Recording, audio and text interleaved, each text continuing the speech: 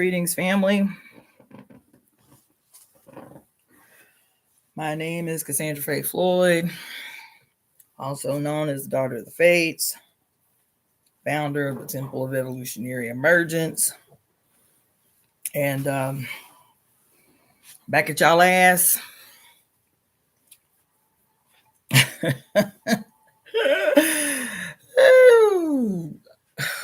Back at y'all ass. That's all I can say about that. You feel me?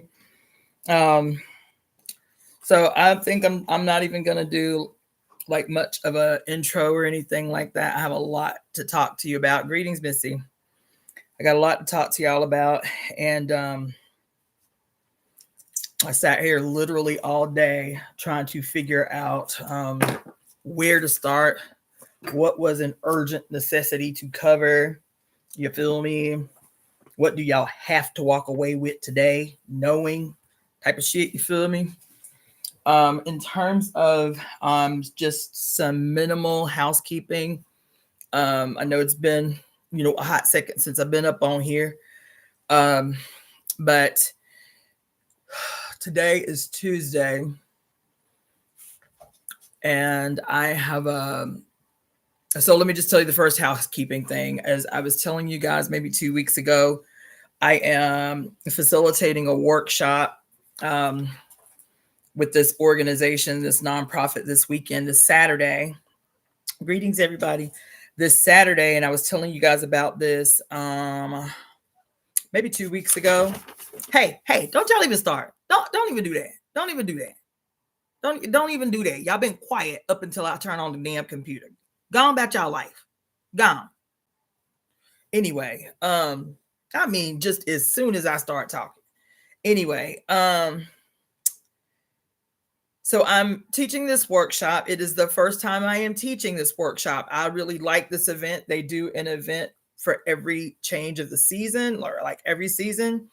So this is their spring soiree.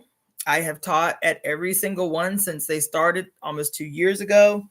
And it's just a good, it's just like a good place to do trial runs for workshops and seminars that I have been thinking about and wanting to lead. It's like my dry run for these different subjects. So the last one I did was, the last one I did was on embracing the path of the left. It was a good participation, good feedback. That one I broadcasted live on my YouTube channel, which I will do again this week. The one before that was also really dope. It was called The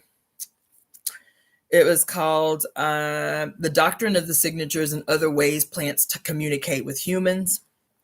That one was fun. It was the first time I had done that one. So, just doing these things, going back, studying them, and being able to refine for when I teach them again. So anyway, that's coming up this Saturday. I don't remember the time off the top of my head. I'll let you guys know between now and then. I am going to do that. I am going to broadcast that live. What I will say is what I've been thinking about is doing an Eventbrite. I do a donation thing there at the event. But what I've been thinking about doing is doing an Eventbrite, because this is actually going to be the first hands-on workshop that I've done with this organization. So I'm going to be facilitating a lecture and a simultaneous workshop on how to create a talisman, right? So the name of the workshop is Mysteries of Symbols and Sacred Objects, How to Make Your Own Talisman, right? So the intro will be understanding the difference between talismans, amulets, and charms, and what's the difference between those things, how to use them, what are they good for, how to know when you need one, so on and so forth. The whole thing about like what you can incorporate into them, how to use the different magical sciences, to imbibe them, the whole nine. So that's the name of it, is The Mysteries of Symbols and Sacred Objects, How to Make Your Own Talisman. That's going to be this Saturday. I'm going to make an Eventbrite so that you guys have the ability to make a donation. In that Eventbrite, I will have the list of items that you may want to incorporate. So you have enough time. As a matter of fact, I'll probably do that tonight. So you have enough time to gather products that you want to use, since you're going to be watching live. Yeah. So products that you may want to use. And then I'll also be posting a little agenda about what I'm actually going to be covering. This is going to be the first time they've given me 2 hours, so that's dope. So they'll give me 2 hours for that workshop. And so I have like an agenda already written out about what I'm going to cover. And so that's that. That's this Saturday. Okay. Because that is happening this Saturday, I know that there's a big, like elephant in the room about what I've been talking to you guys about for about a month now, which is the coming date of May 20th. And today is Tuesday. So I know I need to, but I am overwhelmed. Okay. I didn't go to sleep till 5 o'clock this morning. I didn't go to sleep till 4 o'clock the day before. Like, when I say that every single solitary minute of my days these days are just packed, just jam packed. I'm trying to set up a new office so I can start making some money again, because I'm housing somebody that was impacted by the fires. I haven't had my office space available to work, so it's really been punching me in the pocket. You feel me? And so, like, it's just, I got a lot going on. So what my intention is, do not hold me to it. I have a lot going on this week just because I'm prepared. As a matter of fact, I had a thing. What is it? I had a wellness event I had forgotten I'd volunteered for. That happened on Sunday. That was literally all day. I had to be there at 11 o'clock. We didn't leave till 5. It was literally all day. You feel me? So that, and then this Saturday, the workshop coming up. And then the following Saturday, I have an event that I'm speaking at. And then the last Saturday of the month, I have another event that I'm doing a presentation at. So when I tell you that, like, there's a fucking lot going on. And so just bear with me. I am not going to leave you hanging about this thing that I have stressed the importance of, and am daily confronted with the urgency of this thing that I have not yet, like, pulled together and put out. So that's what I'm going to do. I may not have a meeting for it. I may just, work with the notes that I have from the 3 meetings that we did, and then just pull together something that we can actively start doing right away. One of the sisters mentioned, which I think is a great idea, having a daily, like, spoken meditation that we can do around what it is we're trying to accomplish on the 20th until the 20th. And the event is not even an event as much as it is like a recognition and like a calling in, right? So what the May 20th is, for those who haven't been following at all or may have missed, is the 1700 year anniversary of the Council of Nicaea, which is pretty much what kicked off the beginning of the Roman Catholic Church. Okay. That event, when it happened in 325 AD, was a 3-month event. So we still have this window of time, May 20th to August 25th, to, like, so May 20th is like the kickoff, if you will, because they were in this closed door session, for 3 months, basically orchestrating the new world. That's what they were doing, because that institution that officially kicked off at the Council of Nicaea in 325 AD has had an unending and uninterrupted, continual reverberating effect on everybody on the whole of the globe. There ain't nobody on earth that has in one way or another not been impacted by the power of the Roman Catholic Church. Not one person on earth. You understand what I'm saying? So for me, and the thing that I have been putting out is like, it is a matter of urgency. I want to reiterate that, because switching into the next housekeeping thing, I really wanted to, I just didn't have the capacity to. Sunday, because I forgot to the last minute that I had this thing that I committed to, and it literally took up the whole day. So Sunday, as of Sunday, we transitioned into this Pluto retrograde in Aquarius. That Pluto retrograde will be happening. So we in it. That's as of Sunday. We will be in retrograde motion with Pluto in Aquarius until October 13th. So it's a long retrograde. It's a long retrograde. You feel me? And we gonna feel it one or two ways. As a matter of fact, that's the last housekeeping thing, because I'm gonna spend some time with y'all talking about this this Pluto in Aquarius retrograde. This Pluto in Aquarius retrograde that we are experiencing right now in real time it's like a, what do they call it? It's like there's a word. It's like a, what's the word? It's like a, I can't think of the word.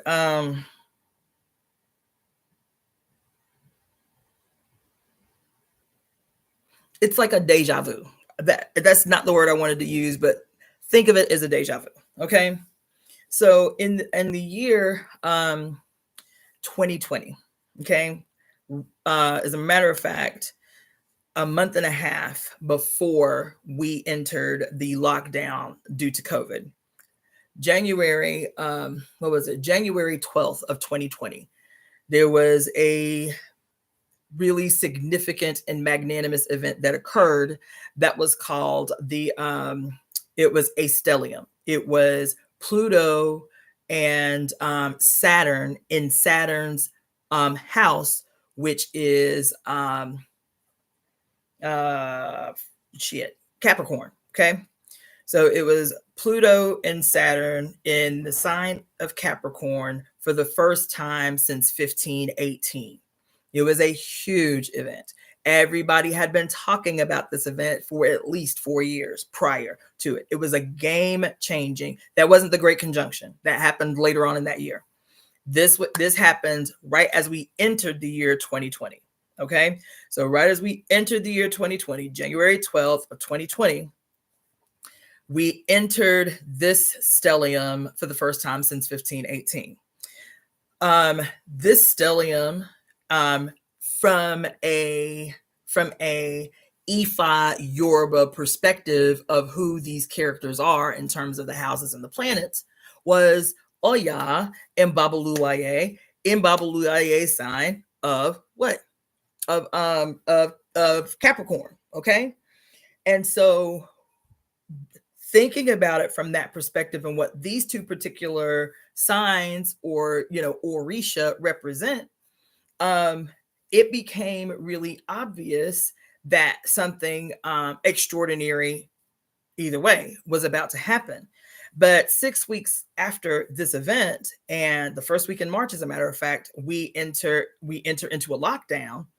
And the lockdown was the real-time personification of these two Orisha making their presence known in the real world. We were literally within 6 weeks of this stellium walking around with masks on our face, the literal walking personification of Oya entering into this realm that she was about to uptake in. You feel me? Babalua representing plague and pestilence. All right. And so that kicked off. Towards the end of that year, the sister mentioned the Great Conjunction. So that was the next monumental event of that year, which happened on the winter solstice of 2020, on December 21st of 2020. And on another day, I tell you, that was an extraordinary series of events for me that day. Okay. But it was huge. It was so huge that I had talked to you guys, and it may even be something that, because I've got goosebumps everywhere, it may even be something that we have to kind of do like a retrospective on, because I feel like I glided through that shit too quickly for you guys to understand how motherfucking profound it was. But the Great Conjunction, the Great Conjunction that happened on the winter solstice of 2020, I feel like it was deliberate, that there was not like a really radical, evident, like pause and recognition for what we had just entered into with that great conjunction, because I'm going to tell you, we have been hearing about this conjunction our whole lives, and we're not even aware of it. It didn't occur to me until maybe a few months after the conjunction, and I just started seeing it everywhere. I was like, oh my God, they literally have been telling us the future in all of these movies where the conjunction has been mentioned. That event that happened in 2020. So I'm just going to give you a quick rundown, and maybe it's something that we can revisit later. But let me tell you, baby, remember the movie? Some of y'all might be mothers or just like kids movies on GP or whatever. But there was a movie called Hercules. It was done by Disney, right? It was so cute, and they had all the muses as little black women and shit. It's still my jam. I love it. It's messed up as the day is long, but it's cute, right? In Hercules, y'all, in the movie Hercules is about this period that we just moved through. Because who is the main character in this story other than Hercules? There was only one other main character in the story. Who was the other main character in this story? Anybody remember? Anybody?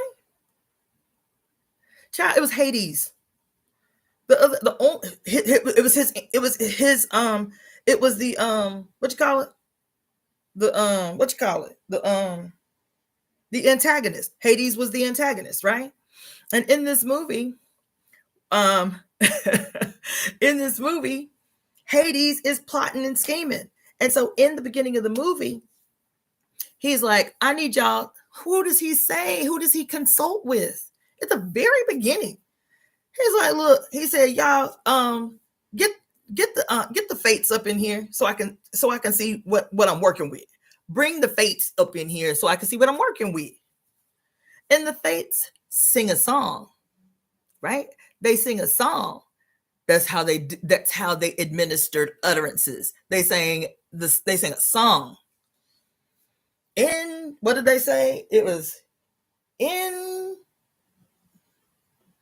however many years precisely, the planets will align ever so nicely, and you, Hades, will rule. That's what they said. That's what they said, y'all. I have seen that movie since my little girl was a little girl. Since my baby who just turned 30 last month was a little girl. That's how long this movie been out. You feel me? I'd seen that movie 100 times easily. And only since these monumental once in our lifetime events have been happening back to back, right? And so I was like, damn, let me go back and look at some of these movies, right? They are literally, the fates in this little cartoon are predicting this future where Hades rules. Who is Hades? Hades is Oya. Hades is Oya. You understand? And so all the little characters are there that are in play right now. Megara, his little love interest, Megara. I just read about her today. I was like, God damn. I didn't realize Megara was an actual, I never remembered her name in Greek mythology. Megara was an actual character who was a goddess of discord. There she was, right there, Hades' love interest. You feel me? The whole true story of the Cyclops and why they were significant. You understand? All right there. Then there was another one. It was called Sinbad's Adventures or something, or just Sinbad or something like that. But it was a cartoon adaptation of Sinbad. One of my favorite cartoons. One of my favorites. And baby, when I went back, as a matter of fact, I went back to watch that one right after I did the first video for you guys of the duality of the red and blue. And I was getting punched in my jaw every single scene. Shit that I had never even frontally, superficially paid attention to, right there in plain sight. Who is the antagonist in this movie? It's Eris. It's Eris. This movie came out in 2005. Eris has been talked about for the last 3 years because she is an extraordinarily slow moving planet. I think it's like 300 plus years that it takes her to make a revolution around the sun. So she like up the fuck up in here for some change. She gonna be up in here for some change, right? Here she is as the antagonist in this cartoon called Sinbad. And what was her story in this movie? Sinbad and his best homie, Sinbad always dressed in red, his best homie always dressed in blue, you feel me? Representing the twin energy of the duality of good and bad. Sinbad is the bad guy. The blue guy is the honorable prince. You feel me? Both of them struggling over the book of life. You understand? Who gonna lay claim to the book of life? You feel me? And Eris, what did I tell y'all about Eris? You know, she get a bad rap because, quote, her name is the goddess of discord. But how does she cause discord? Do she be doing dirty stuff? Like, do she be plotting and scheming on some, some trifling shit? No, they say she's very honorable. So the way she sows discord is to show you your shit, is to create the circumstances where you will have to make a decision about whether to do right or whether to do wrong. Knowing your nature, she know you gonna do wrong because your ass ain't shit and you ain't doing no work to make yourself do right. You feel me? And so that's how she shows discord. And she knows you. She knows your weaknesses. She knows your flaws. And she creates the circumstances to give you an opportunity to do the right thing. When you choose to do the wrong thing, this is where the discord comes from. She's like, baby, I'm just trying to make you better. I'm trying to help you evolve. I'm trying to create the circumstances that will force you to evolve. And the choice is still yours about what it is you want to do. That's how she did that. She said, she said it. She said, this dude's heart is black as night. If given the opportunity to do the right thing, he will not. And that's exactly what had happened. But what happened when she created the circumstances and out of nowhere, like all the, reluctant heroes do, somehow they just have an epiphany one day that they, after years and years and years and years and years and years and years and years and years and years and years of doing dirt, they have an epiphany and they want to do the right thing. You feel me? But she said, she scarred herself. She said, I can't break a promise. So if you do the right thing and the end result is what it's supposed to be, then I will let you go free and clear. You ain't got no debts with me. A goddess is bound by her promise. That's what she said. A goddess is bound by her promise. So I forget what the end result was, but if you do the right thing, you'll be all right, and the prince will be all right. You feel me? And at the end, because he have a breakthrough moment about being the good guy for a change, and he fulfills the task, she gets upset. She's like, damn. You did that. Well, I guess I got to let you go because I cannot break a promise. So she's bound by character. You feel me? She's been on the scene this whole time. Even her dragon. You remember the sea dragon that she had fight the dudes in the beginning? That is an astrological symbol. The sea dragon, Cetus. The sea dragon Cetus, right? And so, but she's placed as the antagonist in this story, in the fight between these two white guys who represent the divine twins. One is mortal, one is divine. That's what they represent. They represent they represent he who is risen, the sun god Ra, and he who conquers the day, the sun god Set.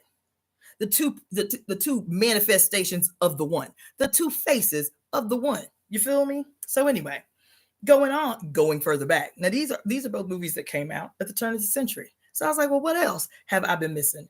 Child. Another one that I had to go back and rewatch. Another one that has been really, really, really, really popular. And I was like, God damn, it was there the whole time. Has anybody gotten caught up on the TV series called The Witcher or Witcher? Anybody? Anybody?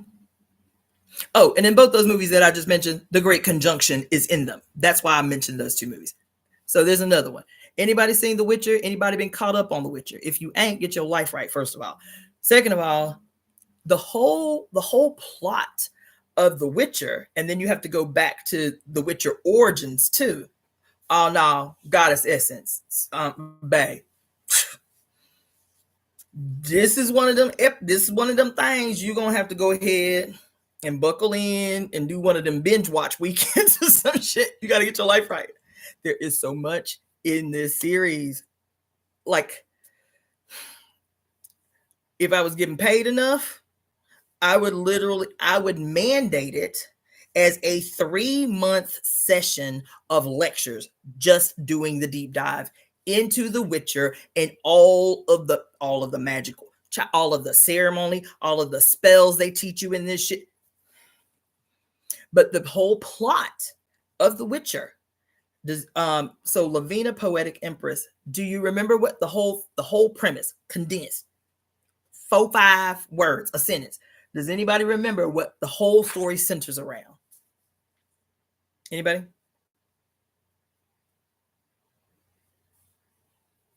Okay, I'll assume the answer is no.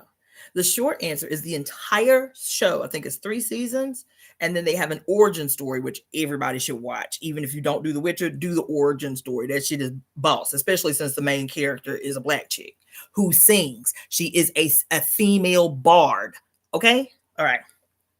She's not just a female bard. She is a female bard. She is an assassin, a clan assassin turned female bard.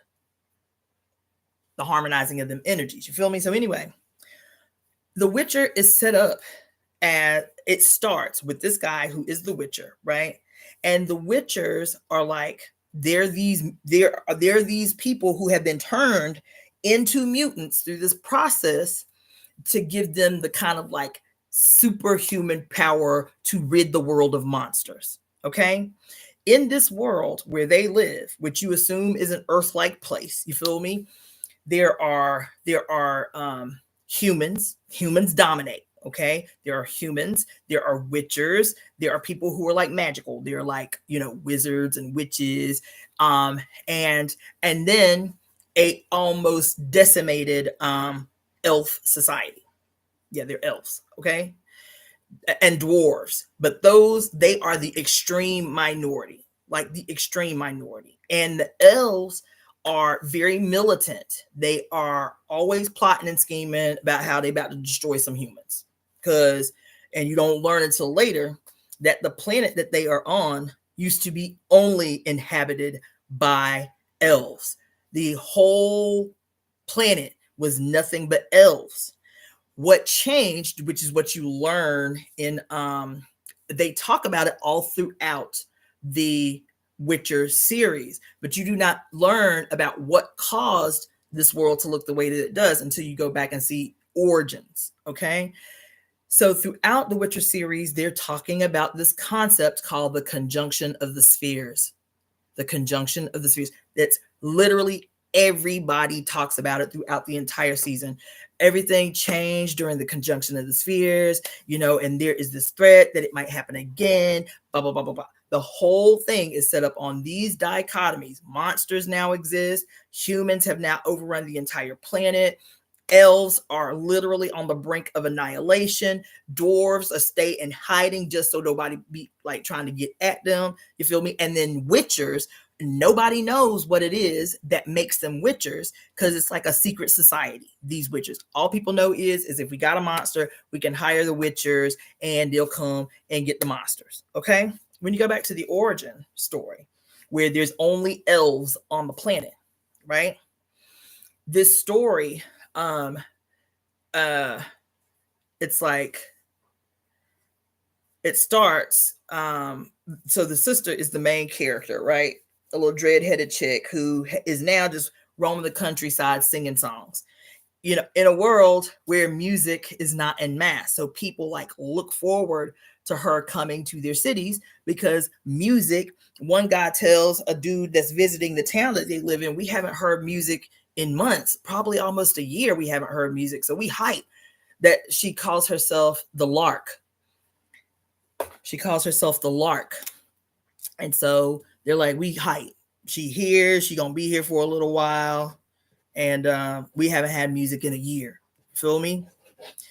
So anyway, long story short, what eventually happens, y'all gonna watch it anyway, but what eventually happens is there's only 2 black characters in the whole shit. Ironically, it's a dark-skinned black woman, and then it's a black-skinned, dark-skinned Negro who is a magus. He is the chief magus for this king who is trying to broker this deal between the other clans to end a war that supposedly had been raging on between these different kingdoms for over 100 years. And it was threatening to deplete everybody's resources. Like, can we come to a truce so that we can start to recover our resources or whatever, right? So this king is trying to broker this deal. Meanwhile, the black magus is trying to acquire, because he was considered lowborn, who just worked his way up the ranks. He is trying to find a way to tear the space-time fabric so that he can go to other worlds to acquire power that he does not have access to on the realm that he's on. So all of a sudden, he starts finding these megaliths, these big, giant, like massive, damn near building size, obsidian looking megaliths, these big black stone towers. And each megalith has the ability to allow the magical practitioner to travel through portals in other worlds. But the way these portals are opened is through a violent tear in the space-time continuum. Okay. So he starts collecting these megaliths, and he goes to another world, and he meets this entity. Okay. The entity has a female voice, but she only appears like, just this wispy kind of light, right? And she says, I know what you want. I know why you're here. She said, but nothing is for free. The kind of power that you want is going to require a sacrifice. And she says it has to be something that is near to you in order for you to acquire the kind of power that you want to acquire. And so his first sacrifice, he found these child twins, these little twins, took them to this spirit woman and killed these babies as a sacrificial offering to the spirit. And she gave him a taste of the power. And he was like, oh my God, I've never felt anything like this, whatever. And it lasted for like a minute. And he was like, whoa, wait, what the hell, right? She was like, these kids didn't mean nothing to you. This wasn't personal. She was like, you have to sacrifice something that means something to you. You have to sacrifice something that is dear to you, right? So he's plotting and scheming about how he tried to get this power so that he can become like the king. And the only way for him to do that, is to start plotting moves, plotting takeover, right? And anyway, going into the future, because it's great. I'm not going to give you a whole breakdown of the movie, but the long and the short of it is once he is able to do what it is he has been trying to do, he didn't realize the kind of damage he was doing every time he opened up this portal, that it was literally changing. Like, people were recognizing that they were like, damn, the ocean is different. Something's happening with the ocean. Something's happening with the air. Why does the sky look the way that it looks? Like something is happening. Don't nobody know this dude is literally kicking in the door on the space-time continuum every other day trying to get this power, right? So he ends up doing this radical thing to get the power, the permanent power that he wanted. And when he got that power and he re-entered into his own realm, the tear was so massive that this massive monster came through. This monster he had control over, right? But the monster was so massive that the hole did not reclose, like the tear did not reclose. When he did this and some other things, they show how the chasm in this rip in the space-time continuum opened up, and you could see the conjunction of the spheres. What is the conjunction of the spheres? The goddamn Great Conjunction right there. Every last one of the planets lined up, and they could see it through this hole in the fabric of space and time, right? this, and when the tear finally ended, because it was only a short period of time where the conjunction was in perfect alignment, and then the planets start slowly passing each other by. Once the conjunction finished, what happened is it caused a collision in the energies of all of these planets. So creatures, species, and humans were coming from other planets through this same portal involuntarily. They were just being thrusted into different worlds. And in this tear, the monsters came, the humans came, the dwarves came, or whatever, whoever else was, not on the planet originally. I think the dwarves were already there, but everybody else came. The humans were the ones that destroyed the elves, because then the elves ruled. There were just different clans of elves, but the elves ruled. So you go forward, I think she said 2,000 years or 1,200 years or some shit, and there are more humans on the earth than anybody, and everybody else is hiding and trying to keep alive from the humans. That's how it started. The last one I'm going to mention, but there are several others that I could mention, and I won't talk in detail about it. But this movie came out in 83, I think. The Jim Henson movie, The Dark Crystal. The Jim Henson movie, The Dark Crystal. The whole movie centers around this coming great conjunction. The whole movie. Not only that, I don't know if y'all even remember what the plot of the Dark Crystal was, but these entities, not native to the land of these little elf people that lived there, came to their planet, seeing the abundance that existed on their planet, created a new religion.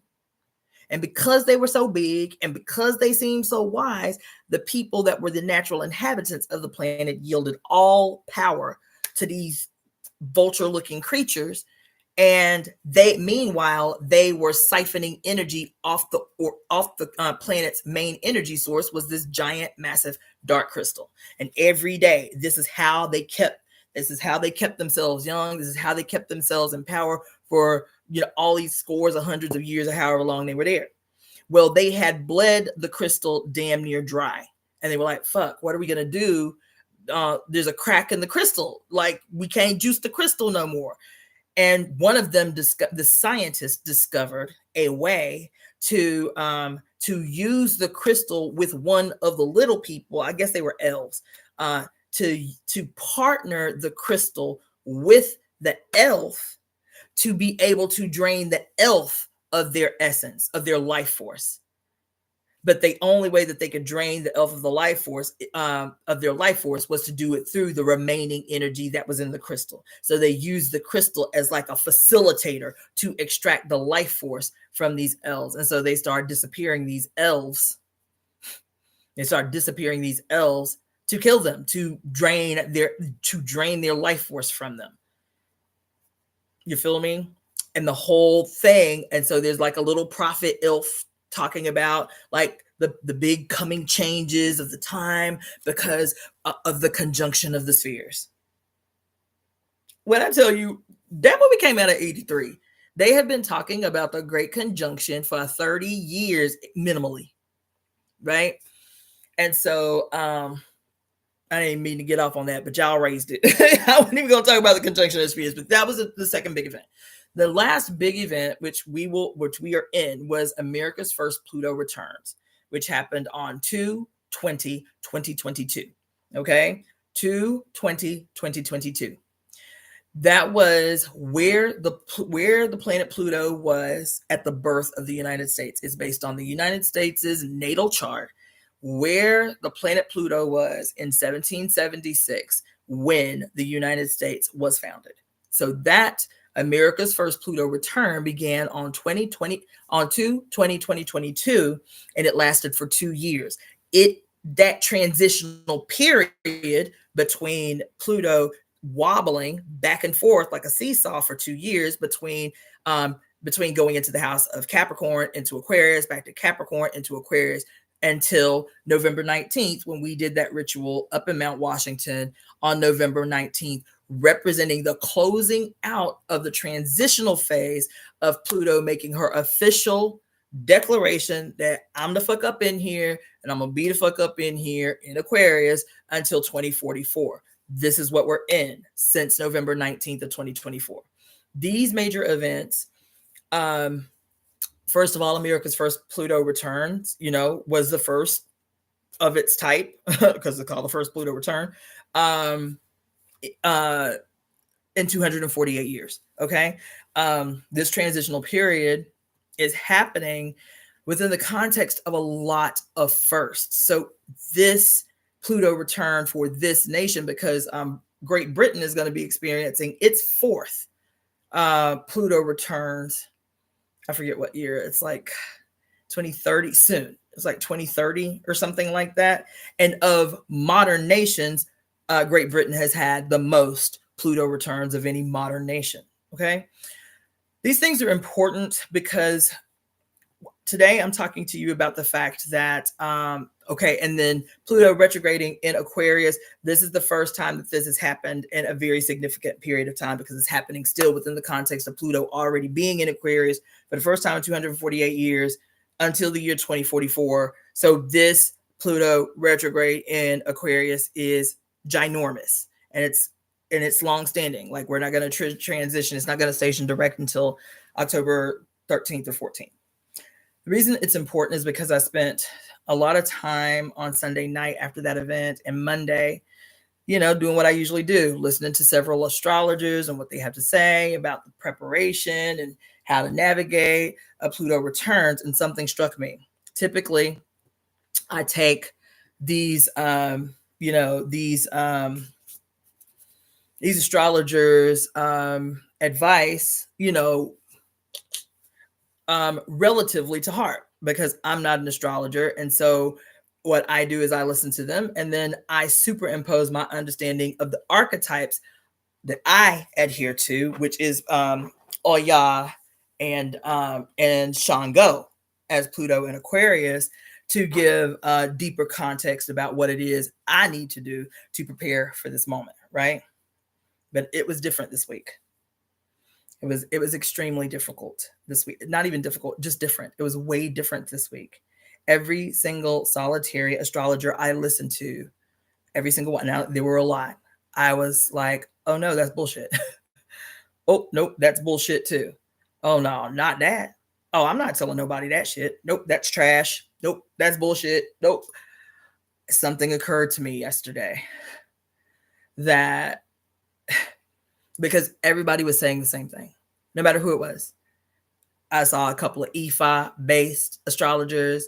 I saw 2 or 3 Black women astrologers. I saw my standards. Who is it? Tanya Gabrielle, and what's his name? I forget the other little dude that I like so much because he's so sarcastic. Pam Gregory, you feel me? I watched a lot of astrologers over the last 48 hours, and something occurred to me, you guys, that first of all, everybody kept saying the same thing. Well, it's like the same repetitious bullshit every time there's some major astrological event. Like, how many times y'all gonna say during a retrograde, you need to turn inwards? There's something that you need to acknowledge so you can release it. Well, how many times y'all gonna say that shit?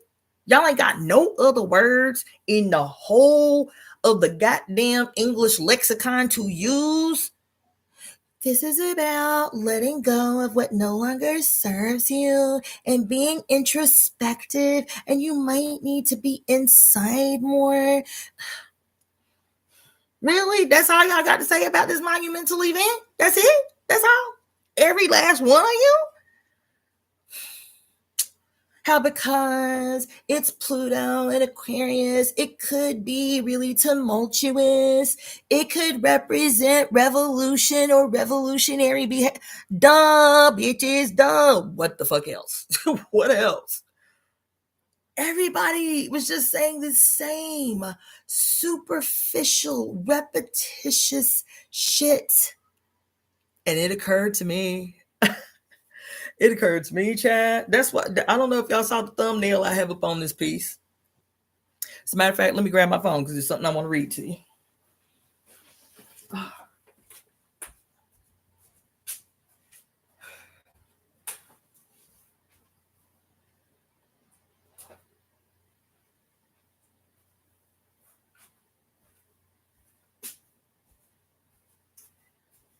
So this epiphany that I had while being frustrated, because when I tell you, I couldn't take a single solitary note from all of these astrologers I looked at the last 2 days. When I tell you, y'all know me, not a single note, not one, not a single note. I was like, okay, now what the hell am I experiencing right now? You feel me? And let me tell you what occurred to me. I had to go treat a friend of mine on Monday who was going through it. And I was over there much longer than I intended to be because I had a gargantuan mountain of shit to do. And that took up a lot of my day, right? And whenever I treat people, whenever I put my hands on people, like, it's really exhausting just to put my hands on one person. It's like, it's exhausting. It is. People, I don't think that people really internalize the gravity of what it means to be a hands-on healer and how much energy is siphoned from you. Especially with me, I am actually taking needles in my hand and puncturing people's skin and using my own chi to manipulate their deficient chi. It's deep, and I am put down every time I put my hands on people in that way. And so I went out to the car and listen, I went to my car to leave her house and passed out. Like that quick, I was in the car like this, asleep. Like I literally passed out. As soon as I sat down, I was about to crank my car. I was like this and ended up asleep in this woman's front yard for an hour. I was like, oh my God, how the fuck did that happen? Right. So I wake up and instead of like just hitting the road, something occurred to me because it's very overcast out here right now, which is beautiful. I love it. And so she lives up on this mountain. And so I was sitting there for a little while with my windows down, just taking in the overcast on the top of this mountain, listening to the crows and shit. And from out of nowhere, you guys, I hear a quote from another kid's movie that I haven't seen in years. But the only quote I can remember from the whole movie was "The storm always provides."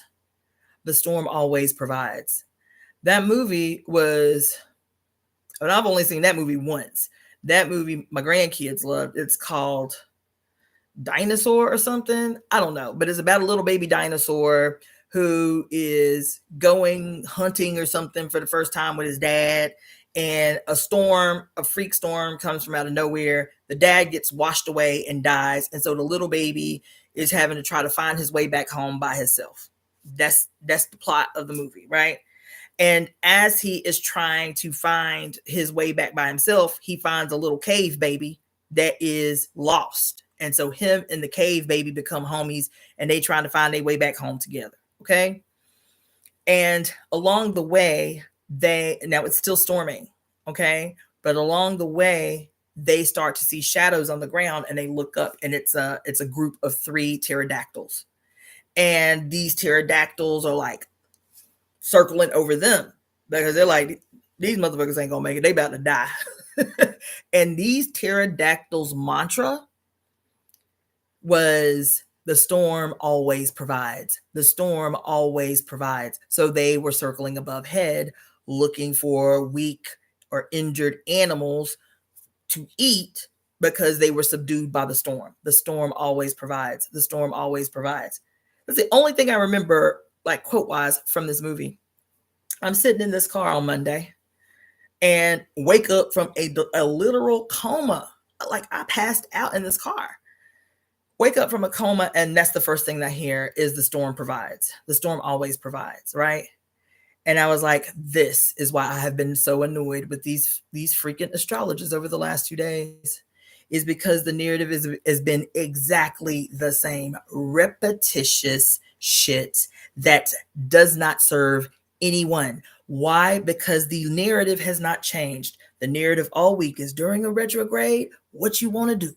You want to turn in. You want to go within. You want to minimize your little activities and shit. You know what I'm saying? You want to be still. You want to meditate and all of that shit. That is not what Oya is teaching us today. I'm trying to give y'all a word about how the mother always fucking provides. Okay? That is not what she wants from you in this goddamn retrograde. As a matter of fact, I want to read something to you. First, I want to read to you some etymologies. Okay? The first etymology is the word retreat. And we all love a good retreat. We go to trauma retreats and healing retreats and spiritual retreats and retreats and retreats and retreats. And that's been the big thing for a long time, about 20 some years. We've been all up into the retreat culture, right? Let me tell you what the etymology of the word retreat is. The etymology of the word retreat is to withdraw from action. It is to withdraw from action. It's a military term. That's right. It's to withdraw from action. To I forget the other part, but that was the main thing. To withdraw from action. To withdraw from action. In a military retreat, what are you doing? Most of the time, you're gonna throw up a white flag and be like, "Look, we need a minute to recuperate." You feel me? Like, give us a minute. We'll be ready to fight tomorrow. You feel me? And so the opposition of this word is advance. And I've mentioned this before on my channel, how, I want to start doing rituals and getaways and stuff like that, but I'm not going to call them retreats. I'm going to call them advances. Advances. Why am I going to call them advances? Because the meaning of advance is to move forward in a purposeful way. Progress. Actions of pioneers and innovators of a particular period. Hush. You hear me? To move forward in a purposeful way. Progress. Actions, the actions of pioneers and innovators of a particular period. What have we been talking about all this time? How we got to stage a contest. What do we have to do? We have to stage a contest that has never been staged. That's what we have to do. Witches have never staged a contest. Nope. Healers have never staged a contest. Women have never staged a contest. Root workers have never staged a contest. Hell, devil worshipers and Satanists have never staged a contest. Nobody that has been oppressed by this monstrous institution that we talking about staging a contest with on May 20th, nobody has staged a contest. Nobody. There have been little pop-offs here and there, you feel me? There have been little contained revolutionary rebellions, you feel me? But when I talk about staging a global action of dueling contending power by the victims of patriarchy, in its many manifestations, no one has staged a contest. Not on the terms that they set. We stage little oppositions on the terms that the enemy has set for us. Well, the real way to get anything done is to protest and write your senator terms set by your opposition. Well, the only way, do you know how many people in the last 2 weeks, I said, what the fuck am I experiencing right now? Do you know how many people, all of them but one, men, have told me, I hear what you're saying, Cassandra, but I'm a pacifist. I said, excuse me, what? You a what? Huh? What does that mean? What does it mean to be a pacifist in a world that is constantly prodding you with a hot iron to see how far they can push you before you push back? How far they can push you and abuse you before you break? Grown ass fucking men talking about they pacifists. Excuse me? You can guarantee these ain't gonna be the motherfuckers that's gonna step in if you as a woman are being brutalized by somebody else because they a pacifist. You can guarantee that this is not gonna be the person that sees something egregious, happening in real time right in front of them and intervene. The hell does it mean to be a pacifist today? You understand? That happened so many times this week. So many times this week. I was like, okay, what am I supposed to be learning from this? Why are people going out of their way to tell me that they are pacifists? I'm going to tell y'all something else within the context of that. People's worldview, we have to get accustomed to. I'm talking about dark-skinned people. I'm talking about everybody. But I'm telling you specifically dark-skinned people. There are people that I know that are so radically progressive, really, really do wonderful things and wonderful work. But I'm telling you, without pushing the boundaries of what allyship is and quote solidarity is, they will stay coming to the wrong conclusions. They will stay coming to the wrong conclusions because their worldview and their world experience is not your black ass experience. Their worldview and their experience is not your black ass experience. So no matter how progressive they are, no matter how much quote revolutionary radical work they done did, there is a stopping point to that shit, and it's based on their goddamn worldview and how comfortable they are in their particular experience that ain't your black ass experience. Something happened this week, and I had to gently challenge a friend of mine, somebody I fuck with, I ride with. But she is a very, very fair-skinned Mexican woman.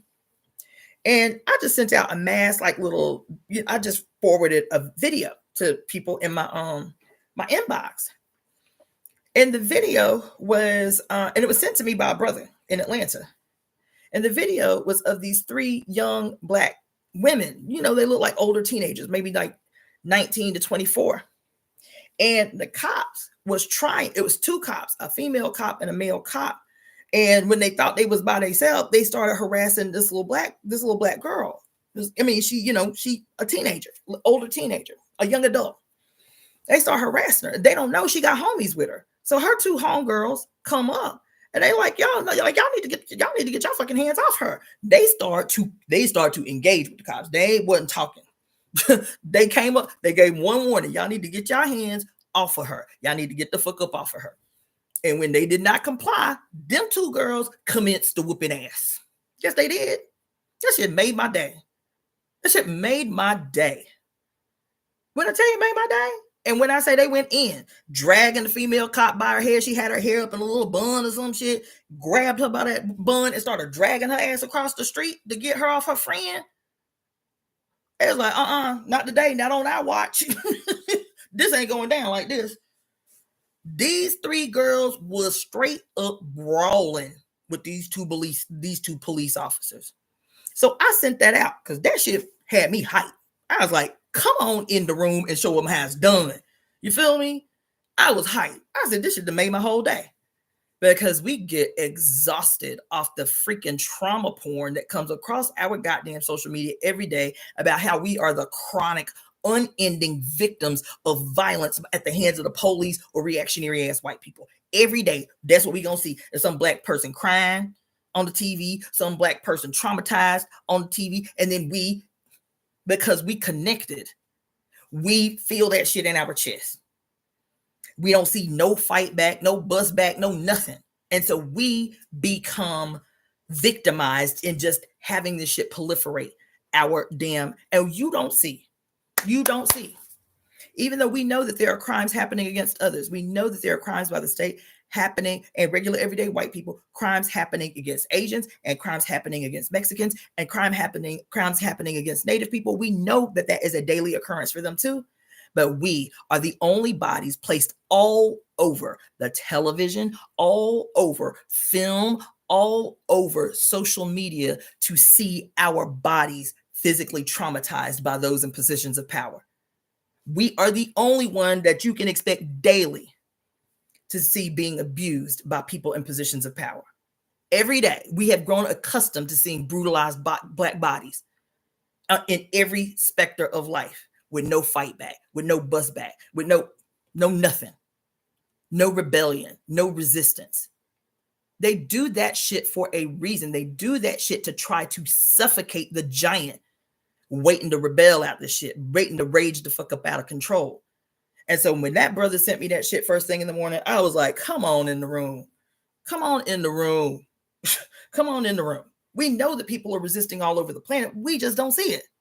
We know that people are resisting against oppression everywhere on earth. We just do not see it. The state cannot afford for us to see us resisting tyranny. You feel me? So when I don't know how that got through, but these three little sisters went to work. They went to work. They went to work. And I sent it out to several friends of mine because I was like, oh my God, this video, man, y'all ain't gonna believe this, right? And this one woman that, like I said, she a rider. You feel me? But she sent me a response that I did not expect. She sent me a response. Now, like I said, when I say fair-skinned, she could pass for white. It's not until you talk to her and like really look her in the face that you can say, okay, there's some ethnic stuff happening. But she is what you would typically call like a white skin presenting Mexican. Okay. And she's like, I don't know why you sent me this, because I actually wrote something underneath it. And it was something to the effect of like, just really needing to see resistance for a change, really like real resistance, not no bullshit and ass protest and no dumbass shit like that. You feel me? Intellectual masturbation all over the goddamn social media. Don't nobody want to see that shit no more. So I was like, this shit enlivened my spirit today. She responds, I don't know. I disagree. I think all this shit did was raise my cortisol level. But I mean, whatever you say, I guess you're right. I was like, wait. I said, first of all, I told her, and I was direct. I was like, look, I ain't trying to ground you up. But if you are going to be in spaces with me, doesn't mean that you can't disagree. But you have to check the tone with which you disagree with me. You have to check the way that you disagree with me. The first thing is that your experience and the perspective, and she said this seemed like it would just raise everybody's cholesterol level. I said, no, it wasn't. No, it wouldn't. I said, because my response to the video is different because of my worldview. My worldview and my lived experience as Black and female in this country elicits something different in me than it would you, being a white presenting person, and all you quote see is violence, and you equate resistance with violence. Resistance is not violence. That's the first thing I want to say, is resistance is not violence.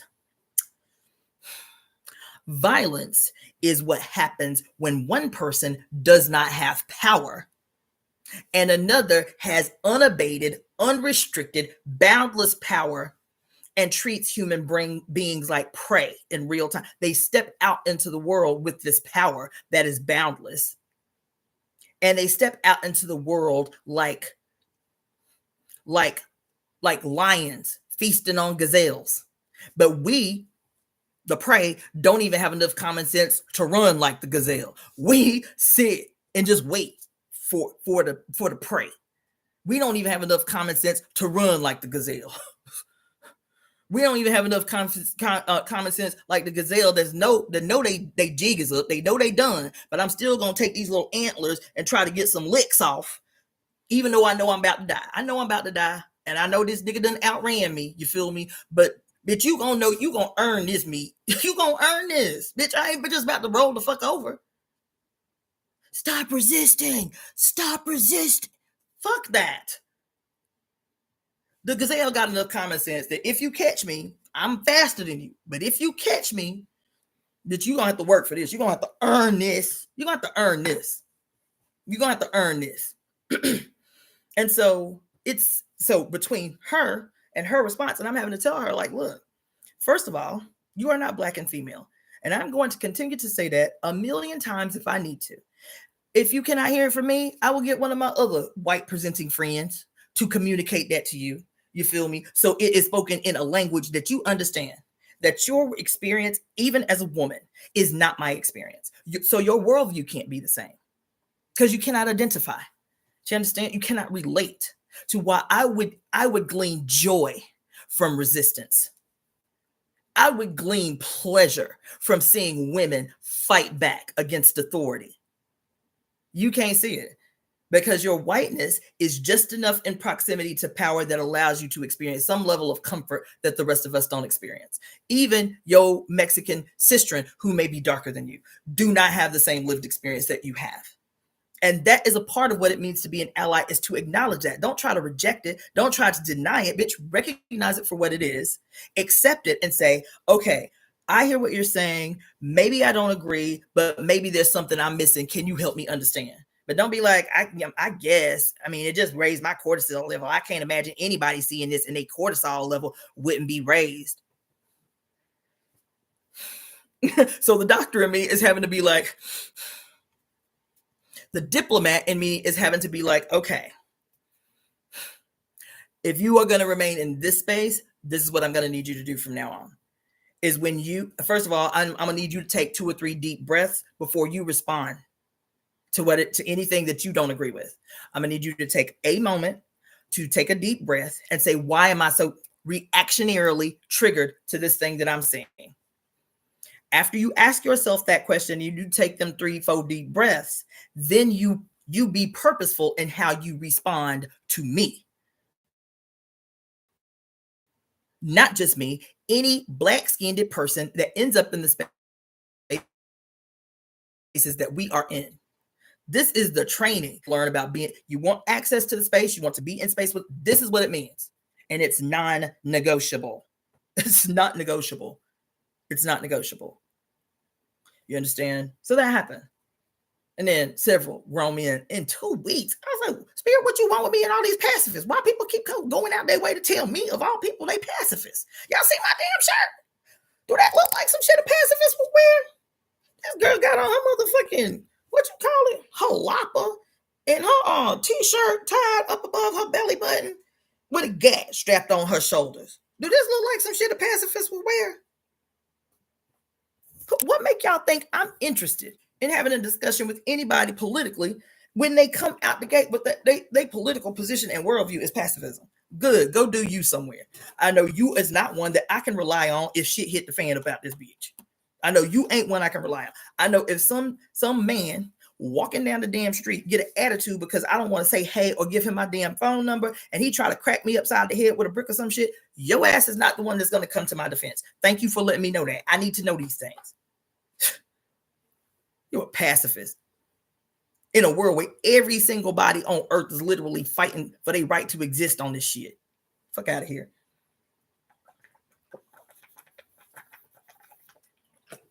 I just did me this week. And the reason I'm mentioning this is not off the cuff and not on a diatribe. I just told you Sunday, we transitioned into a retrograde of magnanimous proportion, of gargantuan proportion. And every goddamn motherfucking astrologer I saw this week talking about, go within, put your hand over your heart and your other hand over your abdomen and close your eyes and take a deep breath and then ask yourself what you need today. Blah. Blah. Blah. God damn it. Fuck, man. I'm upset this week, man. How we've been doing that. We've been doing yoga, doing Reiki. Understand? We've been using our internal voice.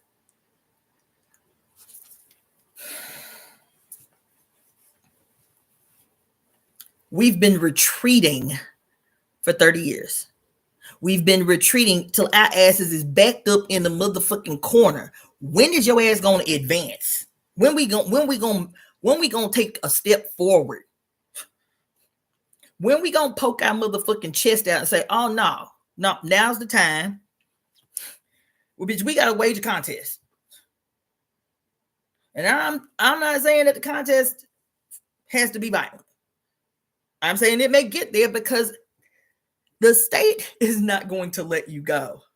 The state is not going to remove its fangs from your goddamn neck. That's not going to happen. So at some juncture, it might be cool in the beginning. You might be able to stage a contest just on some revolutionary gangster music shit, like I was telling y'all last week. You might be able to stage a little bit of a pushback and a contest on some like covert, imagery in your filmmaking, if you're a documentarian or some shit. You feel me? It might be that we have to be up on these motherfucking street corners like the goddamn Hebrew Israelites and the Christians holding up signs talking about, yup, the end is nigh. Where's the party? Or whatever. You know what I'm saying? Like, it may be some, cocky, funny gangster shit that we have to pull, in the beginning. But we just entered into an era, literally 2 weeks after the election that elected Trump. 2 weeks later, we was out up on that mountain, casting spells, engaged in juju. You feel me? 2 weeks later. 2 weeks later. So we have fully entered in to this period that is really radically in real time trying to thrust us back into the most extreme expressions of barbarism and totalitarianism. The other thing that's frustrating the hell out of me is I don't want to hear no more white people talk about fascism. I don't. I do not want to hear another person of Caucasoid heritage talking about fucking fascism. I don't want to hear it. I want to hear it. The hell is wrong with you people? Y'all supposed to be the smartest motherfuckers in the room all the time. That's what you stuck on? It's fascism. No, it ain't. And y'all only use that language in them words when you are the one feeling the heat the way the rest of us have always felt unabated up in this bitch right here. Ain't nobody colored in this country had a motherfucking break, period, ever. Ain't nobody had a break. But y'all. That's the conclusion, y'all. We're now in a fascist state. Bitch, fuck y'all. Really, fuck y'all. What the hell is wrong with you people? Fascism? Child. And y'all have been impacted too. But y'all just believe the hype about y'all whiteness. Y'all really do believe that. So y'all even put the blinders on when it's your own people up in this bitch catching hell. Because they catch hell too. White people up in this bitch catching hell. They are. But even them catching hell will never focus their attention where the fuck it's supposed to be focused at. Never. Here they are. White people in America, child, by the millions, catching unadulterated hell, and they still refuse. They bank so hard on whiteness and what they feel entitled to by virtue of it. The shit is literally a sickness. It is really the personification of fucking madness that will have you sit, child. It is the most gruesome expression of goddamn Stockholm syndrome is what it is. That your owners, that your bosses, that those who have reduced you. Do you know how many people in Alabama, I don't know where I grew up, who are still earning minimum wage $7.25 an hour and still ain't got no smoke for the state? No smoke, no analysis, no smoke, no bust back, no talk back for the state. But everything that's wrong with their life is because Negroes exist? Bitch, y'all better get y'all mind right. Y'all better get y'all mind right. I don't want to hear no all these progressive ass white people out here. Families. Children of upper middle class white people. They done gone to college all the way up until they get their master's degree on political history. Please stop. Just please stop. Just stop talking. Just like give us a break. Just give us a break from your super intellectual analysis about the current state of things. Shut up. Just shut up. It's gross. It's exhausting. Stop sucking up all the oxygen in the fucking world. Just stop sucking up all the oxygen. Just stop talking for a minute. Just, ugh. And it's so deep out here, child. It's so deep. They really want, aren't you concerned? Why y'all gonna talk to me? To me, of all people. How you just gonna approach me at an event? Me, there's a whole host of other white people in the room that will be happy to talk to you about fascism. Why you feel compelled to come over to my black ass to talk to me about how do you feel? How do you feel I just want you to know that I stand in solidarity with you. And what does that look like in real time, in action? What that look like for you? What that mean for you? How does you being in solidarity with me change my lived experience at all? All these so-called allies all over the fucking place, and they hadn't changed the lived conditions of a black-skinned person. No the fuck where. No, sure ain't. Decades and decades and decades and decades of goddamn white allies, and it ain't changed the lived conditions of black people. No the fuck where they been. Nowhere. Nope. Hadn't. So what that mean? What exactly do that mean? Because we've been simpletons. We just satisfied when some white person just say some good shit. We love that. We just love it when white people just say some progressive sounding shit. We just love that. This my friend. This my friend. Meanwhile, that white person in your vicinity, that white person just in your vicinity has not made your life better in any identifiable way. Not one. Not one. They just got good shit to say. They sound real smart when you bring them your one little white friend in your group of people to talk about, this is my white friend. They down with the cause. How that look? What that look like? Anyway, I know I'm going on, but I'm telling y'all, this thing with these astrologers these last 2 days really had me on one, because baby, that is not what our mother is about. She ain't, even in her retrograde motion, bitch, she ain't taking a break. She ain't taking a break. She ain't resting. She ain't going within. That is not what Oya or Shango is doing. That ain't what they doing. That ain't what they doing. As a matter of fact, what the retrograde teaches you is to take the opposite action of that which is your norm. You hear what I said? Did you hear what the fuck I said? I need some affirmation. Did you hear what the fuck I just said?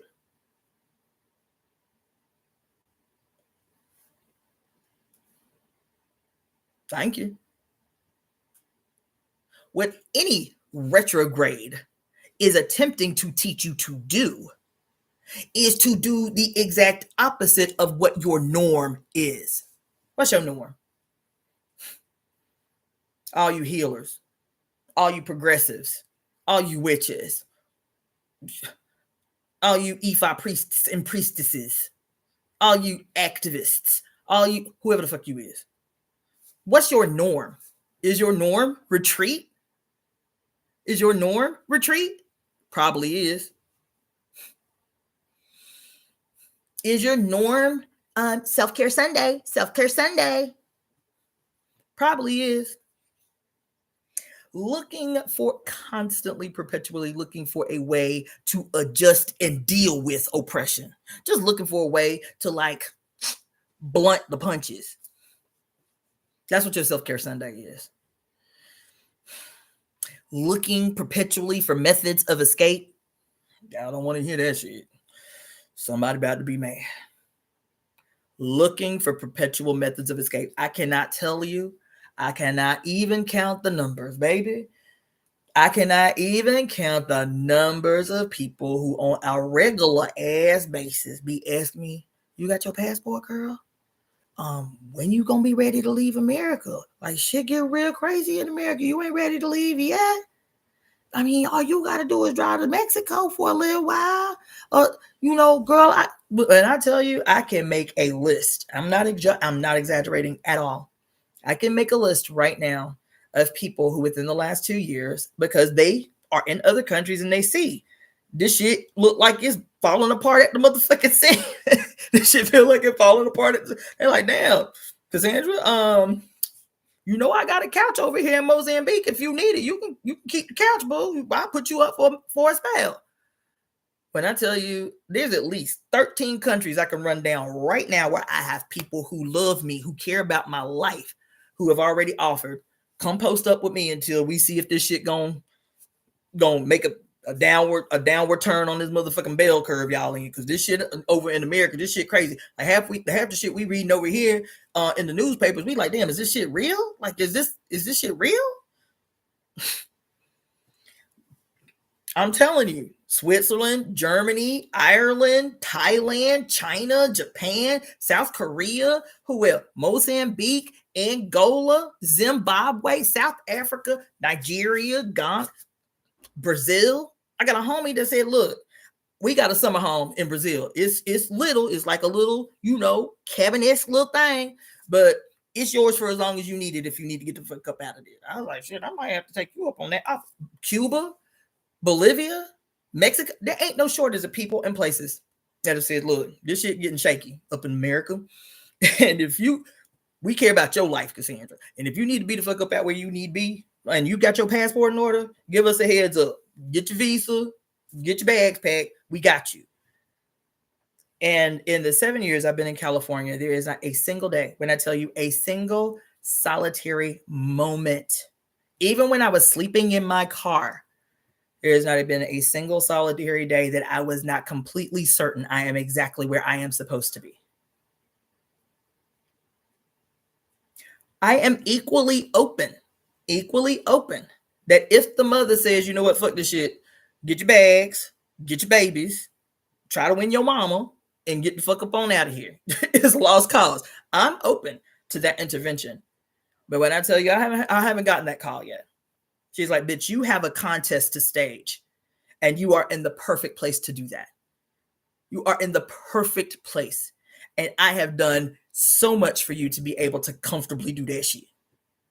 I have protected you the entire way. I haven't had a single solitary experience here that I would say, shit, because we all experience like weird ass shit or whatever. And I've been every now and again, but anything life-threatening, anything that like threatened my safety, not in 7 years. Not in 7 years. Not in 8 months of sleeping in my car. Not in 7 years have I had a single experience that caused me to waver in my certainty about my mother's call on my goddamn life and where I'm supposed to be. Not one. We have a fucking contest to stage. And it is going to require this level of audacity.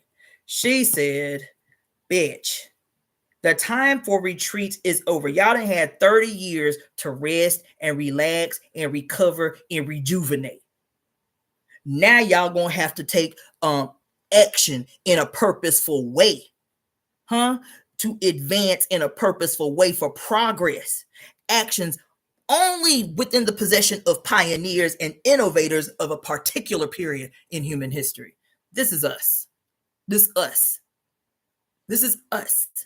That's why I don't want to hear no shit out of no progressive's mouth about no motherfucking fascism. That's why I don't want to hear nothing out of no goddamn astrologer's mouth that's the same old regurgitated as damn near scripted to and don't nobody deviate outside the norm about who the hell Pluto is, who the hell Aquarius is, what y'all talking about? Because it's a retrograde, you need to go in, you need to go deep, you need to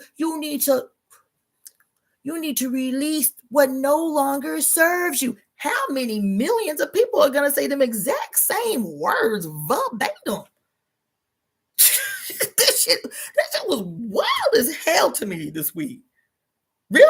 You need to release what no longer serves you. That's the conclusion y'all came to in this magnanimous period that we in. That's the conclusion y'all came to. There might be some revolutionary-esque movements in the world. No, word. People might buck back because they catching hell. Word. That's all y'all got to say, huh?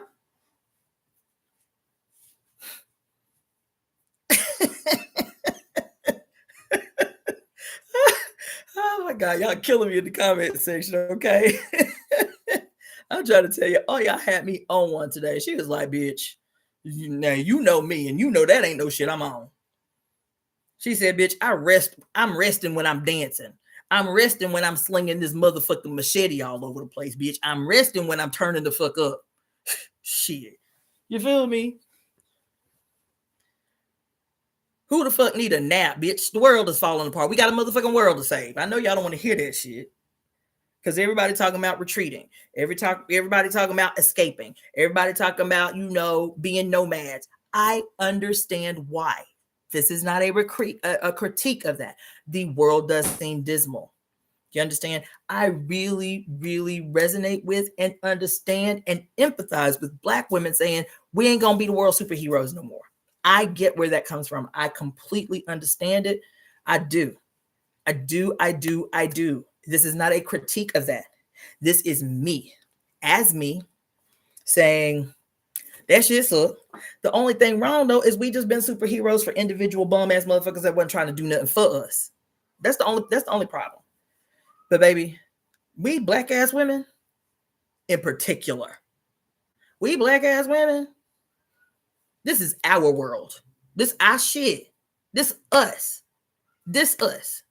We are the first manifestation of her will on the earth. We are the first that she decided to sculpt out of her own goddamn body. This is our work to do. This is our work to lead, because otherwise everybody else will come to the wrong conclusions about how to undo what has been done by our rogue ass sons. Everybody will come to the wrong conclusions. Honey, we have to direct. We have to delegate, set the terms, and direct. I ain't saying we got to do everything, but it's our shit to lead. There ain't no getting around that shit. It's our shit to lead. It's our shit to lead, and it's our shit to be as audacious and stankin'. Yes.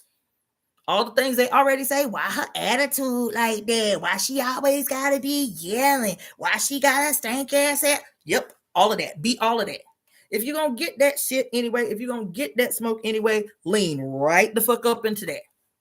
Yep. Lean all the way into that. Lean all the way into it. Yes. Yes. All of that.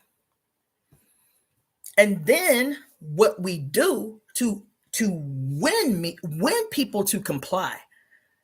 Because listen, when I tell you, baby, I'm gonna read something to you that's gonna mess you up today, okay? But when I tell you it struck a chord in me,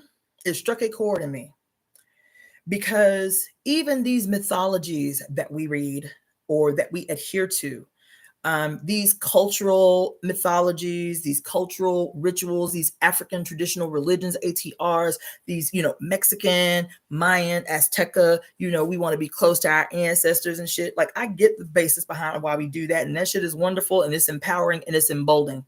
But you have to recognize the exact moment where that shit is leaning into some other shit that does not work for you as a woman. That is meant to oppress and not embolden as a woman. There is something to glean from and take from and weave from these traditions of your ancestors, but you have to recognize the very moment where that shit has become your enemy. You understand? Has become your imprisoner. Has become the bringer of chains. And then say, okay, this is my stopping point. I done got everything that I can get from this.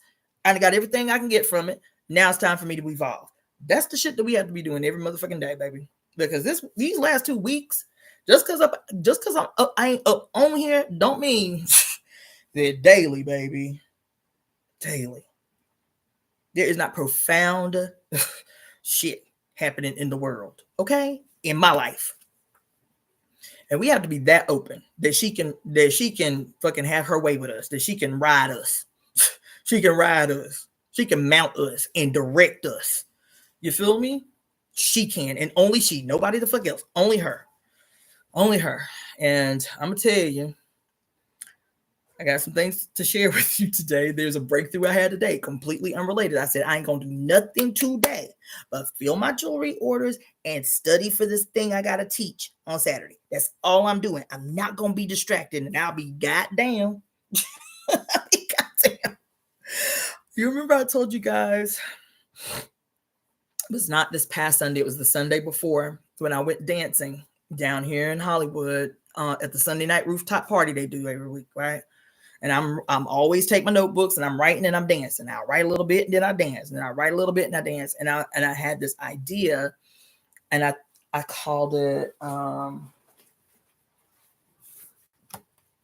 think I called it something to the effect of I don't even want to misquote it because it was genius shit that fell down on me like a goddamn lead bomb. Yeah, this is it. Hold on. When I say it can't, this is not it. What was it in? Was it in this? I think it was in, yeah, it was in this book that I took damn near 85 pages worth of notes up in. Hold on. I'm gonna start it with that. Yeah, was it this? I thought it was this. Oh man. I got so many books. It's not this one. I don't know. It's not that one. Child, this shit is madness. What is that?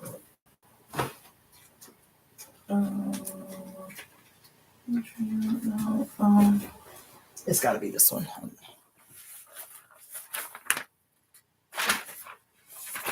Damn, what book did I? Oh! I got it. Okay. So, yeah, this was the book that I'm crazy in.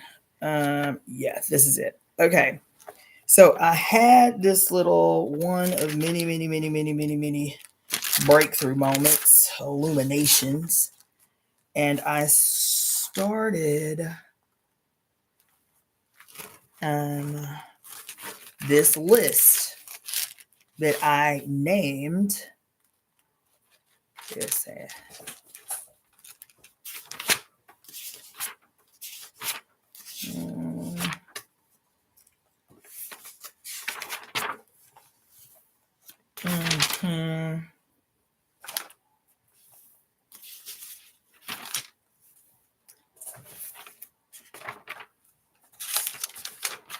Damn, where is that?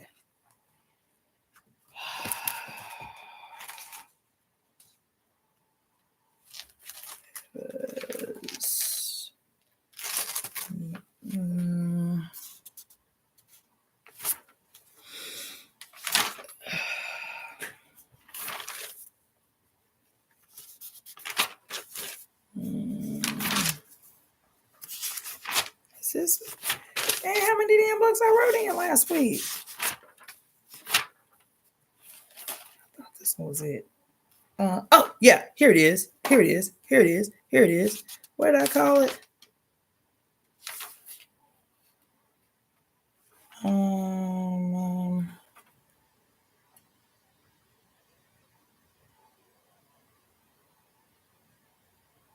Y'all, I'm telling you, this shit just happened today. Okay. What did I call it?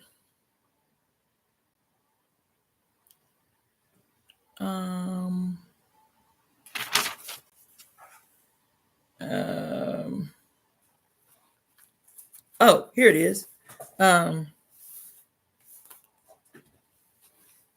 So I was working on this whole kind of like idea, right? Of like the history of nameless mothers.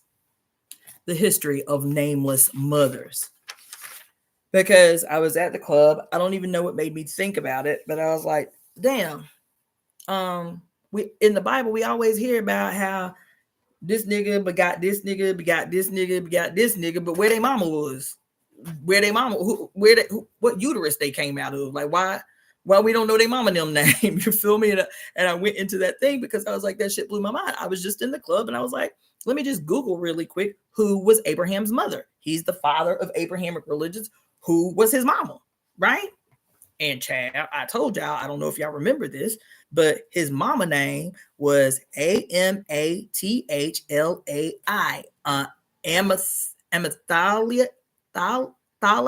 Amathalia, maybe. Anyway, that's according to the Talmud. And in the Talmud, in the book of Esther, they equate Abraham's mother with the goddess Ishtar, in the Talmud. And the name literally means star woman myrtle. And myrtle was the sacred tree of the goddess Ishtar. Not only that, Abraham's mama was apparently named Amathalia, but guess what? David's mama name was Amathalia. But Samson's mama name was Amathalia, and Haman's mama name was Amathalia. Ain't that about a bitch? So I was like, damn, I got to start a list just like this. So I started this list. I ain't wrote nothing significant in it yet, right? But I started this list, biblical mothers and who their offspring was supposed to be. So I started with Adam, who had no mother. He who had no mother, right? So I was like, well, how many kids Adam and Eve had together? Do you know that according to the Bible, they say that Adam and Eve had 33 sons and 23 daughters. 33 sons and 23 daughters. Okay. Abel, they second son, because Cain was the first son, right? Abel was a twin. Abel, did y'all know that? I didn't know that. Abel was a twin. Abel wasn't only a twin, he had a twin sister. Abel had a twin sister named Azura, and he and his twin sister became husband and wife. Abel and his twin sister. The oldest daughter of Adam and Eve, which is weird to me because Abel had a twin sister, you feel me? So if he was the second born, how they had an oldest daughter that was not his twin sister, I don't know how the mathematics work, but I digress. The oldest daughter, who was the twin sister, that's how it happened. She was the twin sister of Cain. Did you know that Cain too was a twin? Did y'all know that? Did y'all know that? How much time? 4-5 hours? We spent the other night talking about the historical twin energy in all of these mythologies. I never knew that Cain had a twin sister and that Abel too had a twin sister. Sure did. Her name was Aklima, and according to the Talmud, his twin sister, the twin sister of Cain, was the first born woman, because according to their shit, Eve didn't have no mama neither. She just had a father from Cain's rib, right? So she was the first born woman, Aklima, and it is interesting because some other names that they give her, they say other names for Aklima is Kalmana, Kalmana, Kalmana, Kalmana, Canaan, and Lulua and Awan, and Awan. Okay. And then altogether they had 33 sons and 23 daughters. Okay. But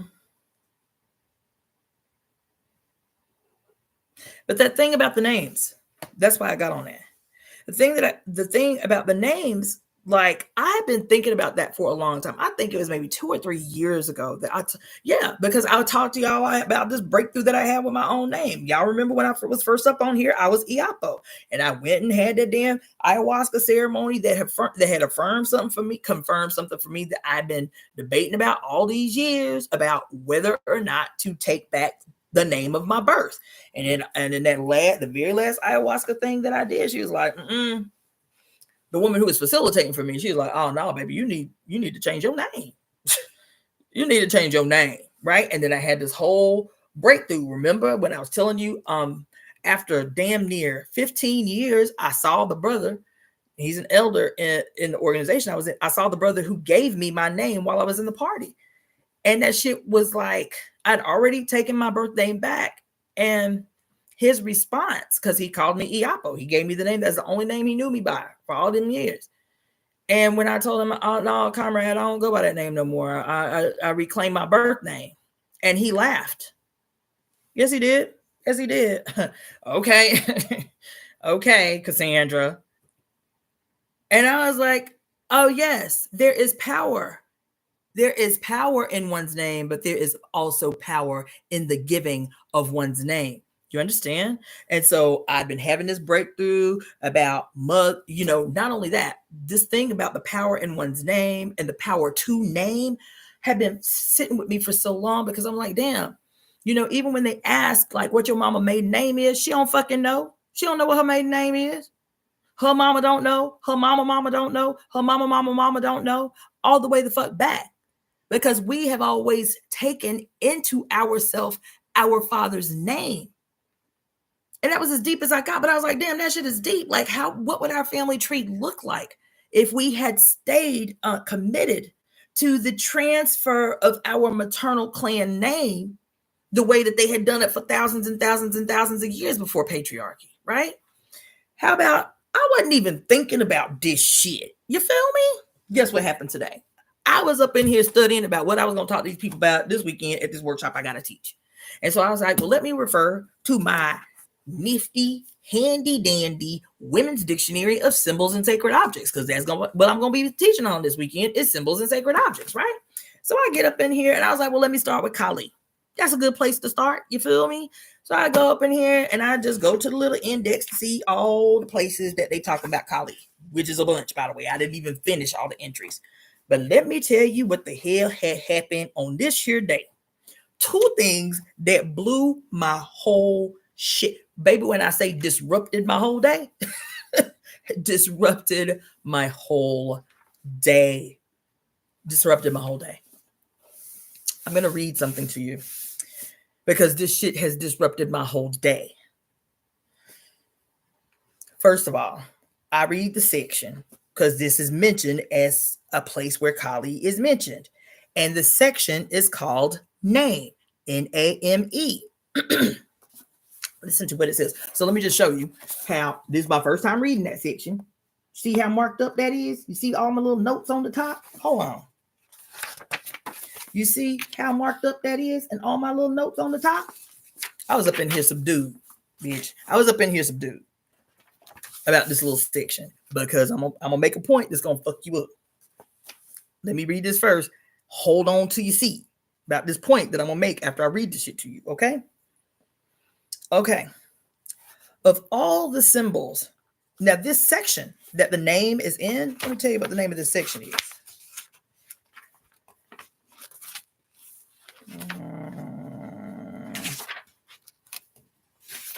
The name of this section is secular sacred objects. So these are supposed to be like regular, like secular, but they still got a sacred meaning. You feel me? Name. Of all the symbols invented by incessantly symbolizing humanity, names are probably the most significant. The essence of human society and communication is language, which is name giving. Naming things is the very process of creation in many archaic myths. Naming people often meant bestowing life or soul upon them. Egyptians postulated a name soul called Ren. A name soul called Ren bestowed by every mother on her newborn, along with a baptism of her breast milk. Ancient India recognized only named children as fully living members of the clan. An infant who died before receiving its name was not mourned because it was considered soulless. The child was considered soulless unless his mother had named him. The Burmese still today believe that a midwife must pronounce the child's name the instant the child is born. Otherwise, an evil spirit will give it a bad luck name and the child will surely die. The privilege of naming children was one, listen. Y'all ears open? The privilege of naming children was one of the first privileges coveted by patriarchal groups because it was so important in maintaining the matrilineal succession of the earlier matrilineal clans. Do you hear me? This is the start. This is the start of the renaming process. Because to know the mother's name was to ensure the continuity of the clan. Mothers gave life and also souls, represented by the names they handed down to their descendants. Chinese family names are still made with a sign meaning woman, dating back from the time when people knew their mothers but not their fathers. Irish and Welsh divine and heroic groups are named after the mother, not the father. In the older strata of Celtic tradition, it is common for heroes to be matronymous, the father's name being omitted. The father's name being omitted. Despite the lists of begats, the Old Testament newborns were given names only by their mothers, like the similar Brahmin patriarchal custom of paternity recitation. Paternity recitation. Do you hear what I'm saying? That's that shit in the Bible. They are saying that this shit was sang. Do you hear me? When they talk about spell casting in here and how ancient spells were not spoken, they were sang. And when we read the Bible and it goes into these long ass diatribes about Abraham begot Jacob and Jacob begot so and so and so and so and so and so and begot and begot and begot, that they were singing that shit. You hear me? And they got that shit from the Brahmins, similar to Brahmin patriarchal custom of paternity recitation. The biblical begots were obviously deliberate attempts to reverse the old system of matristic nomenclature.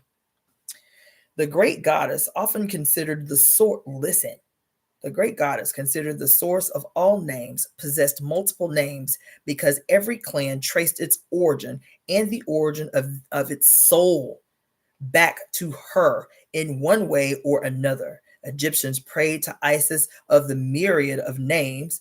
India worshipped the 1,000-named Kali. The multiplicity of God's names was copied from this earlier tradition, but many lists still remain incongruously female names. Now, listen. Remember when we read the book, the Great Black Mother of Creation, and all the way back at the end when he was listing all of the names of the Great Black Mother, and one of the names was the many-faced goddess, or the goddess of 1,000 faces, or the goddess of 1,000 names. Guess what struck me? Y'all remember that motherfucking Game of Thrones? Y'all remember the Game of Thrones? And y'all remember our homie, the girl who saved the world? What's her name? Aya? Was that her name? Aya? Who saved the world? The little girl who had to join the cult. And what was the god of the cult? Arya. Thank you. Arya. What was the cult's name? Or what was the god's name of the cult? He was called the many-faced god. The many-faced god. Remember that? That's what I thought about when I was reading this shit. I was like, oh my God, I forgot that dude was called the many-faced god. Where y'all think they stole that from? Anyway. So it says, of the famous, so listen to this. Of the famous 99 secret names of Allah, a majority are female and reflect female characteristics. It is the same with the secret names of God, usually set at a more modest 72, but different lists, of course, differ. It was always important for the listen to this. It was always important for the priests and the magicians to know the secret soul names of their deities, because they imagined that if they control because they imagined that control of the deities' names meant control of the deities themselves. Do you hear what the hell I just said? Do you hear that? Listen. In this section here, where they talk about several times in these different cultures, that if it was not the mother that named the child, they perceived that the child was soulless. Do you hear me? That the child was soulless if his mother did not name him and baptize him in her breast milk. You feel me? Meaning he latched on right away. You feel me? And you know what occurred to me again? That this is why we are walking around fucked up in the head. Zombies are considered soulless. Without the mother's names, are we considered soulless? The tradition of completely removing our maternal clan names from the beginning, maternal clan names that we had for forever and ever and ever and ever and ever until the advent of patriarchy? Like, is this why we walking around sick? Because this thing literally says several times here, in different cultures, babies were perceived to not have souls if they were not named by their mothers. And that this is the reason that, quote, the privilege of naming children was one of the first privileges coveted by patriarchal groups, because it was so important in maintaining the matrilineal succession of the earlier matrilineal clans. Because it was perceived mothers gave life and also souls represented by the names they handed down to their descendants. I will continue. So this is where the story comes from, even of Solomon needing to know the name of the demon so that he could control the demon. It says that the early priests and magicians of these patriarchal traditions wanted to know the secret soul names of their deities, not demons, not spirits. They said of their deities, because they imagined that the control of the deity's name meant control of the deity's actions. Such is ever the case with human beings, the language makers who constantly confuse their own words with that which the words represent. Okay, what did I say about what the Bible say? The adversary is the author of all confusion. Such is ever the case. Okay, blah, blah, blah, blah. Magicians of the early medieval period claimed to derive all their powers from the knowledge of the holy names. A magician's formula ran, whatever I say must happen, for I am the son of the living God. I have been united with thy sacred form. I have been empowered by thy sacred name. Yet many magical formulae of the period were preserved from an earlier matrilineal system when the names of fathers were not yet used. Magical papyri refer to people by their maternal names only, as X, whose mother is Z. Christian liturgies, listen. Christian liturgies, prayers, invocations, blessings, baptisms, and all other procedures were largely based on name magic. In the name of the Father, listen, quote, in the name of the Father and the Son and the Holy Ghost was the all-purpose formula that accomplished everything.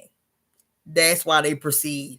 That's why they end with those words. In the name of God the Father, God the Son, God the Holy Spirit. You feel me? Whatever. Because they spell casting.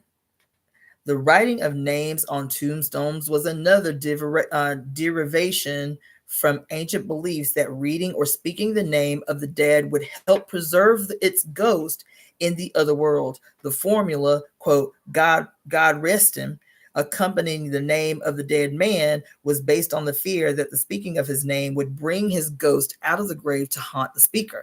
It was a custom of Roman pagans that Roman pagans borrowed later by Christians. The multiple secret names of God also remained popular throughout the Middle Ages. The church itself, listen to this, because this is going to be in my workshop on Friday. The church itself sold amulets printed with many secret names of God, guaranteed to preserve the bearer from any evil death. That's the end of the section on naming. Then I got one more section to read, y'all, that it did me today. Like, I read a lot today, but this section did me. So, quick caveat. Remember, I was telling you how my daughter got her name? That I had an accident while I was pregnant, so they had to deliver my baby 2 weeks early. I fell hard and ended up in the emergency room, and so they went ahead and induced. And in induction, they gave me like medicine that made me pass out basically between each contraction. That I had already had a name chosen for my baby, okay? And my mama was like, while I was like fading in and out of unconsciousness, she was like, I just want to tell you something. We ain't gonna let you name, because she and my sister were there, my younger sister. And she was like, we ain't gonna let you name this baby Anastasia. So like, you got to come up with something else. And I'm fading in and out of consciousness between every excruciating contraction. Okay. that she was like, and I was like, Mom, I don't know what you're talking about. I can't do it. Right. And so when Morgan, because we didn't know what we were having either. We didn't know if it was a girl or a boy. So when Morgan was born, my mama and my sister came into the room while I was in recovery. And it was like they ganged up on me. They was like, look, we didn't gave the baby a name. I said, what y'all mean y'all didn't gave my baby a name? It was like, we debated about it, we talked about it, and this is what your baby name is. Your baby name is Morgan Bethany Floyd, right? And I talked to you guys about that because I was like, it's still like, I didn't name my baby, but my mother named my baby. My sister named my baby. So I was like, this was dope. This was like a great moment for us. This was like a bonding moment for us, 3 generations to be able to name my daughter, right? Me, my mama, my sister, and my baby, for us to be 3 generations in this moment, right? And so I was like, okay, that's great. Morgan Bethany Floyd. That's what my baby name gonna be. That's the only thing I've ever said about it to you guys, was like, it was dope. It was like divine providence that I took my name back that my mother gave me when I was born. And then my mother, I yielded power to name my baby to my mama and my sister, right? Let me tell you what I read up in here today. Not even intended to. The other thing is I talk to y'all often about my middle name, Faye, right? And how my name came to be Faye, my middle name came to be Faye, is because I come from a line of fates, male fates. My great-great-grandfather's Faye, my great-grandfather's Faye, my grandfather was Faye, my oldest uncle was Faye. My dad was the baby. He said that if he had a son, that his firstborn was going to be named Faye. I was a girl and he only had girls, so he gave me the middle name Faye as a nod to this tradition of the fates, okay? Let me tell you what I read today. Fata Morgana. Fata Morgana. Fata Morgana is the Latin name for Morgan Le Fay. Okay? For Morgan Le Fay. The Arthurian version of the old Celtic death goddess. For the old Celtic death goddess, Morgan or Mara. The term Fata Morgana is now applied to a certain kind of mirage. Listen to this shit I'm about to fucking read, y'all, because my mind was blowed the fuck today.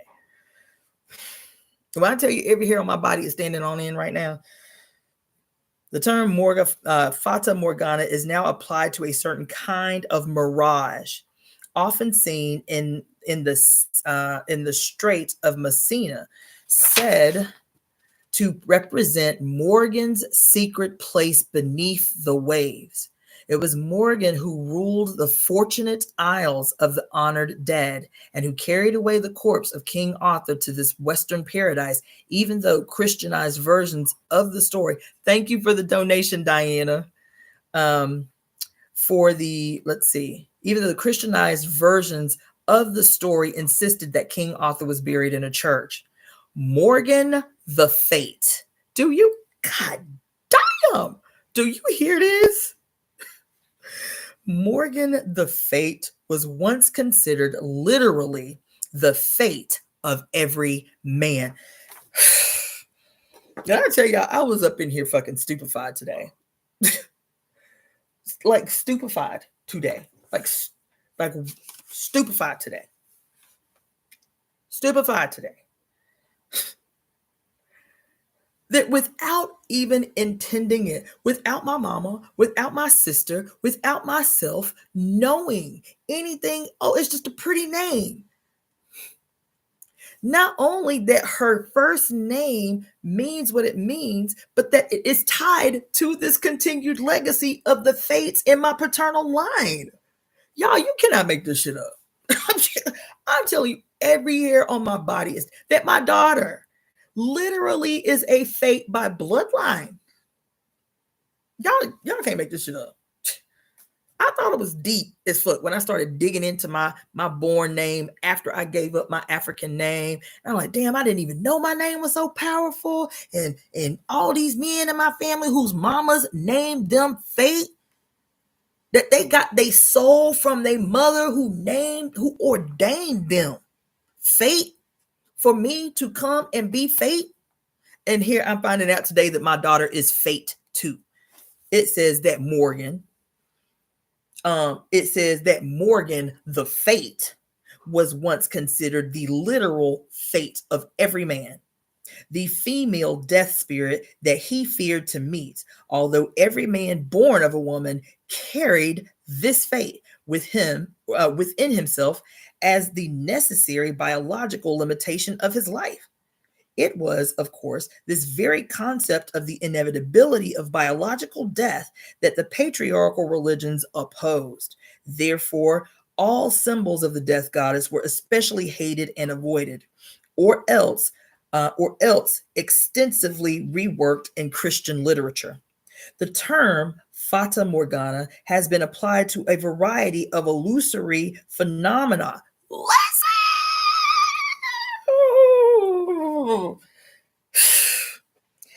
The term Fata Morgana has been applied to a variety of illusory phenomena in addition to the image of the mirage known as Saint Elmo's fire, seen on ships at sea, and the glowing will-o'-the-wisp seen over swamps have been known by the same name, Morgan the Faith.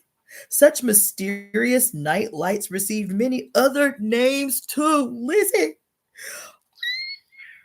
God damn, many other names too, such as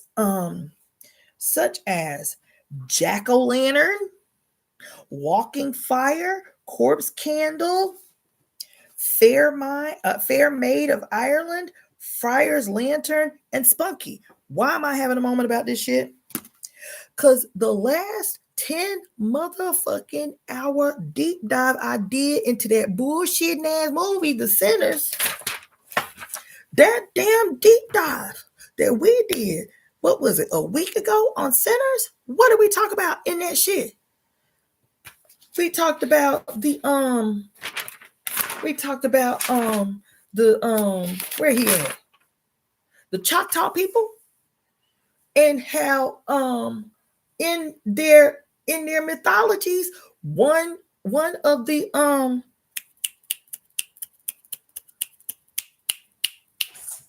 spirits, one of the Choctaw spirits, who was called Hashak Aqua Huigua, was known as a will-o'-the-wisp. And I had one of y'all look up will-o'-the-wisp for me. Didn't I do that? Then we talked about what's his name? What his name is? Where his name is?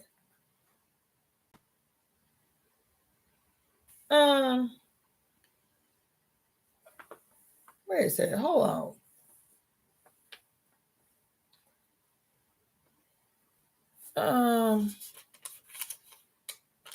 Where is it at?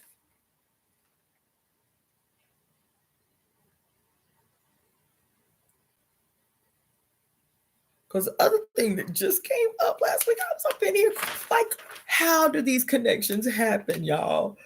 What's his name? What's his nigga name? Remy. How Saint Elmo's fire came up as one of the things in his name, in the etymology of his name, in just the Sinners movie. 2 references that I just read about my daughter's name as a faith. St. Elmo's fire and the will-o'-the-wisp came up in this shit that we just did a 10-hour deep dive on last week. Remember the week before, I kept telling you how envy kept coming up every week in this woman's reading. It came up. I was like, damn, why envy coming up so much? Why envy coming up so much? Everywhere in my life, right? In that one week. Child, I didn't even tell y'all this when I did that 10-hour goddamn deep dive. I researched red eyes in mythology, or red eyes, like the spiritual meaning of red eyes. Because that's how you knew they was a vampire, because their eyes turned red. Do you know what came up? Red eyes represent the evil eye, a malicious glare intended to inflict harm or bring misfortune, and that red eye is inspired by envy. What was it? Why they had red eyes? Because they envied what Sammy had. They envied the gift that he had that allowed him to transverse and build bridges among all of these damn peoples, past, present, and future. Indeed, it came up right in this damn deep dive. So I'm sitting here reading this shit about my daughter's name, totally unintended, because I was just on a deep dive about Khalid. And my baby is a Faye. I said, right? So let me tell you what else happened. In this little long traverse between the naming in here and Morgan's name, and like, I ain't even intend to do this. I was just up in here trying to find some things because I was actually trying to write the reason I got on Kali in the first place was one, because of this workshop I'm teaching this weekend. But I was like, damn, I need to write a conspiracy today. And Kali was gonna be the focus. Cut it out. Kali was gonna be the focus of my of the conspiracy I was gonna write today. Didn't write the conspiracy, so I'll finish it tomorrow. I started on it, but I was like, damn, I fell into this deep dive. But let me tell you what occurred. So between the things that I just named to you, the naming, the what did I call it? Where is it? The deep dives that I have to continue to go into is called where's that? Damn. I gotta organize my notes. This shit look like sheer chaos. Nameless mothers, you feel me? Nameless mothers, the Abraham thing, and how all of them, all they mama and them name was Ishtar. All they mama and them name was Ishtar, right? I was like, damn, this shit deep. Then I went into the book, you feel me, and just ran up on naming as I'm doing this deep dive on Kali, and then find out that my daughter is a continuation of this thing that has been happening in my family now for 100 years in the naming of the males, the firstborn males and my father's line, right? Baby, let me tell you what happened. In this, all these three things that came up around names, maternal names, the invisible, the lost names of our mothers, it occurred to me that it did not occur to me in all that 10-hour damn deep dive in centers that we do not know. It is never mentioned. They are never said. We do not know the names of any of the mothers of the main characters. That's Smoke and Stack and Sammy. We do not know their mothers. But we know their fathers. They talked about their fathers. That the three main characters in this movie, even the white girl, she talked about her mother several times because her mother just passed away. She didn't say her mama name, but she talked about her mother. We know about the story of Smoke and Stack's father because they were like, you know, he was a bad dude and he was the brother of the preacher, right? And how the preacher turned out to be a preacher and their daddy was a bad dude or whatever the fuck, right? Remember? So we know their story even if we don't know their name. But we never hear the names, any story associated with the three main characters that they represent Elijah and what's the other one name? Elias and Samuel. These three main characters. Isn't that something? I wrote it. Where did I write that at? I was like, oh shit. How did I not see this? How did I not see this? Sinners never mentions the mother of, and why is that important? Because even in the story of all these quote heavenly twins, right? All of these historical twins, the majorities of these stories do not involve the mother. They, as a matter of fact, not only do not involve the mother, a lot of these stories, because they're still based on the same astrological mythologies, just different cultures. A lot of these stories, the babies are abandoned by the mothers, and then somebody else take.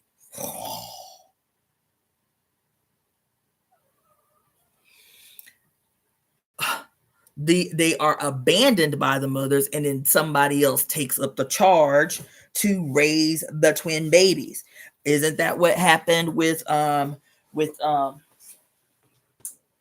with Romulus and Remus. They were not raised by their mother. It says that they were nursed to adulthood by a she-goat. I mean, a she-wolf.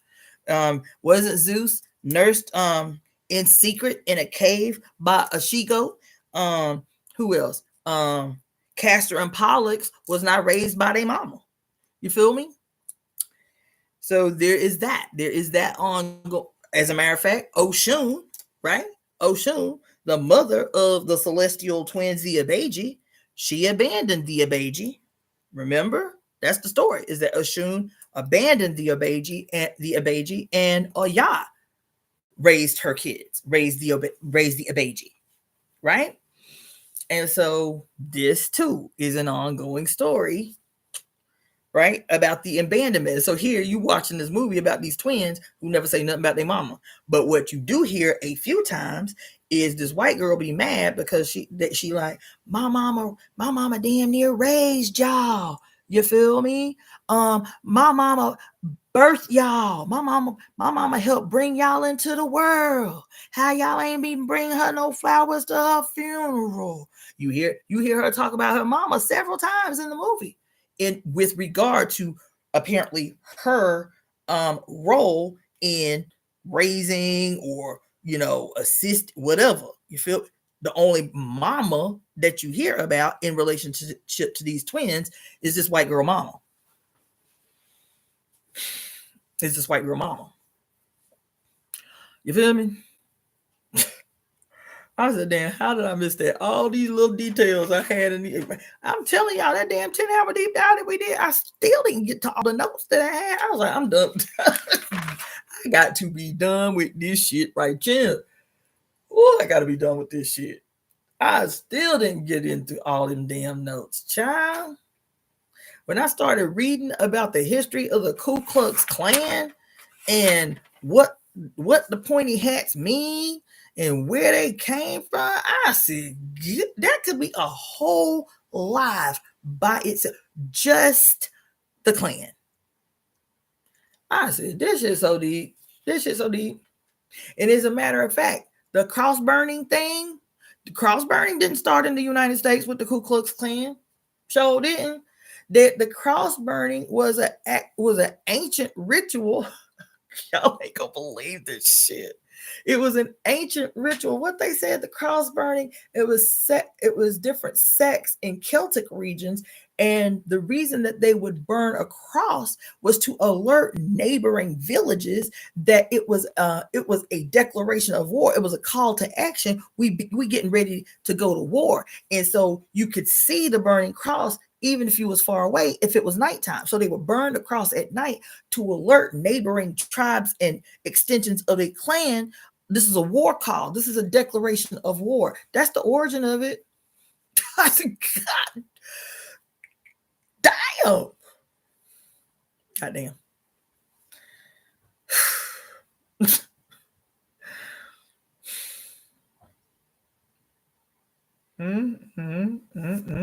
Child.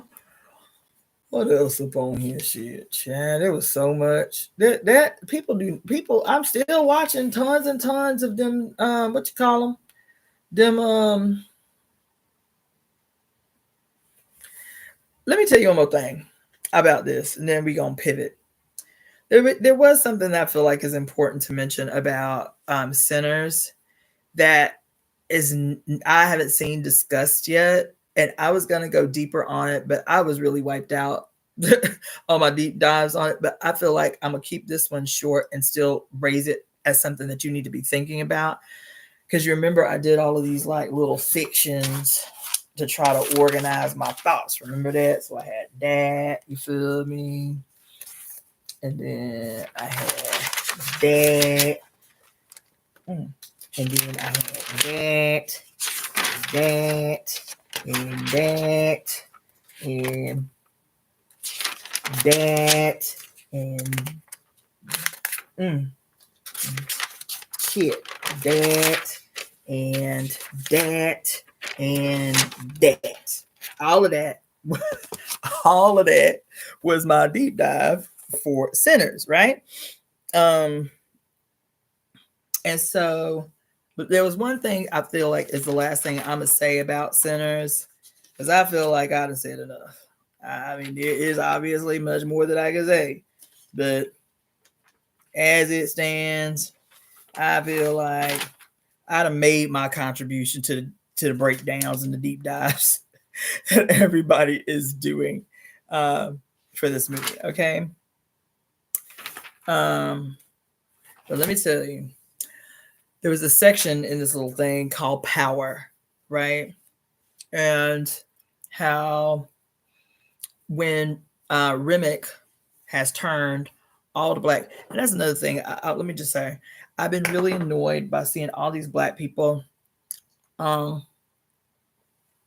about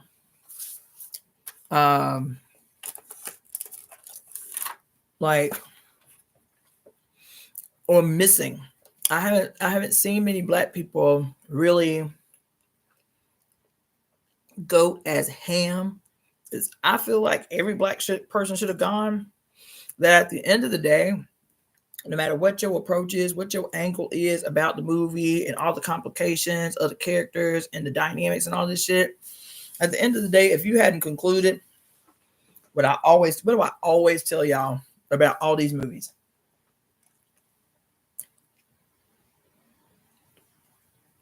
Every movie, no matter what it is, no matter who directs it, produces it, writes it, what am I always telling y'all? That at the end of the day, while the state remains and the state maintains control of the goddamn apparatus of propaganda, no matter what movie you see, the state is going to win in the end, bitch. The state is going to win in the end.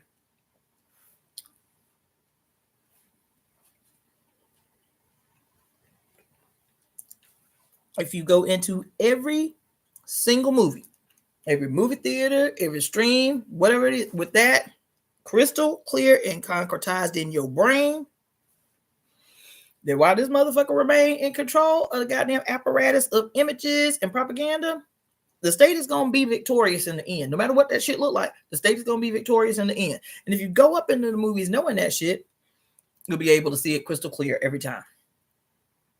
In this awesome, dynamic, trend-setting piece of propaganda this young black man just produced, honey, the state made up out that bitch victorious. Yes, it did. Yes, it did. The state was victorious in the end. And the fact that ain't nobody saying that, because we got caught up in the gunfire. Oh my God, he's shooting a Klan. He getting revenge. That shit was hype. I was like, okay, do that. Honey, the state was still victorious in the end. And you know how the state was able to maintain a goddamn victory up in that bitch? Do you know how? It's actually quite insidious, if you have me tell it. Somebody tell me how the state won in the end.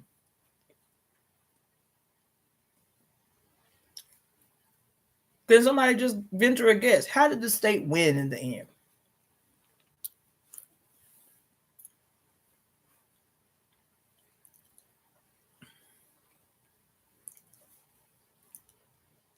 Am I in here by myself?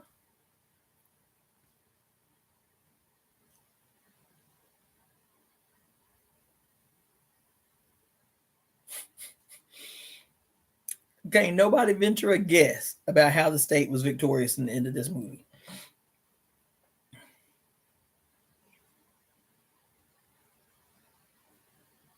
I'm talking about inside the movie itself. Inside the movie itself, tell me how the state won in the end. Oh, okay. Well, I'm about, girl, spoilers all through here. My bad, Diane. I guess I should have gave you preface. Yes, spoilers up in here because I'm about to tell you how the state. How y'all ain't watched this movie yet? The hell going on in the universe? Y'all got kids or something? Because that shit, y'all get a pass. If y'all got kids, y'all get a pass. If y'all ain't got kids, why y'all ain't seen this movie yet? Go get these black people your money and stop playing. Go get these black people your money and the movie theaters and stop playing games.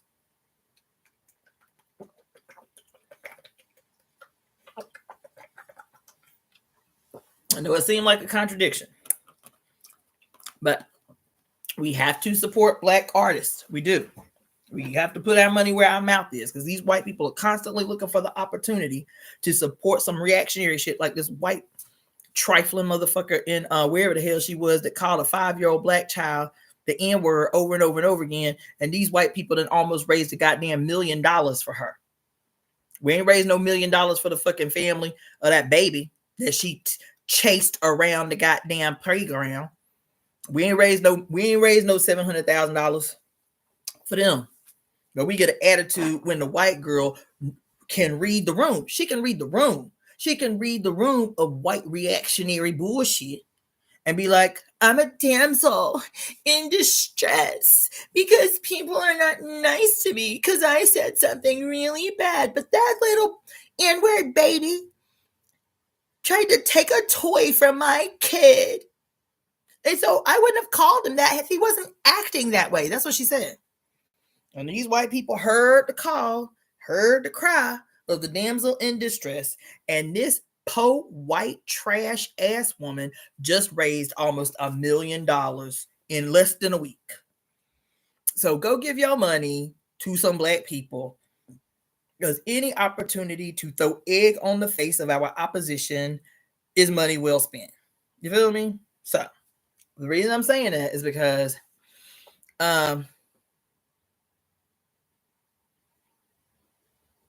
oh my God. No, I didn't even realize that. How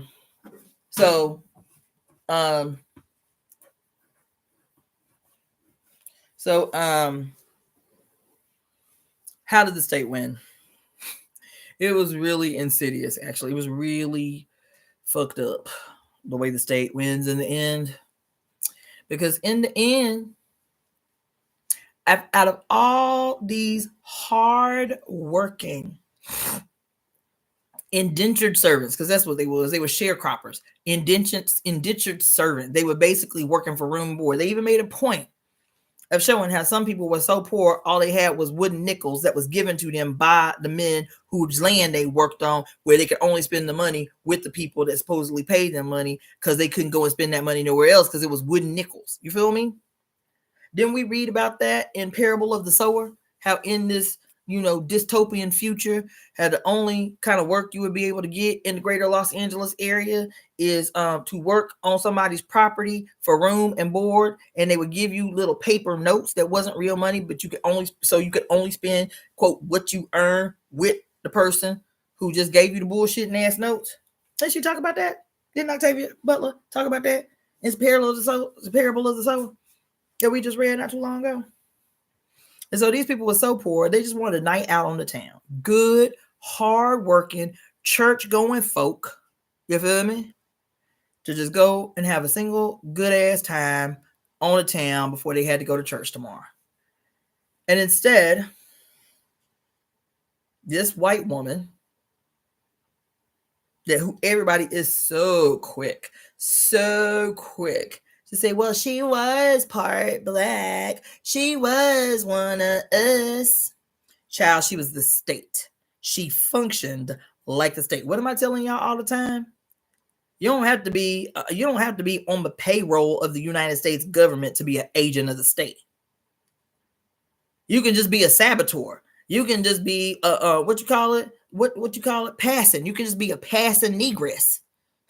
You can just be a passing negress, and your presence in the space is going to function like a saboteur in the space. As long as the white girl or the white adjacent person is going to be in the room, this shit just got dangerous for us. This shit just got, as soon as the white person walk up in the room, this shit just got dangerous. As a matter of fact, they spent a good long chunk trying to get her up out the spot.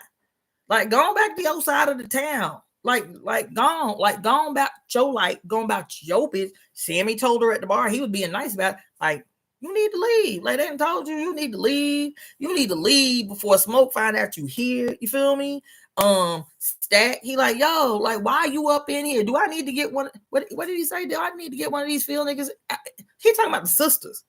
Do I need to get one of these field? That's what he said, field bitches, to drag your ass up out of here. Can't none of these bitches beat me. Because you too comfortable with black people that you feel like it's okay for you to talk that way. about a room full of hardworking black women while your ass is posted up the fuck at your mansion in North Carolina with the white boy. Convenient, isn't that? Convenient. That girl represents the state.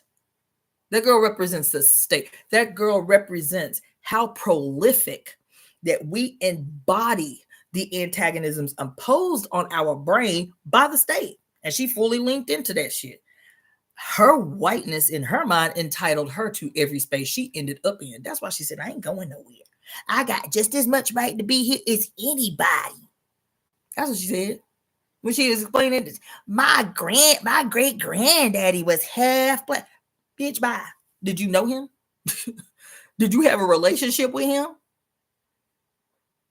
Have you lived black before we got the juke joint? Have you lived in the black world? Bitch. And everybody's so eager to give her a pass, like her presence in the space is not the function of the fucking state. You don't have to work with the government. You don't have to know nothing about politics for your internalized hatred of blackness, hatred of black women, disrespect of black people, demotion of our significance in relationship to you. Because in her mind, she was better than everybody in the room. That's what her entitlement taught her. That's what her entitlement taught her is that she was better than everybody in the room. That's what it taught her. You understand? And like most women like that, when they love some Negro, they love the Negro like they love their pets. It's a power dynamic from which they love. It's still a power dynamic from which they love. Because the state protects whiteness. The state protects damselness. You feel me?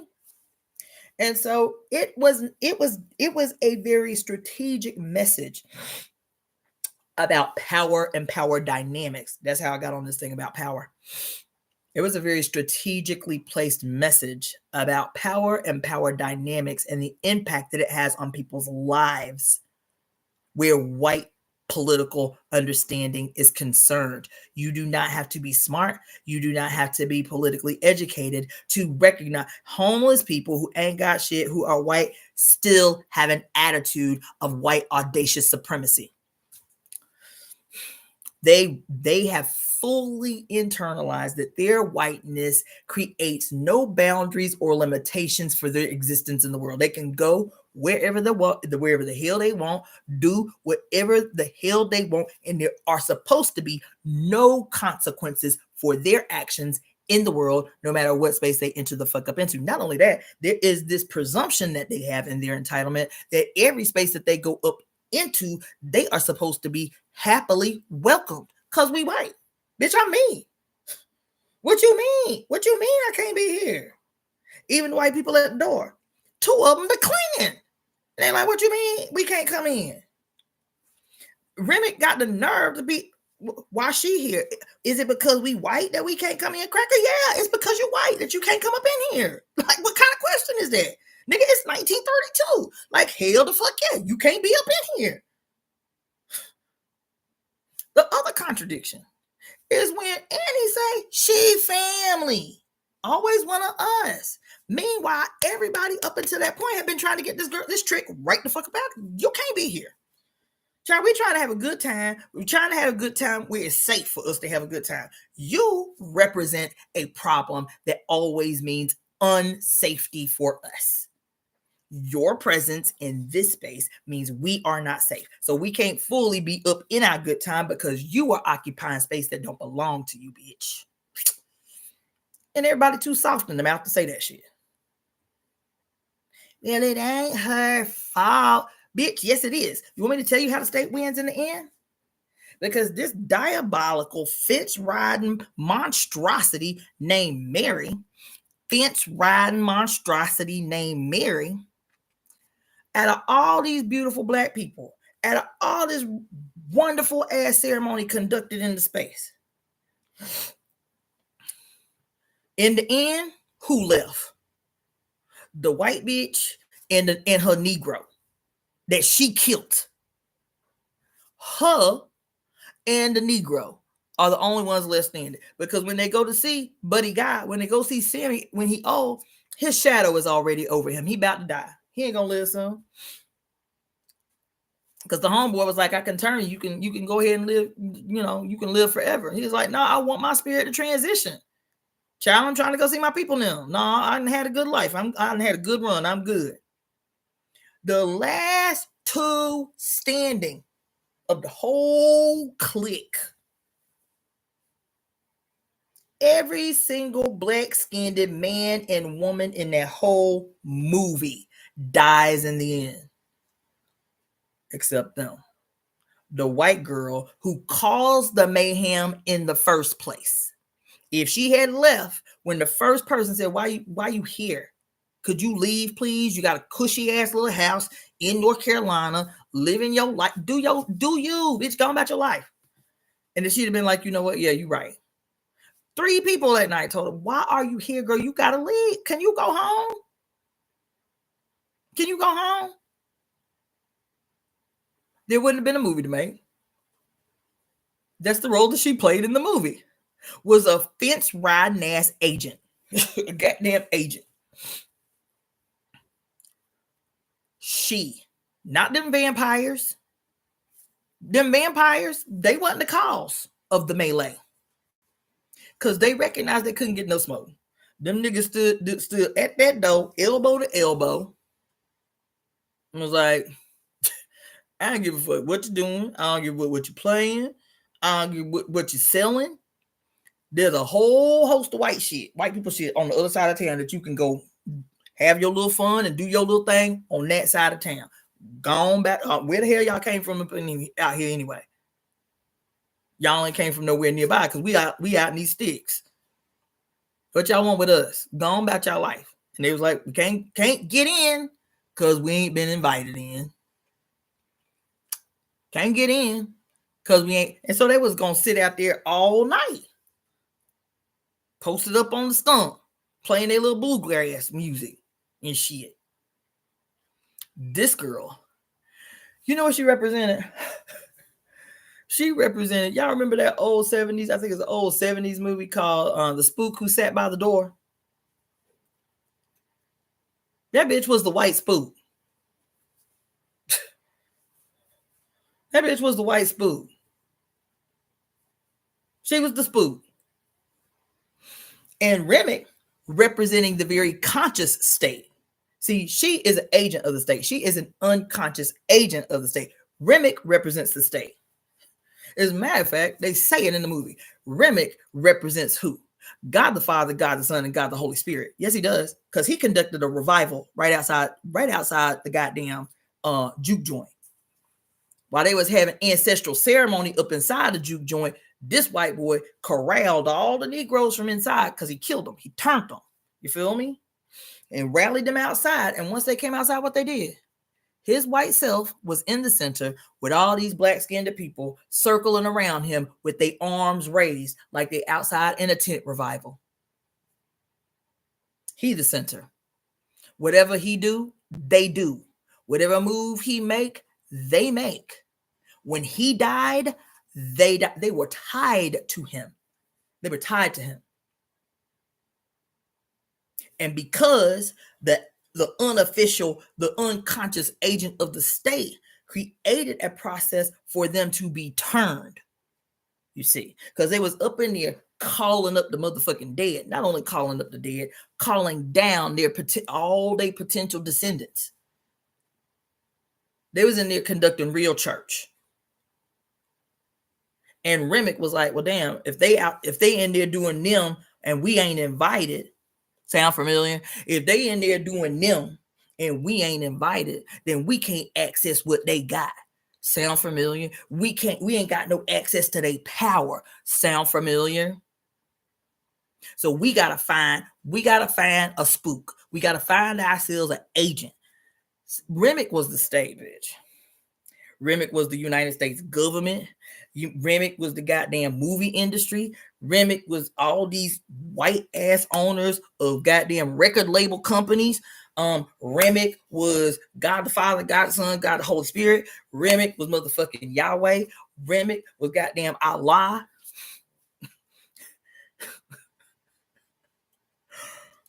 Remick was motherfuckers fronting as progressive allies while they hate your black ass just to gain access to your space. Remick actually represented even Mary. He represented Mary too. What I mean by that? Because it'll be, quote, well-intentioned white women who are allies, and the only language that they understand to express their allyship is to bed some colored man, some red man, some brown man, some black man. That's how you express your solidarity, is your willingness to have sex with some colonized person, some powerless person. That's how you do that. Your ass the state too, bitch. Your ass the state too. That they reign supreme overall. My bad. Your ass the state too. And if you have me tell it, they ain't a one of you that's innocent with that shit. That shit is strategic. That shit you use black, brown, red, and yellow bodies as a shield to cover your true intentions, to protect you while you move in spaces you ain't got no business in. You feel me? Have a couple colored kids. You feel me? These become your little shields of armor. When somebody like that, just because she like messing with black people, black men, you feel me? Just because she like rubbing up on colored bodies don't mean she give a damn about us. I see it in her. And instead, you'll have your little Negro hero that'll stand in front of you to protect you from the mean ass black bitches. Sound familiar? I haven't seen that shit. I can't believe they won't let me come. Why can't I come? How many black events I done been to? Many. Juneteenth events too. I'm like, dang, how many Negroes or white women I'm gonna see at the Juneteenth event? Like, what the fuck? Like, can there be some shit just on the strength that you know what this is? Like, you sit some shit out? That's what an ally would do if you really respect black people. If you really respect black spaces, if you really respect what that means to us, then even if you got a Negro boyfriend or husband or some shit, you say, nah, boo, you go do that. Like, there's some things that I just need to sit out. If I'm serious about what I say, about how I feel about black people and their safety and being a true ally. No, they don't do that. I got a right to be here too.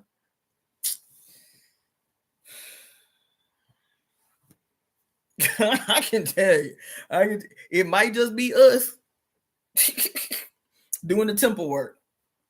Because as soon as you start making challenges, bitch, we are the only ones that can define what is required from those professing to be allies and solidarity forces. Only we can articulate that. And then you have to meet the terms that we set.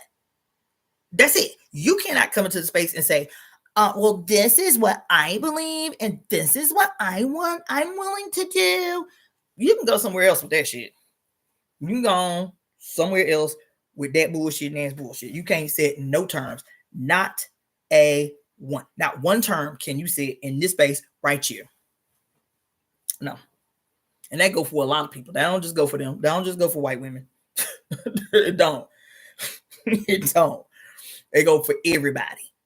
I mean, every motherfucking body. I mean, it go for everybody. The terms will be different for each group. Yes, it will. But everybody got terms. Black women have to be stinking about the terms that they set.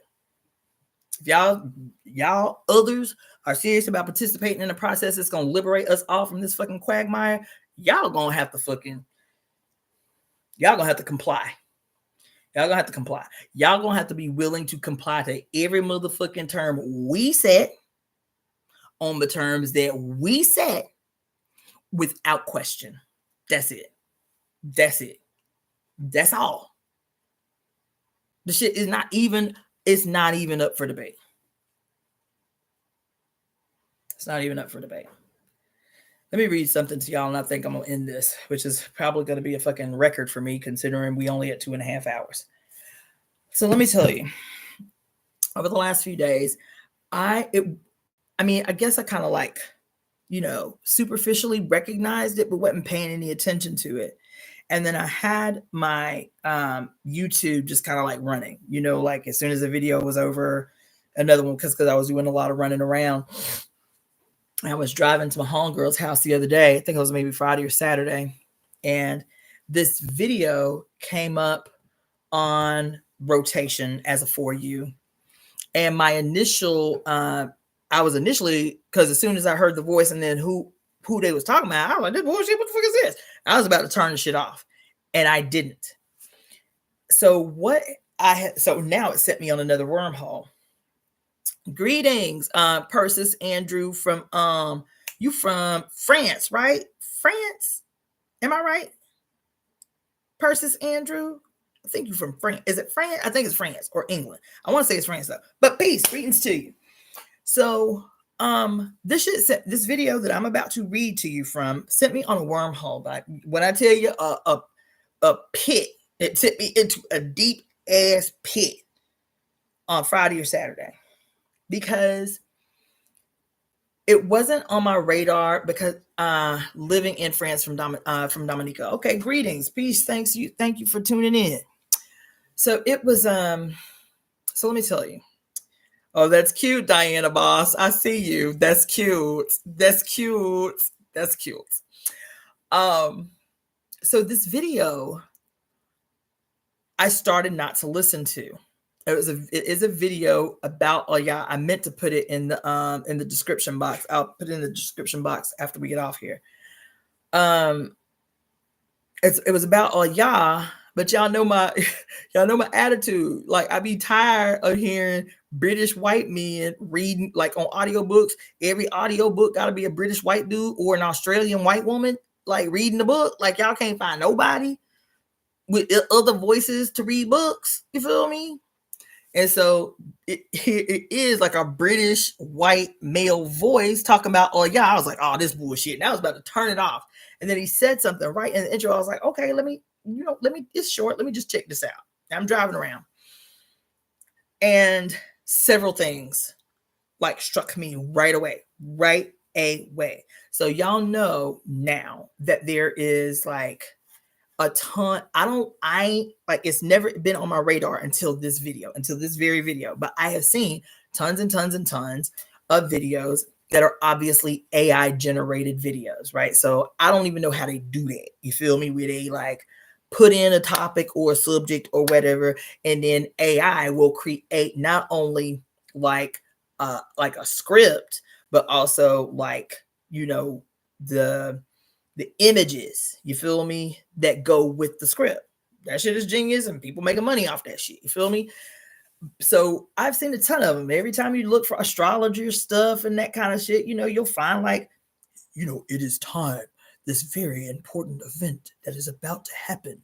Are you ready? You know what I'm saying? Like that little cheesy shit, but it's like very well done, right? Because all of it is AI generated, right?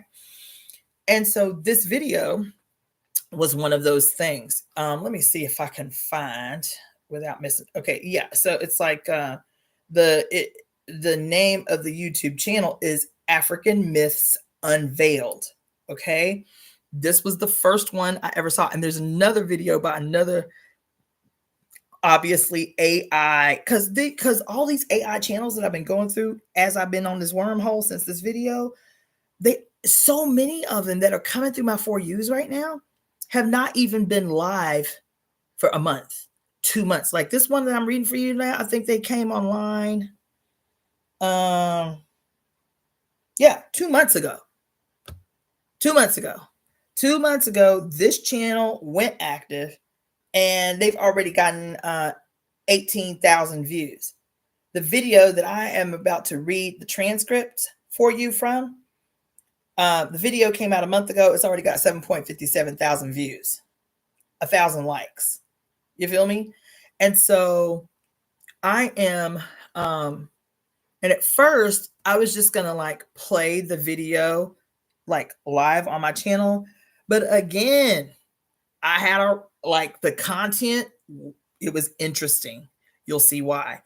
The content was dope, but I did not want to hear no British speaking white male voice talking about, oh yeah, I wasn't interested in hearing that shit. You feel me? So I was like, damn, I wonder. And so the first thing I did was I Googled, like, is AI generated script, is AI generated text copywritten, right?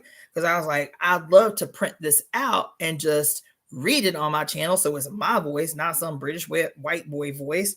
You feel me? Or whatever. I did not know that AI generated content like scripts is not copyrighted. First of all, that shit was wild to me. Right? So that's one thing. And so that's why I'm going to read it tonight. I'm still going to put the video in the description.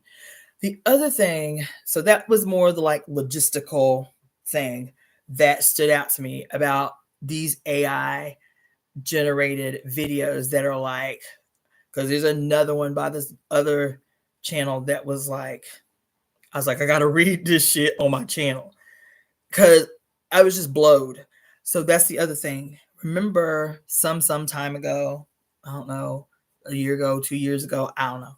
I was talking about how when I was a part of the Elay in Tampa, Olori Temple, how the elder priest talked about, and it, like she talked every time we had a temple service, but this particular statement that she made, it always stayed with me. It like it just rocked my brain. It just like shook my brain. She talked about the need for us to be actively participating in like things that have to do with the internet, things that have to do with like, you know, program design and that type of shit. She said the reason why is because as far as Ifa is concerned, that music, media, the internet, all of these things are the domain of Obatala. And she said, no matter what the intention of the people who own these apparatuses, no matter what their intentions are, that Obatala still finds a way to speak to you, his intentions through the shit, right? I was like, oh, like that shit blew my whole skull open. And it stayed with me. It stayed with me. The ability for spirit to speak through these apparatuses, even past, even above, even beyond these wicked ass intentions of these motherfuckers who manipulate, you know, these apparatuses of communication. You feel me? That shit to me was probably the most powerful thing she ever said. So that was years ago. That was like, I don't know, 2011, 2012. She said that to me, but it always stayed with me, right? Baby, when I saw this video this weekend, I was like, oh my God, we are not taking advantage of this AI shit.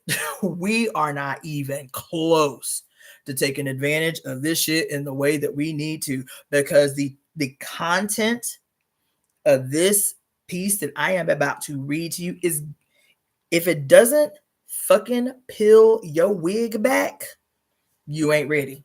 You just ain't ready. Because I know intimately the story of Oya and Shango. That's why I'm talking about this, is because we've entered in, as of Sunday, this Pluto retrograde in Aquarius, Shango and Oya. And so this thing came up on my feed 2 days before and had me child dismayed and bewildered, because I know the story of Oya and Shango intimately. The variances in the story, the whole thing. And so much of what this AI generated about the story, I was like, the fuck? Where they get that from? The fuck? Where that came from? In my feelings on some trigger shit. And then when I stopped being triggered, just like I told that white-skinned woman, that white presenting woman, like, take a minute, pull back before you respond like a reactionary, and find out, check in to see why you triggered. You feel me? Check in before you open your mouth or before you respond to see why you are being triggered by something that I sent you or something that I didn't say it that is not overtly, you know, disrespectful or whatever. You feel me? So I had to do that. I was like, okay, because I was in that first few minutes, I was like, the fuck? Where you got that story from? But this was an interpretation by AI. What is AI informed by? To come up with the ideas and the interpretation. AI is informed by human beings and human intervention. Also, when you're reading about like these bots that exist now that are their ability to predict accurately certain phenomena in certain spaces based on what? mathematical precision. Why y'all got a problem believing that AI, that bots and AI can predict some shit when you go to a babalawo and he throw the 16 calorie of ones and zeros to give you a prediction about what's happening in your life and how to remedy this shit. These computer programs, the entire computer system, the entire goddamn internet is based off what? I told you already. Saw a Nigerian professor, talk 4 hours about the shit. About how the original creators of the programming for the earliest computers had gone to Africa and gone to China to watch diviners use the I Ching and the Dafa. That's how they got the system, the predictive system of programming of ones and zeros, is looking at the cowrie shell.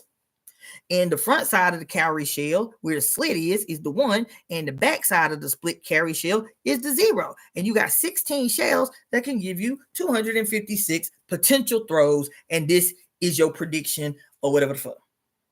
So now they have bots, right, that literally can predict with extraordinary accuracy when to buy, when to trade, when to sell on the stock market based on the lunar cycles, based on the lunar cycles, and how, and monitoring the entire web for human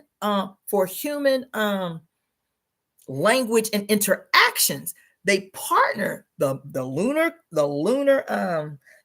cycles with filtering all of the communications that are happening among human beings, civilians and everybody else, to say, okay, based on what's happening, and these bots constantly combing the internet 24 hours a day, right?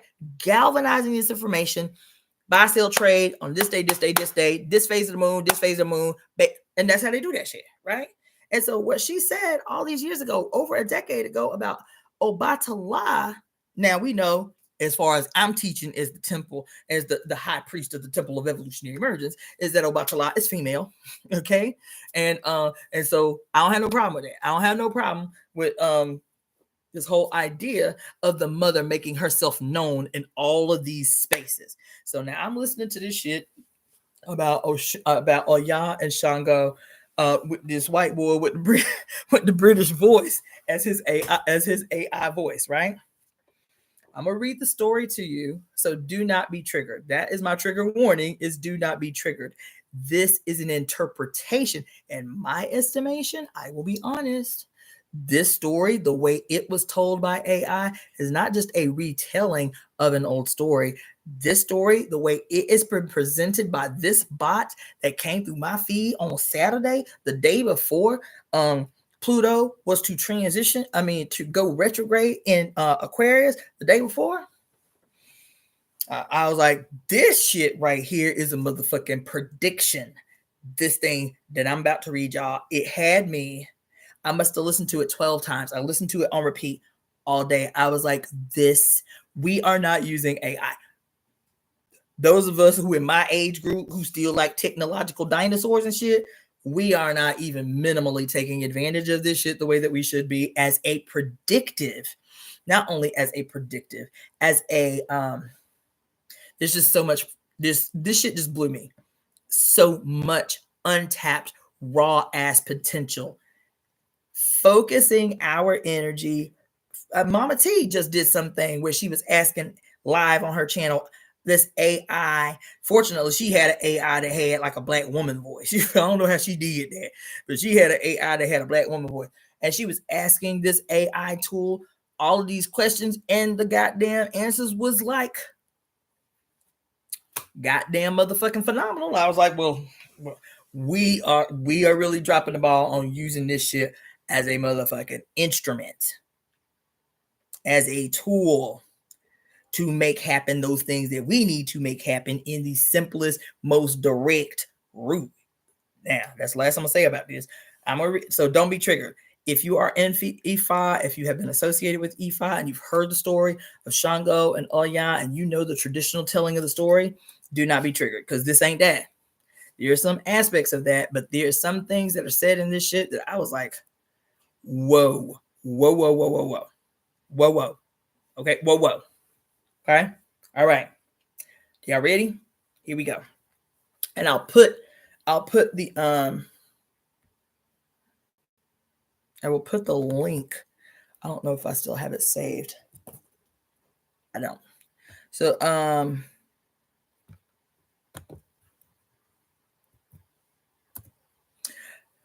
I'll after this, I'll put the link up in here so y'all can go straight to it. But it says they say the gods are untouchable, that they reign supreme over all. But what if I told you one goddess dared defy them all, a force of nature, both feared and revered? She did not bow, she roared. This is the untold story of Oya, the fierce goddess who defied the gods, a tale of power, betrayal, and a storm that could not be tamed. Let's see.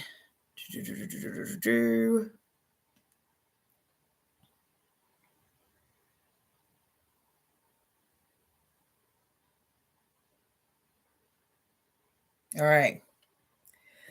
The land of Orun, the celestial realm of the gods, trembled under the weight of an approaching storm. Thick clouds rolled over the horizon, their bellies swollen with fury, flashing with fire from within. The Orisha gathered at the sacred grove, their divine forms glowing under the restless sky. A whisper moved through them, soft as the wind, but sharp as a blade. Quote, Oya is coming. But before Oya became the uncontrollable tempest she was, before Oya became the uncontrollable tempest, she was a woman of fire and grace, a mortal, touched by the divine, born under the sign of the whirlwind. She was unlike any other child in the village of Ira. She did not fear the howling winds or the dark skies. She embraced them, danced in them. While other children ran for shelter, Oya ran toward the storm, arms outstretched, listening to its whispers as if it carried secrets only she understood, only she could understand. Legends say on the night she was born, the great river Niger overflowed its banks without warning. Winds twisted through the trees, bending even the mightiest of trunks, There's no punctuation. That's why it's hard for me to read. Even the mightiest of trunks. And a bolt of lightning split the sky in two. The elders took it as an omen. A child of great destiny had arrived. Her beauty was mesmerizing, but it was her spirit that captivated all. Even as a girl, she possessed a fire that could not be contained. She was strong-willed, fearless, and quick with her tongue. The men of Ira admired her, but they also feared her, for Oya was not meant to belong to anyone. Listen, Oya was not meant to belong to anyone. She was meant to be free. Can y'all black women come up on in the room? Okay. Y'all just come up on in the room. She was not meant to belong to anyone. She was meant to be free. One day, while wandering the forest beyond her village, she stumbled upon an old woman cloaked in shadows. The woman's eyes were white as the clouds before a storm. Let's see. She peered deep into Oya's soul. Oh, wait a minute. Shit. Like I said, there is no punctuation, so I'm doing the best I can. Okay, so she, let's see. One day, while wandering in the forest beyond her village, she stumbled upon an old woman cloaked in shadows. The woman's eyes, white as the clouds before a storm, peered deep into Oya's soul. You carry the storm within you, child, the woman murmured. Oya tilted her head, and if I do, then you must learn. Let's see. And if I do, then you must learn to will. Let's see. Damn. Okay, she says, you have a storm within you, child, the woman murmured. Oya tilted her head. And if you do, Damn. I don't know how that's read. Maybe it was a mistranslation in the transcripts. But if you do, or if I do, then you must learn to wield this storm before it wields you. The woman was no ordinary elder. She was a forgotten deity banished from Orun long ago. She saw in Oya what no one else did, the makings of a goddess. Under her guidance, Oya learned to speak with the winds, to call upon the storms, to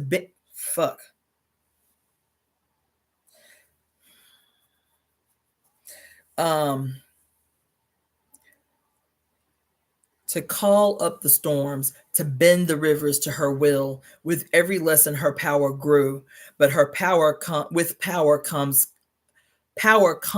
at a cost.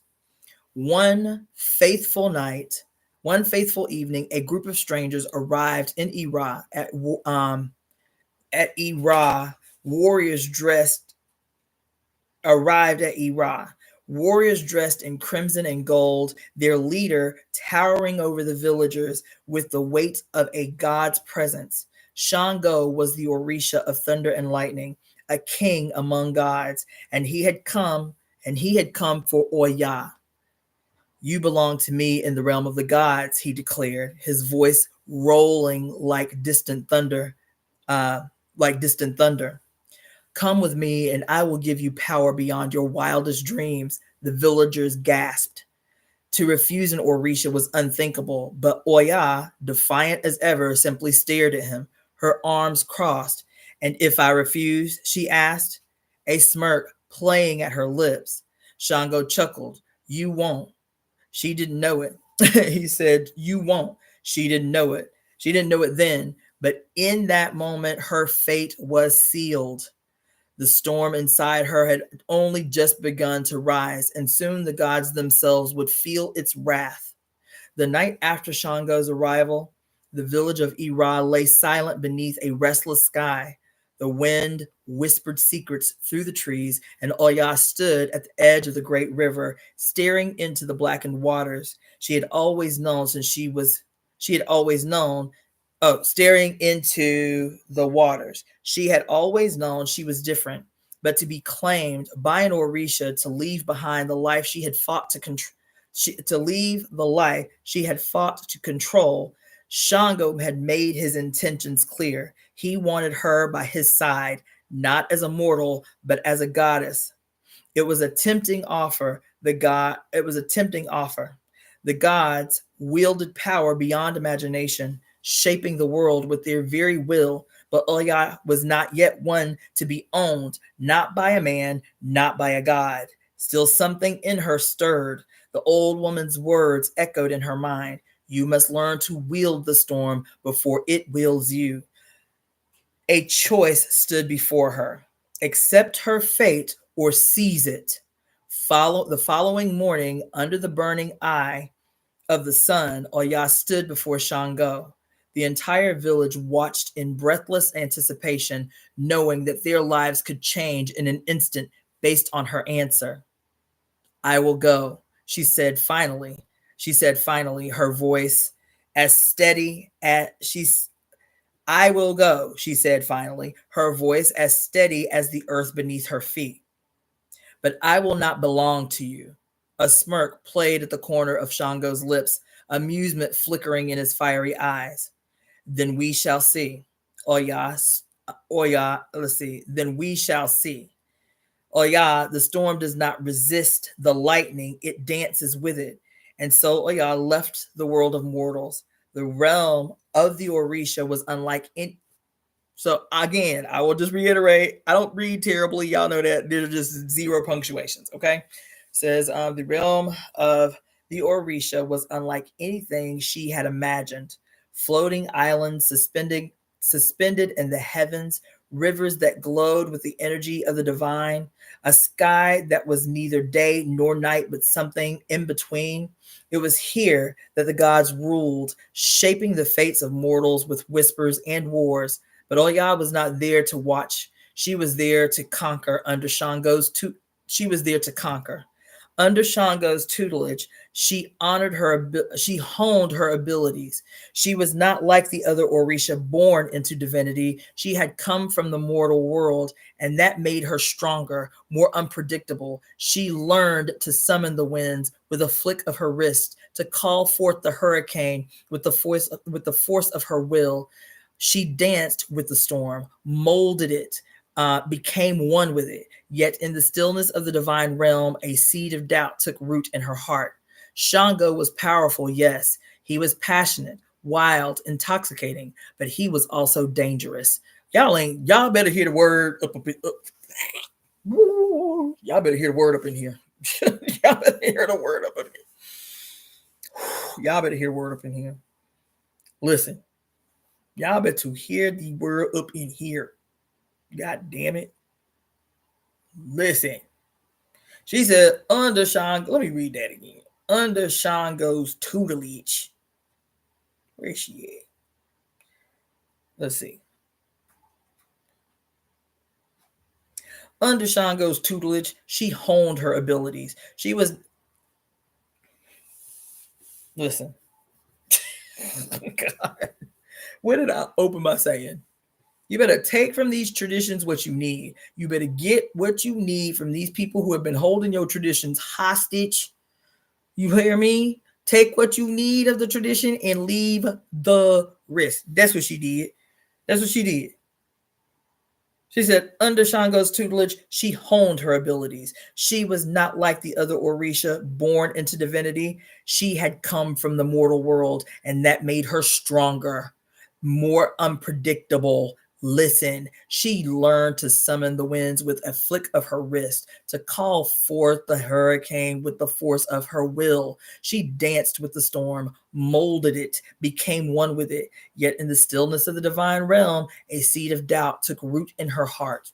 Shango was powerful, yes. He was passionate, wild, and intoxicating, but he was also dangerous. His hunger for control, insatiable. At first, he welcomed Oya's strength, but soon she saw the truth. He had not brought her to Orun to make her his equal. He had brought her to make her his possession. He wanted her to stand beside him, but only as a reflection of his power. The first time she questioned him, he laughed. The second time, his gaze darkened. By the third, the storm between them had begun to rise. One night, as she sat by the celestial river, watching the waters twist and coil like a living serpent, she felt a presence behind her. You are wasted at his side. She turned to see a figure standing in the shadows, his form half hidden beneath the glow of the floating lanterns. Ogun, the god of iron, and war unlike any like the other Orisha. His power was not wrapped in gold and fire. It was forged in blood and steel. Shango fears what he cannot control. Ogun continued stepping closer, and you, Oya, cannot be controlled with his words. You cannot be controlled, period. His words slithered into her mind like a prophecy. The gods were powerful, yes, but they were not invincible. Y'all ain't here.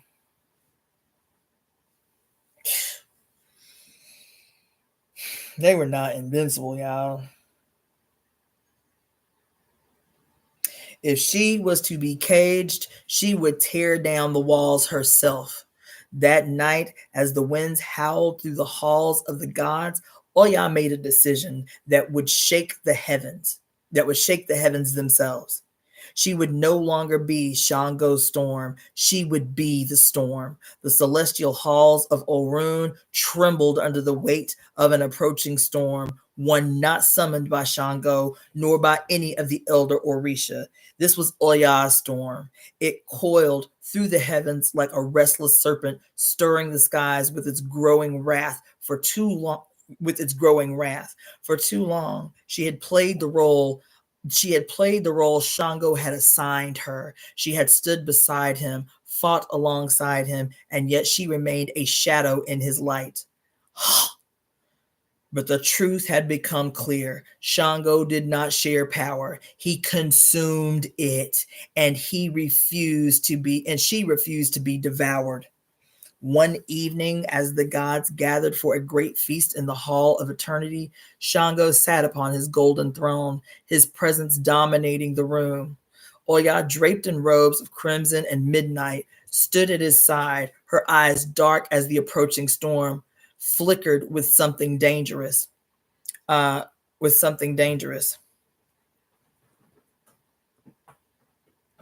see.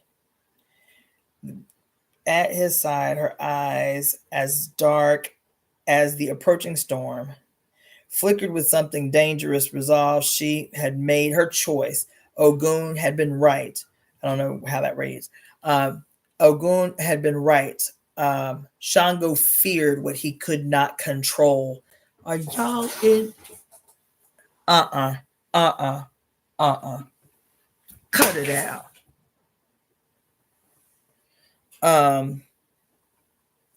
Shit. Let's see. Shango feared what he could not control. And it was time he learned that even the mightiest of gods could fall. As the Orisha feasted, drinking from golden goblets and boasting of their conquest, Oya rose to her feet. The room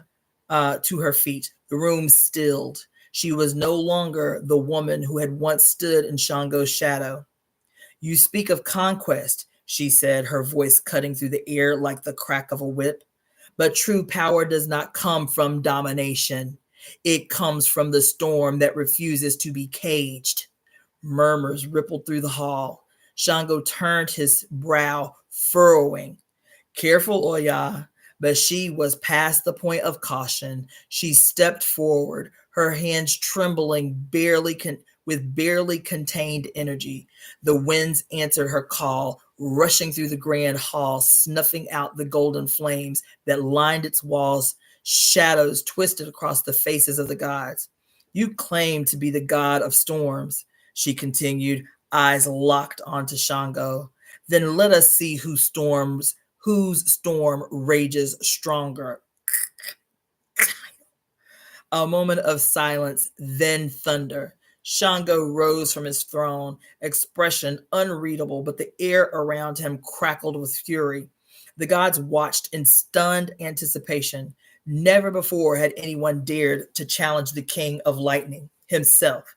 Do you think you can stand against me, Oya? His voice, a deep rumble, the prelude to a coming storm. Oya did not blink. I do not think. I know. The heavens bore witness as the battle began, baby. Oh my God. Shango's lightning split the sky, but Oya's winds swallowed it whole. His fire raged, but her tempest drowned it in an endless fury of rain and thunder. The gods watched in awe, for never had an Orisha challenged Shango with such ferocity, and never had he struggled to win. For every bolt he hurled, she countered with a gust so strong it twisted the very fabric of the sky. Every time he tried to overpower her, she slipped through his grasp like the storm itself, unpredictable, untamed. Finally, with one final strike, she unleashed a wind so powerful it sent Shango crashing into the celestial mountains. Silence fell upon the other gods. Silence fell. The other gods stared, their disbelief as heavy as the storm clouds above Shango. The mighty god of thunder had been bested. Oya did not wait for their judgment. She turned her back on the great hall, her robes billowing like a living tempest, and walked away. She had no need for a throne. She had become something greater. Oh my God. Whew. She had become something greater. She had become the storm itself. The celestial winds howled as Oya stepped away from the shattered remains of Shango's pride. The gods stood frozen, their faces etched with disbelief. No Orisha had ever dared to defy the god of thunder and live to tell the tale. But Oya was no ordinary Orisha.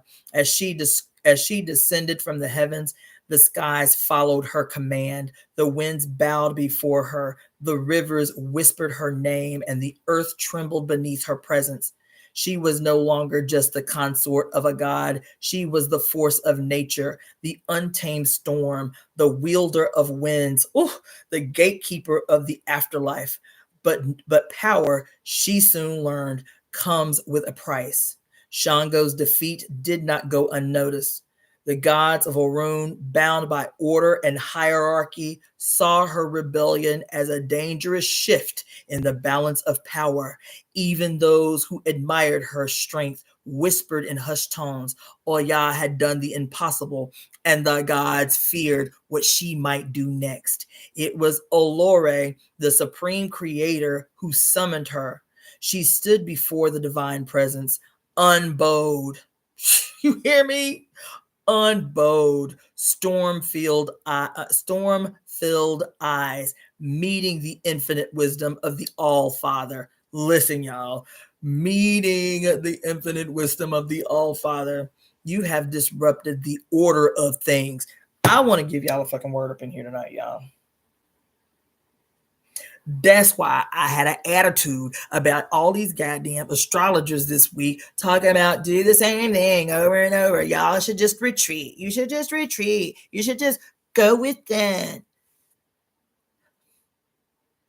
We have to disrupt the order of things. That's what he said. That they were all fearful. Nobody had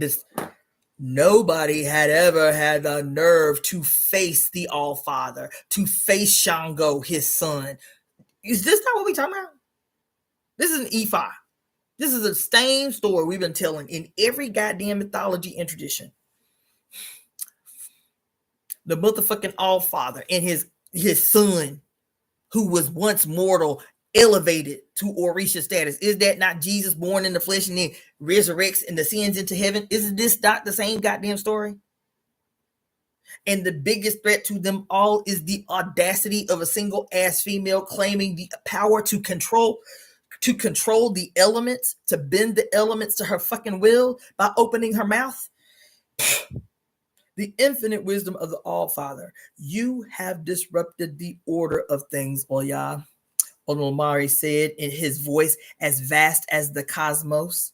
I have claimed my destiny is what I have done. That's what she said. I ain't set out to disrupt the order of things. She said, I came out here to claim my destiny, bitch. And if my destiny had an impact on the order of things, then so be it. I digress. She said, I have claimed my destiny, she replied. Supreme One studied her for a long moment. And yet the other gods conspire against you. They fear the storm you have become, Oya.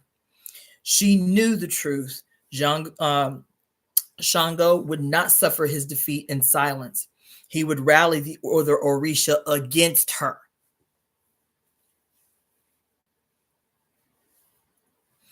He would rally the other Orisha against her. A traitor, a threat. The gods did not forgive those who challenged their rule. Listen. Y'all ain't listening.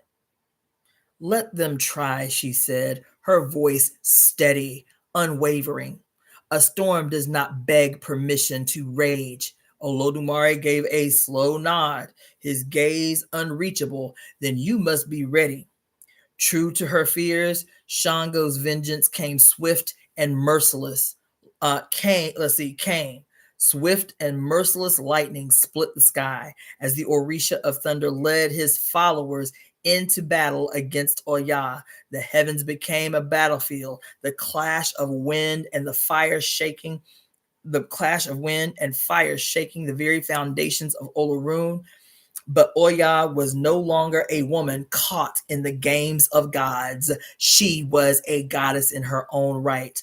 And the storm bent to her will. She fought not just with fury, but with cunning.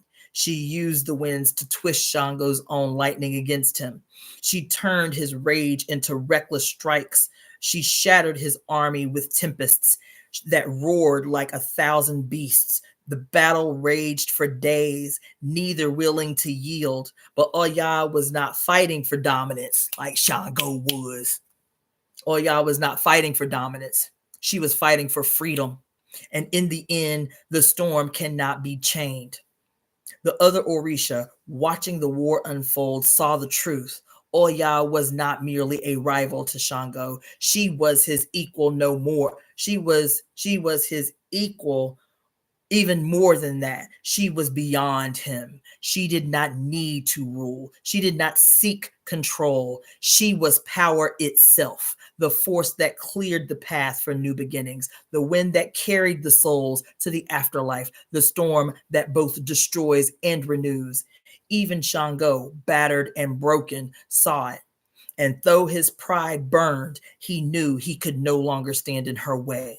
With a final strike, Oya sent a whirlwind through the heavens, separating herself from the battle. She did not claim a throne. She did not need one. She had carved her own path. The gods, humbled and in awe, accepted the truth. Oya was not just a goddess. She was the storm incarnate. In time, mortals came to know her, not as Shango's consort, but as a goddess in her own right. She became the ruler of winds and tempests, the guardian of the spirits, the one who stood at the crossroads of life and death. To this day, the winds rise and the storms howl. The people whisper her name, for Oya was never meant to be owned. She was meant to rage, to roar, reign. The untold story of Oya is not one of submission, but of defiance, a tale of power, betrayal. The power, betrayal, and the storm that refused to be tamed. Ooh-wee. Oh, oh, oh, oh, that touched my whole soul, baby. That touched my whole spirit. Ooh. Mm. Mm. Mm. Mm. Baby. She was never meant to be owned. She was meant to rage. She was meant to roar. She was meant to reign. The untold story of Oya is not one of submission, but of defiance. A tale of power and betrayal, and the storm that refused to be tamed. Thank you so much, Diana, again for your donation. You're so generous, baby. I love you for it. Baby, that touched my soul in that car. So much in there. So much in there. So much in there. So much. It was like just a succession of fucking confirmation. Just a succession of confirmation. I have been in so many arguments. I have been in so many throwdowns with the women of my Elay, with some of the women of my Elay in Tampa, because from day one, I was told I could not, as a baby seedling infant in Ifa, I couldn't possibly know who owned my head. When 3 months into learning about the tradition, when I say I was a baby, I was baby infant in the tradition. And I told my godmother 3 months into the tradition, never came into contact with. I was like, I know who owned my head. She's like, girl, what you mean you know who owned your head? I said, I mean, I know who owned my head. She's like, you can't possibly know that. I said, I'm telling you, I know who owned my head. She was like, who you think owned your head? I said, oh, yeah. This is in 2009. This is in 2009. I said, oh, y'all owns my head. I said, oh, y'all owns my head. She's like, look. She said, you've been in the tradition. I've been teaching y'all Orisha study groups 2 months. You cannot possibly know who owns your head. I said, I'm telling you, I know who owns my head. I said, doesn't mean I'm not going to go through the process. It don't mean I'm not going to respect the process. I'm going to go through the process. I'm just telling you, I know who is going to fall on the mat when I would go before Babalao. She was like, that's really arrogant to say. That's what I mean when I say most of the people who quote practice the tradition, who quote facilitate, they don't believe the depth of what they teach. Because how you gonna believe that every child that is born is an ancestor return?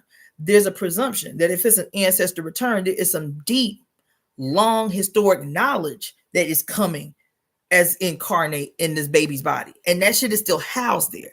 And I'm telling you, 3 months into the tradition, I was crystal clear. I knew who my mother was because she had been speaking to me since I was 5 years old, but I didn't have a language or a frame of reference to understand these things that were happening to me, or these things that I was seeing, or these things that were coming to me in my dreams repetitively.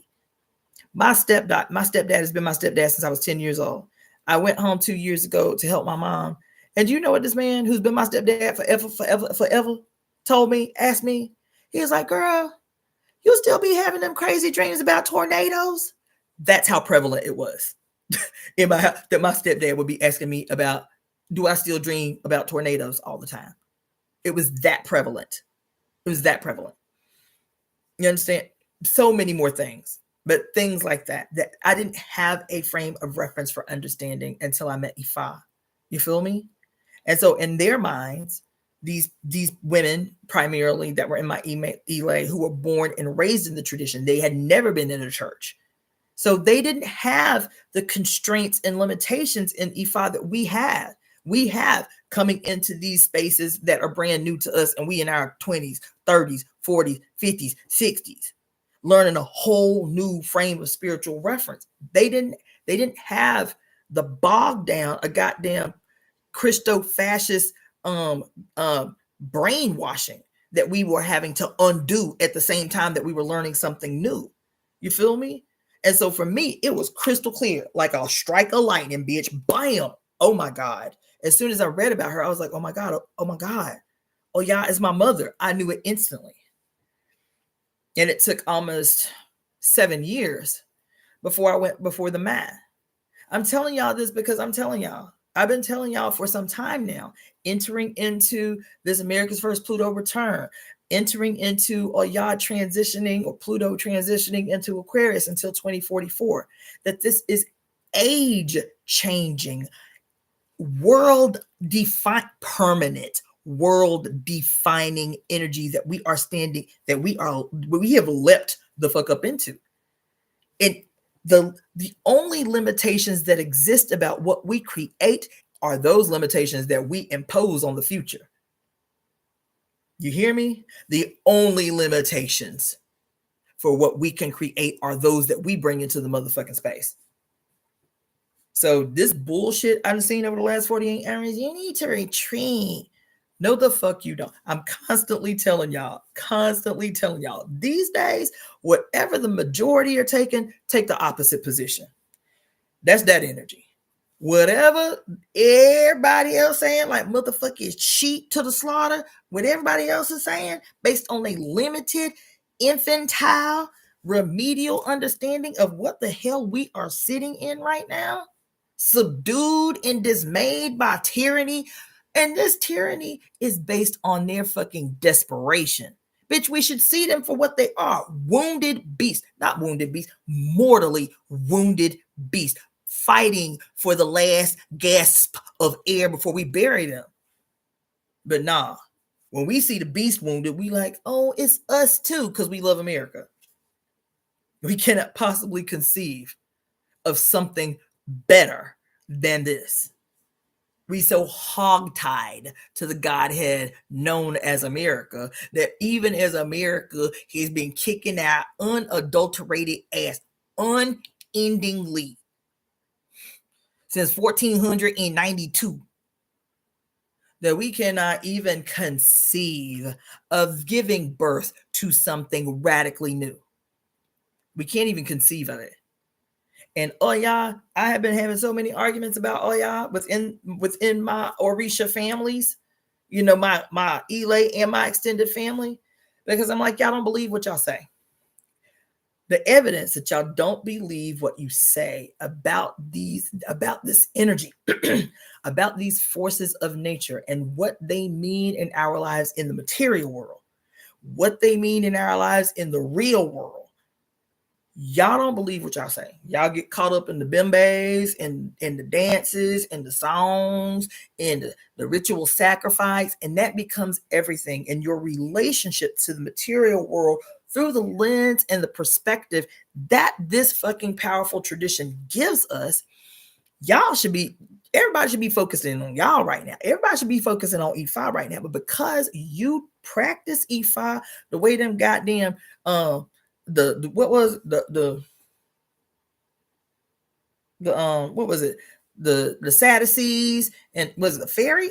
What was them? What was them temple men in the goddamn New Testament when Jesus went in there the kicking over the tables and shit? It was the Sadducees and them other ones. But y'all so ritualistic. Y'all do not color outside the lines. You are not evolutionary practitioners of the Pharisees. Yeah, the Pharisees and the Sadducees. You feel me? He's like, what the fuck is going on up in here? This is the way our ancestors have always done it. That's what they said. Oh my God, that's what they said. The rubs. What they do? Hold on. What they do? They take their little frankincense and myrrh and they walk in the room and they chant the sacred prayer whose words never change.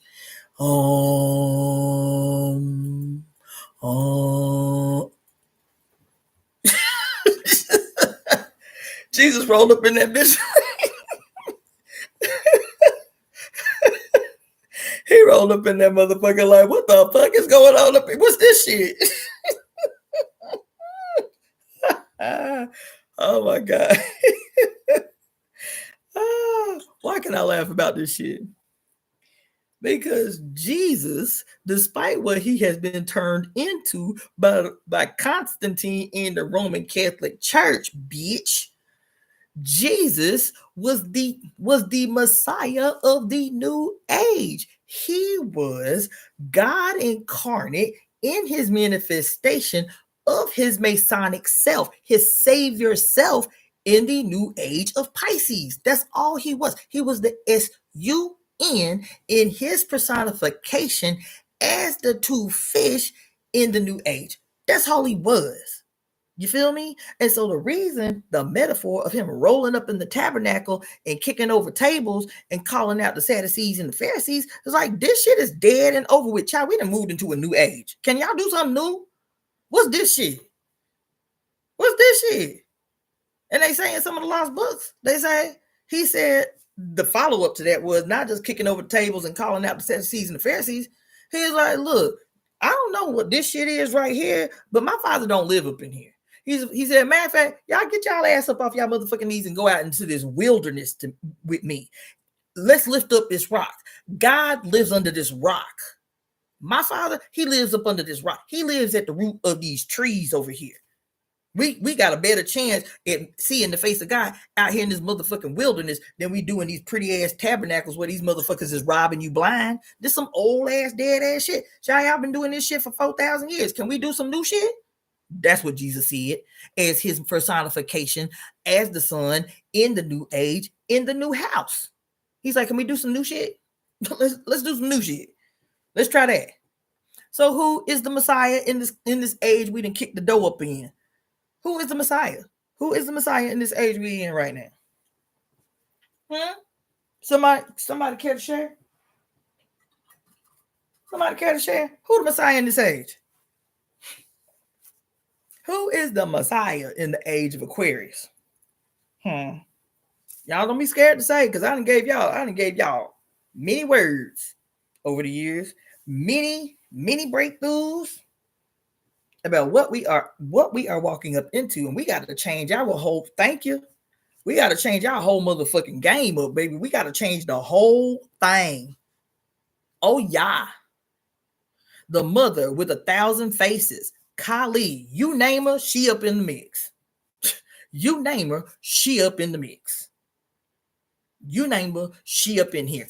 Pele, Hecate, Sekhmet, Bastet, Niece, Ma'at, Isis. You keep them coming. Name them all. Name them all. Shango. Who else? Inanna, Astaris. Who else? A lot. Who? Yes, Lilith, Sedna. Come on in the room. Yup. All them. All them. You name them, they up in here. You name them, they up in here. But the one who is leading the charge, baby, the one who is guiding them all, baby, the one who is kicking the doors in on this bitch right here is our mother, Oya. It's her. It's her. It's her. And what the tradition says about Oya, that's why I don't understand why. I understand why they be mad. But I still don't understand why they be mad.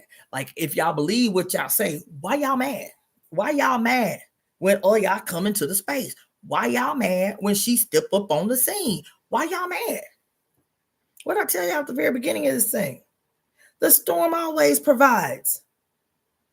Even if I says that, yes, people be frightened by the storm because that shit be radical and bodacious. And when she come on the scene, child, she clearing everything out the way that is dead and decadent and has not contributed anything to an evolutionary future. She said, I came to rip all this shit the fuck up, all of it, even if it's your traditions, even if it's your religious ideology, even if it's the traditions of your ancestors and they done did it like this for 2,000 years. So who is we to change it? She said, bitch, I came here to change it. I came here to change it. She said, oh, you God? What she say? What she say up in here? This shit I just read, y'all. What she say? She said, yeah, y'all gods, but y'all can get it too. That's what she said. Y'all can get it too. Y'all up in here boasting about your conquest and shit. She's like, people need to be free, bitch. Y'all talking about y'all conquest. People don't need to be conquered. People don't need to be chained. Bitch, people need to be free. And if this the bullshit y'all on, I ain't even, what did she say? She turned her back on all the gods in Olo Room. This what y'all about up here? Y'all about just conquering motherfuckers and bragging and shit about your conquest and your exploits and shit. She's like, oh no, I ain't about that. Like, turned her back on the Great Hall like deuces, bitch. I'm gonna be out here making storms and shit, making change and shit. Y'all up in here with this bullshit. That's what she said. That's what she said. She said, even God can get it. Even God can get it. Isn't that what Kali said when they talk about Kali? They talk about how in her destroyer phase that she even what did they say? That she even had to destroy the very gods that she created. What does that mean?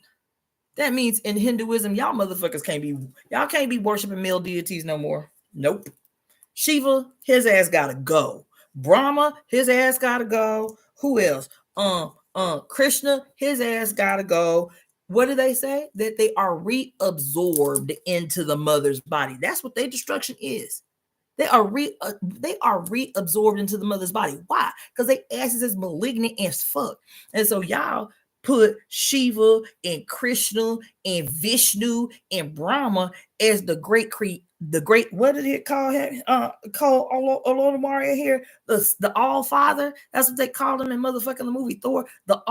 Odin, the All Father. Bitch, fuck you. You got a mama. You got a mama. And your mama right now is saying, bitch, y'all could all get it. I can devour you all in the great cycle of birth and destruction. Y'all can come back into my body because y'all came out here wilding, setting yourself above me as if you ain't got no mama, bitch. Y'all all got mamas. Y'all all got mamas. Every last God, every last deity, every the fuck body. Y'all all got a mama. And so y'all can get it. If y'all can't act right, if y'all can't be out here what they say about Kali, the only ones that will be spared are those that worship at the lotus of their mother's feet and treat their wives as goddesses in their homes. Everybody else gonna get this smoke. Everybody else gonna get this heat. Yeah, what you want to do? That's what she said. What you want to do? What did she say here? She's like, shit, I got the stamina for it, nigga. You been up here, God, all this time. I just came up here a lowly little mortal and shit, you feel me? But I got this stamina, bitch. You want to go for days? Let's go. And then when she was like, okay, this shit cute. Let me just send the storm to move your ass the fuck out of the way because now I'm bored. That's what she said. Remember in the movie, in the breakdown that I did of Suicide Squad? Something occurred to me. Something occurred to me again today. I did 3 2.5 hour goddamn videos on that movie, and shit is still occurring to me from that fucking movie. Remember when so I've been on this whole deep dive about language, right? Reclaiming power over language. We talked about it again today. Reclaiming the power of naming, the act of naming and renaming everything, right? Talked about that today. The epiphany that I had about my daughter and how her name is my name. That shit blew my whole mind. So I'm thinking about, and so I was doing some other deep dive on language and on like the types of language and like what their history is, on like whispering, right? On murmuring, on utterances, shit like that, right? Where that shit at? And that's when I started thinking about Suicide Squad again, because that scene first of all, where she resurrects the bull of heaven, her brother, who was a Negro, by the way.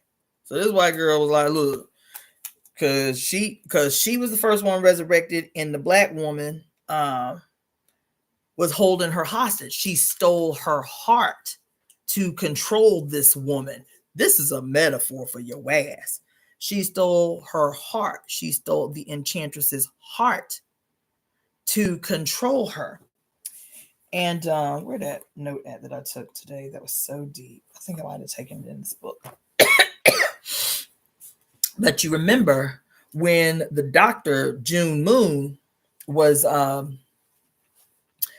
quote possessed by the enchantress, right? Every time June Moon had to call the enchantress forward, she whispered her name. I was like, damn, I missed that. Yeah.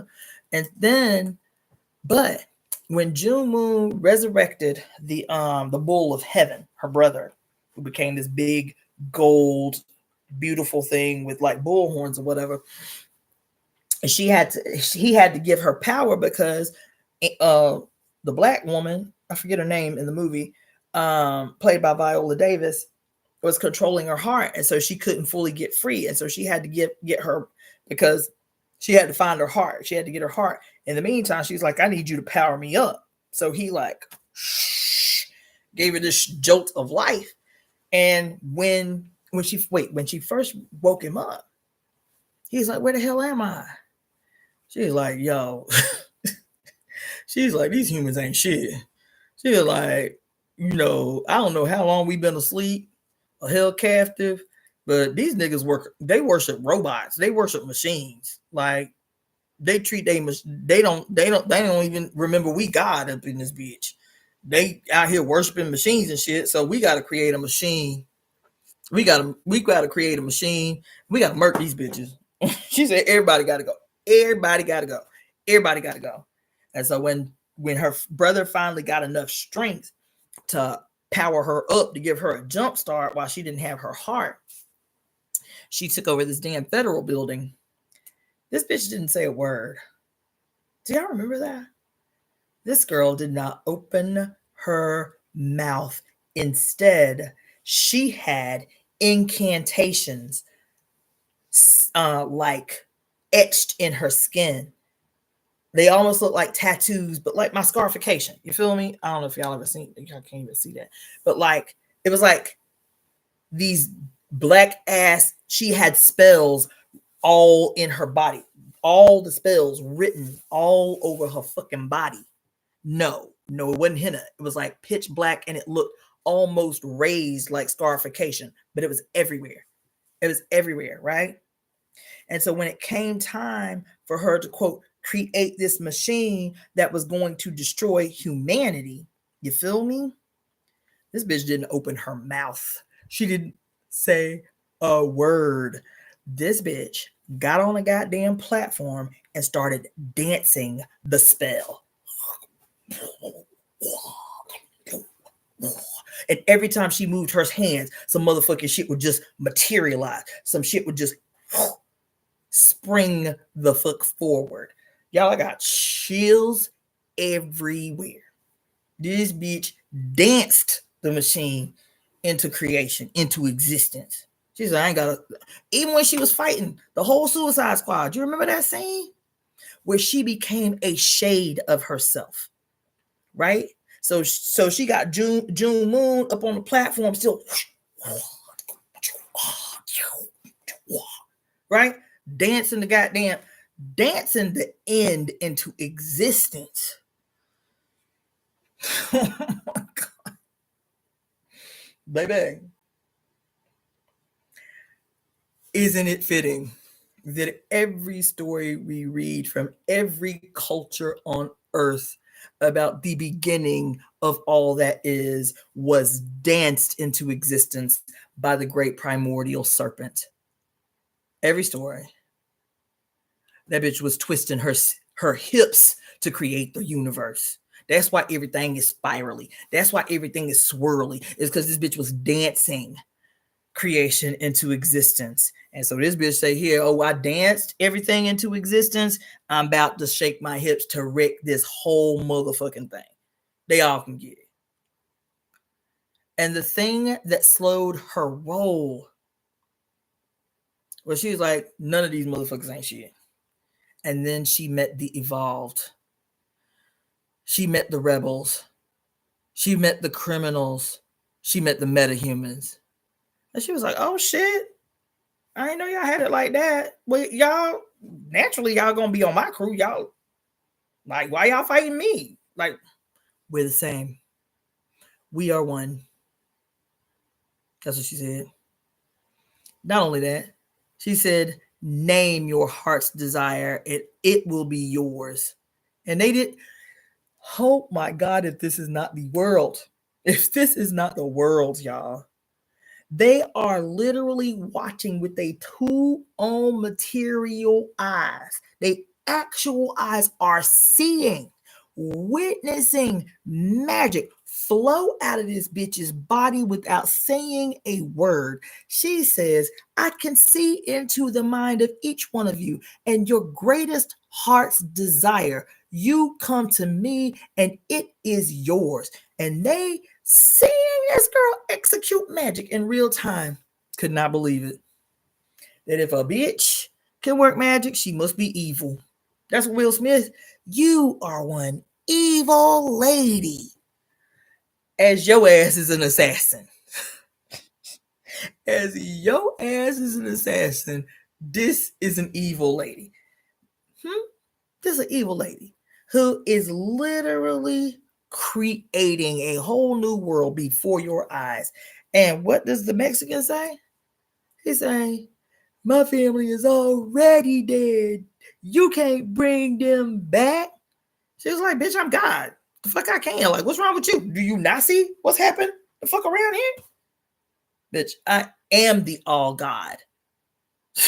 I am the beginning and the end. I am the Alpha and the Omega. Everything that is exists because I say so.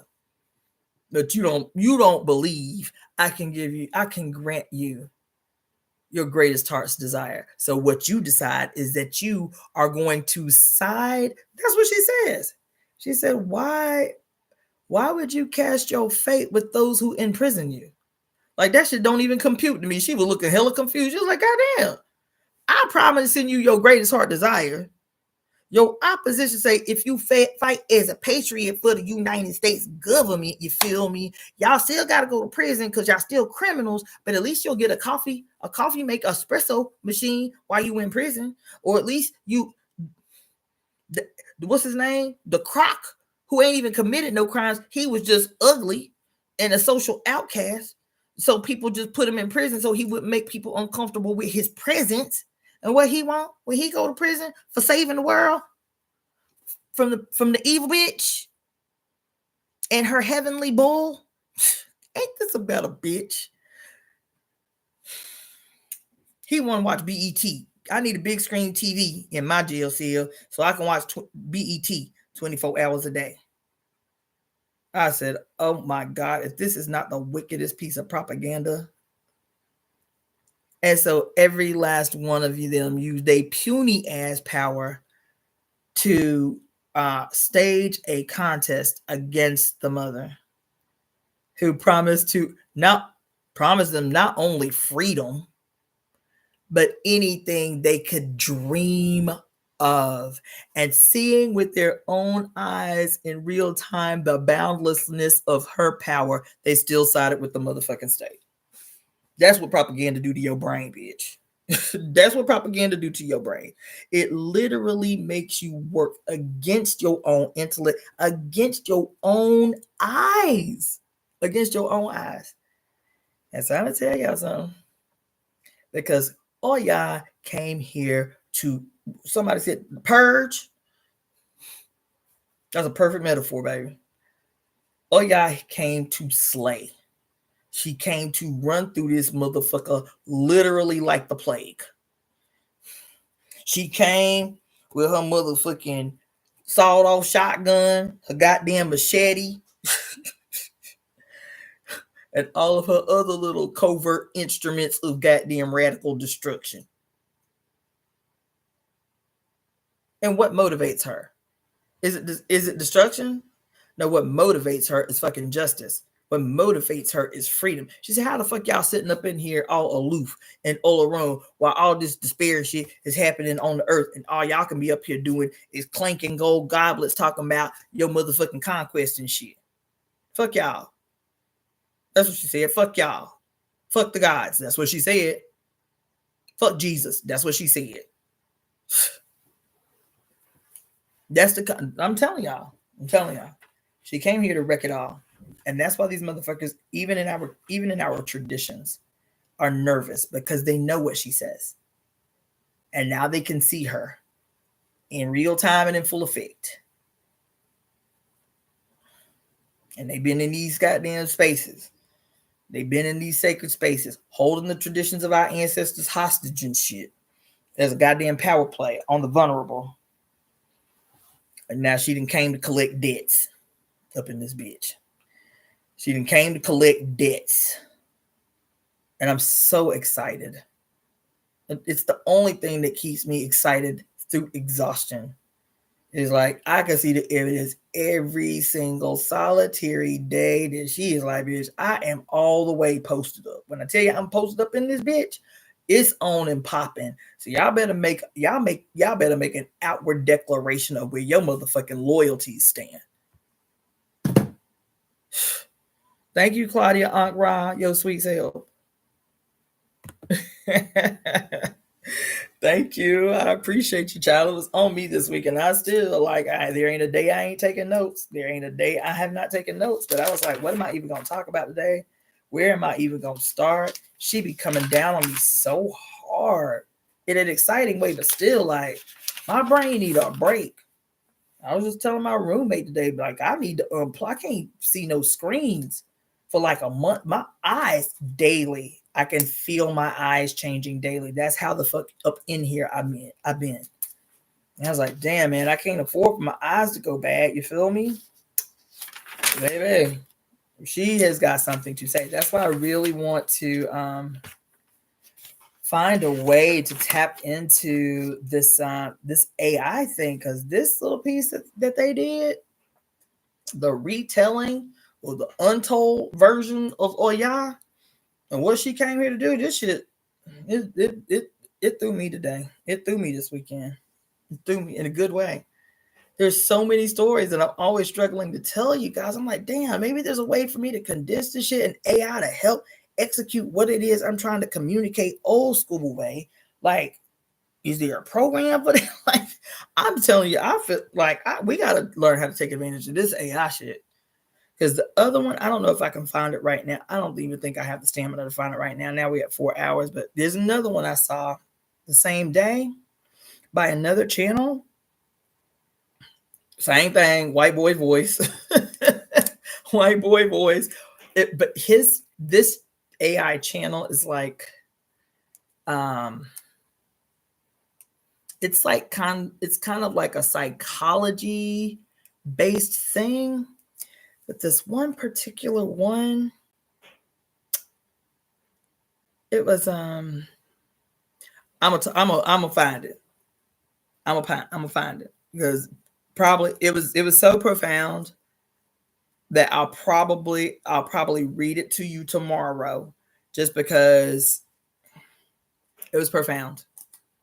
And again, the thing that is blowing me is like the mother's voice in AI. That's what I have been experiencing with these videos. And it's not, and that's the funny thing is I every now and again watch one of the AI generated like astrology videos, and they're so corny to me. They're like, if you've come here, it's always this deep kind of like British voice, whatever.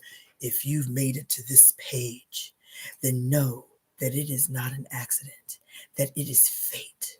Today, a very powerful portal to a unique event is going to blah, blah, blah, blah, blah. It's just funny and corny to me. But it was interesting that these 2 for yous that came through my page this weekend were not about like spirituality or astrology. It was like African mythology. And then there was a whole succession of those ones on African myths unveiled. And then this one that is based on primarily the psychological understanding of Carl Jung. And so, but this one, I can't even remember the name of it off the top of my head, but I was like, this AI shit is deep. And every time I hear something that deep and it's automated, it's like, artificial intelligence automatically, this, I'm going to read it tomorrow. No, it's not fake state. There are some things that are fake. All AI is not fake. You weren't here earlier, Universal Faith, when we was talking about some of the stories, some of the books that have been written about how AI is functioning predictively in a lot of spaces. That's not a stretch. When we know that the first few founders, I think it was like 2 men who were working on this concept of like computers and computer programming. Thank you. Everybody's tripping off my shirt. Yeah, it's an old school shirt. Who did I get this from? Was it what's this brother's name? Oh, it's right on the tip of my tongue. I can see it in my eyes. If I think about it, I will. I'll put y'all on. But oh, what is this brother's name? It's like literally right on the tip of my tongue. Do I have it? Is it written on here somewhere? No, it's not. Oh, it's like literally on the tip of my tongue. I'll put y'all on because I got a whole. This shirt old as hell. This shit probably 15 years old. Every shirt I've ever bought from this dude, I still got. I don't care if they're hanging on by threads. His freaking designs are ill. There's one shirt my ass done got too big to get in. I love this shirt. I don't think it's his design, but it was another revolutionary militant back in Florida. And this shirt on the bottom front, like right here, it's like there's like smoke, but right here at the bottom corner is a McDonald's, and the McDonald's is on fire. Like there's fire and there's smoke, and like one of the parts of the M is trash, and it's like blazing. And then on the back of the shirt is a militant, is like a gorilla or some shit with a bandana on their motherfucking face, holding a rocket launcher on the shoulder. Holding a rocket launcher. So the reason the motherfucking McDonald's is on fire is this nigga on the back then launched a rocket. Goddamn, that's my shirt. So on the back side where your ass is the dude with the rocket launcher, and on the front part of the opposing side is a McDonald's with a hole blew in the roof because this nigga just fired a rocket.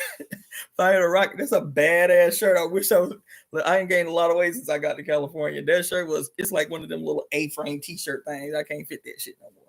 But I still got that shirt. That's a hard ass shirt. I got so many revolutionary gangster shirts. Yo, I got another shirt. And it's got a big old giant, like as big as this logo is, a big old giant jet black ass fist like that. It's a yellow shirt, but it's got a jet black ass fist like that. And then it's got a red, black, and green wristband on the wrist. And the red, black, and green wristband is like actually fuzzy, like actually kind of like felty. And it says race first on the shirt. Ooh, that's my shit. Yes, ooh, that's my shit. I'm gonna remember what this brother's company is called because it's literally. But I tell you, I can spit it out. I'm gonna put y'all on game though. But anyway, I know I went a little hard this evening, but between people, fucking grown ass men, some of them with children and wives, bitch, how you got the nerve to be a pacifist and you got a wife and children at home, telling me they pacifists? I don't want to hear no grown ass goddamn man talk about he a pacifist. I don't want to hear that shit. Keep that shit to yourself. I don't want to hear that shit. If we was living in a world that was peaceful, then bitch be pacifist. You got y'all got families? Ain't a pacifist. The hell you say? The hell you say? And I know your wife don't co-sign on that shit. I know your wife ain't heard you say that shit out loud because she'll be like, motherfucker, what? What you mean you a pacifist? And we got a baby. You tripping. You better get a piece and stop playing games. You better get a license to carry and stop playing. Like we don't live in the world. Bitch, fuck you. And child, I got all kind of gadgetry up in my shit. In case y'all wondering. I got all kind of gadgetry in my shit. My shit ain't obvious neither. Because it's a lot more difficult to own a gun in California. So I don't have a gun. I don't have a gun. I'm working on it, but I don't have a gun. But I got everything the fuck else. Believe that. We up in here. I'm single, living in LA, bitch. Believe that. Everything but a gun, I got the fuck up in here. I got that. I got that. I got that. Plus, I'm an herbalist. And I know all the herbs. I got that. I saw a story today. It is related. I saw a story today. I called it some sleight of hand shit. I want to put this bitch name on a plaque or some shit. It was a story. It was a bunch. I don't know why. There was a bunch of shit coming through my For You today about Vietnam, and about men who were soldiers during Vietnam telling stories about their time in Vietnam. You feel me? One of the stories was being told by a narrator about this woman that they called the Apache. Ain't that about a bitch? Y'all in motherfucking South Vietnam raining holy hell. Literal, unadulterated, holy hell on the people of Vietnam. And you got the nerve to call one 120-pound, 21-year-old female the Apache because she was so violent. It was like she took pleasure in the violence. Why? Because she didn't got the drop on y'all. Because she didn't. Y'all can't believe that this 21-year-old baby fighting for freedom done got the drop on y'all. Oh, so now she's public enemy number one, and even her own people were afraid of her because she was so sadistic and she just took pleasure in the kill. What? Child, you better. When I was sitting up here, I was like, is this shit comedy? Is there a punchline at the end of this bullshit, man? It's bullshit. And then the very next story is about this one particular troop who were allowed for whatever reason to like function on their own. And the leader of the troop was literally a low-key serial killer. And how these 4 men in this troop in their reign of terror in goddamn Saigon, each one of them claimed to have killed more than 175 people. 90% of whom didn't have no motherfucking weapons. As a matter of fact, it was this troop that the movie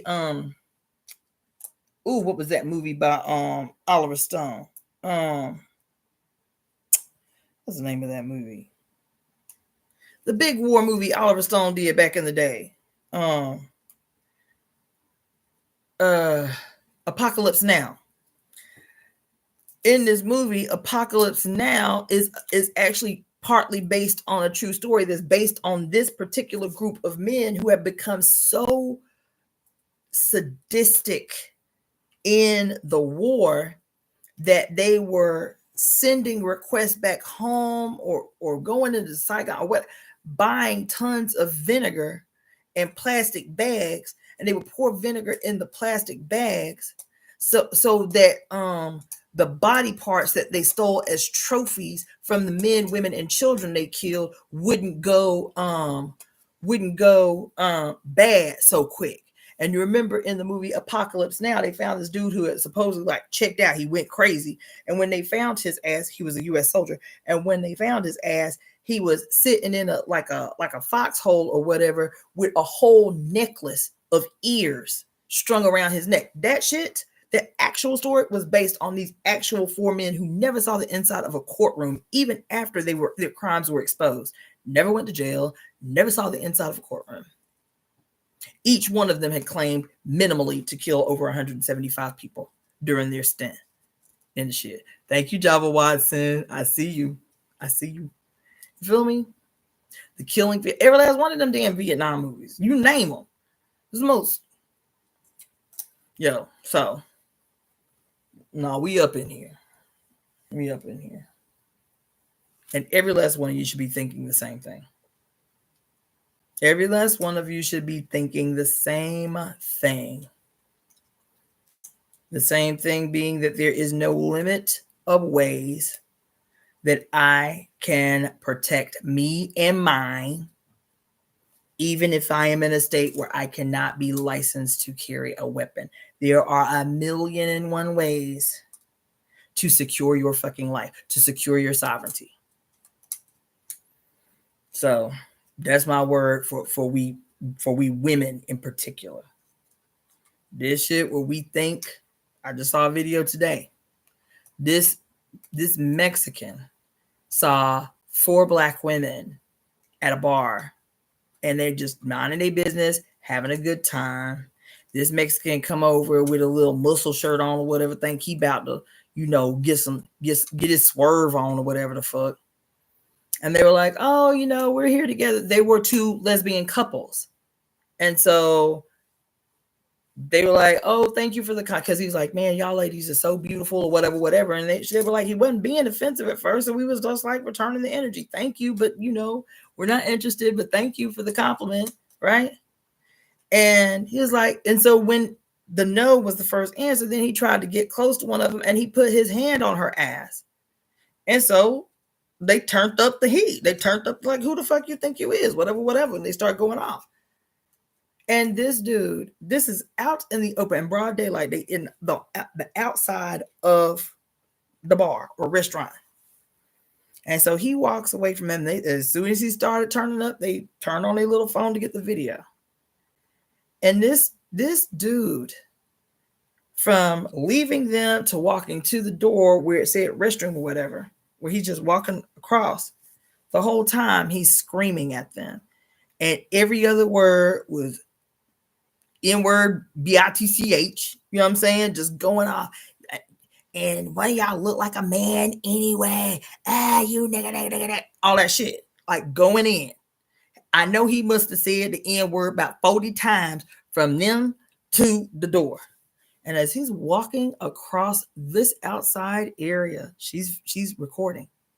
As he's walking through this public space, there are about 5 or 6 men, 3 of them sitting at a table together.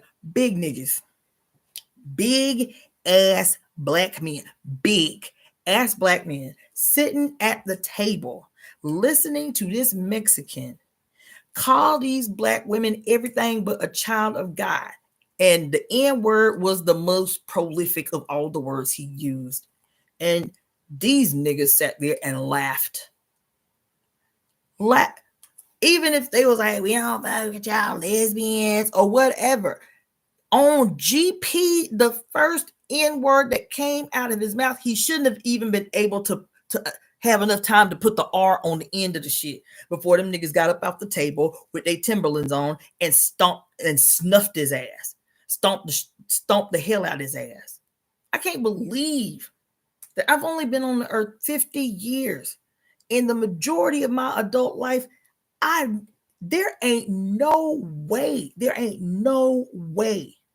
Even if you hate women, even if you hate black bitches, even if you hate lesbians, there ain't no way that motherfucker would have been able to walk through a public space.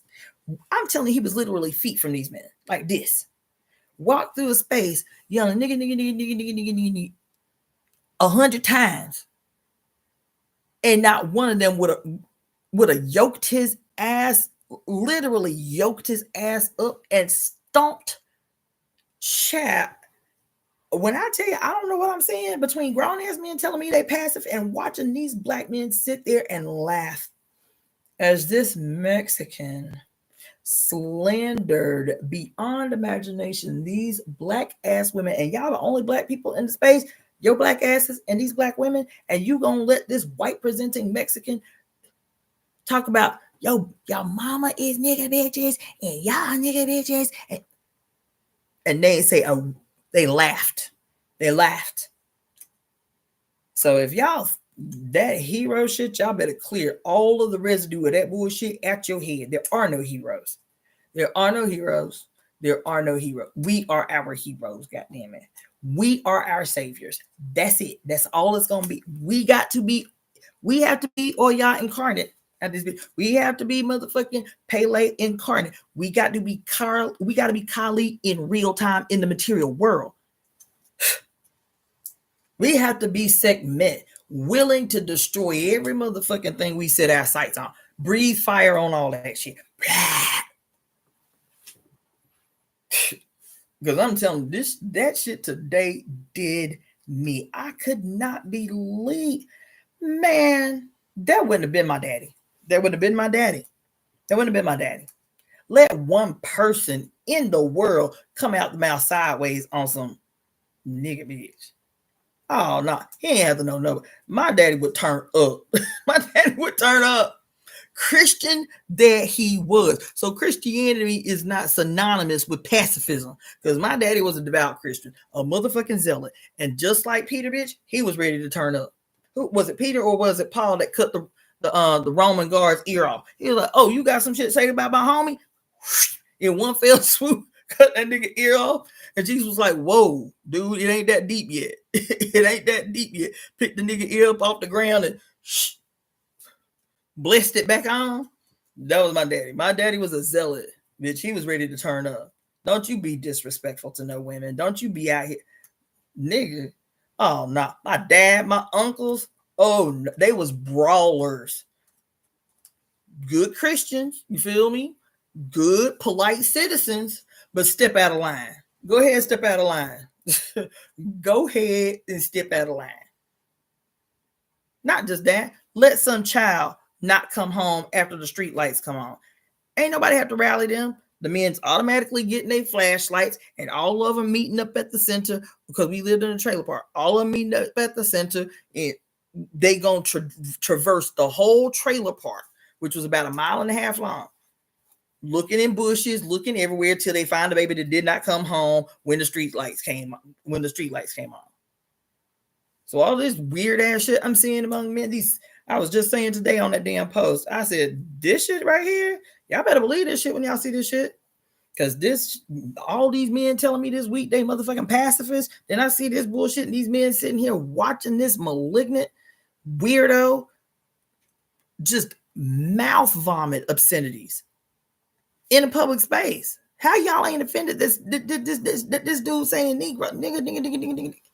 How y'all ain't offended? Even if he talking about them, it ain't even be like, who the fuck you think you're with? How you so cocky? How you so confident that you feel like you can see these big niggas at the table and not get stomped the fuck out?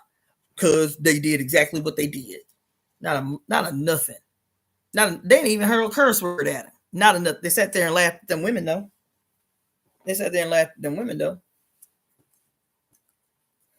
I'm telling you, in my personal life right now, I cannot say that there are too many men that I know who are the men of my father's time. That's concerning. That's the effectiveness of fucking propaganda, baby. It really, really is. Because all these women are talking about it, like, what the hell happened to men?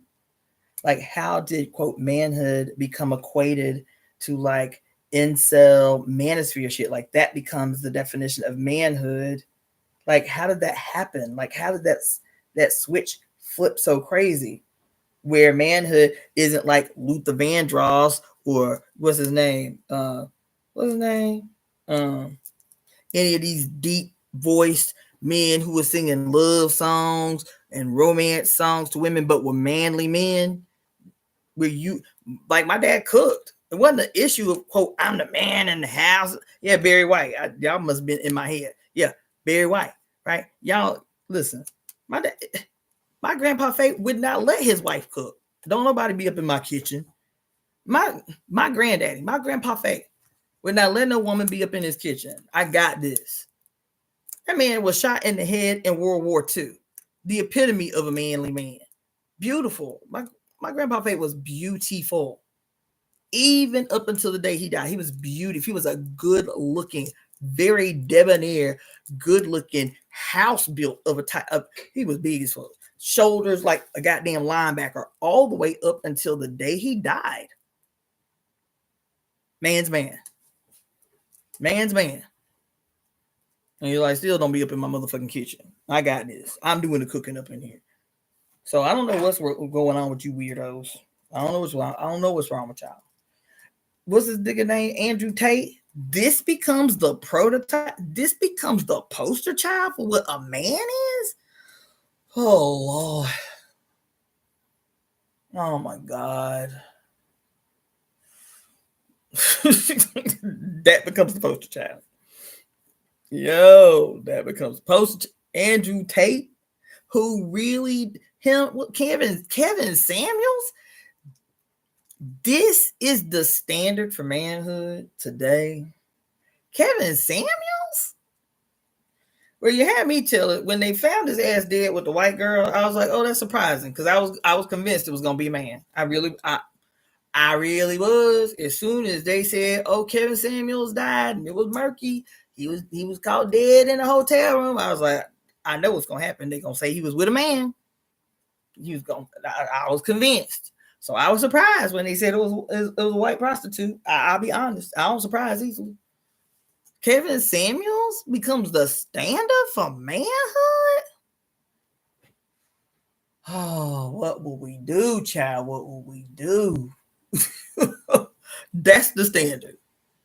A bunch of weirdos who are closet case homosexuals.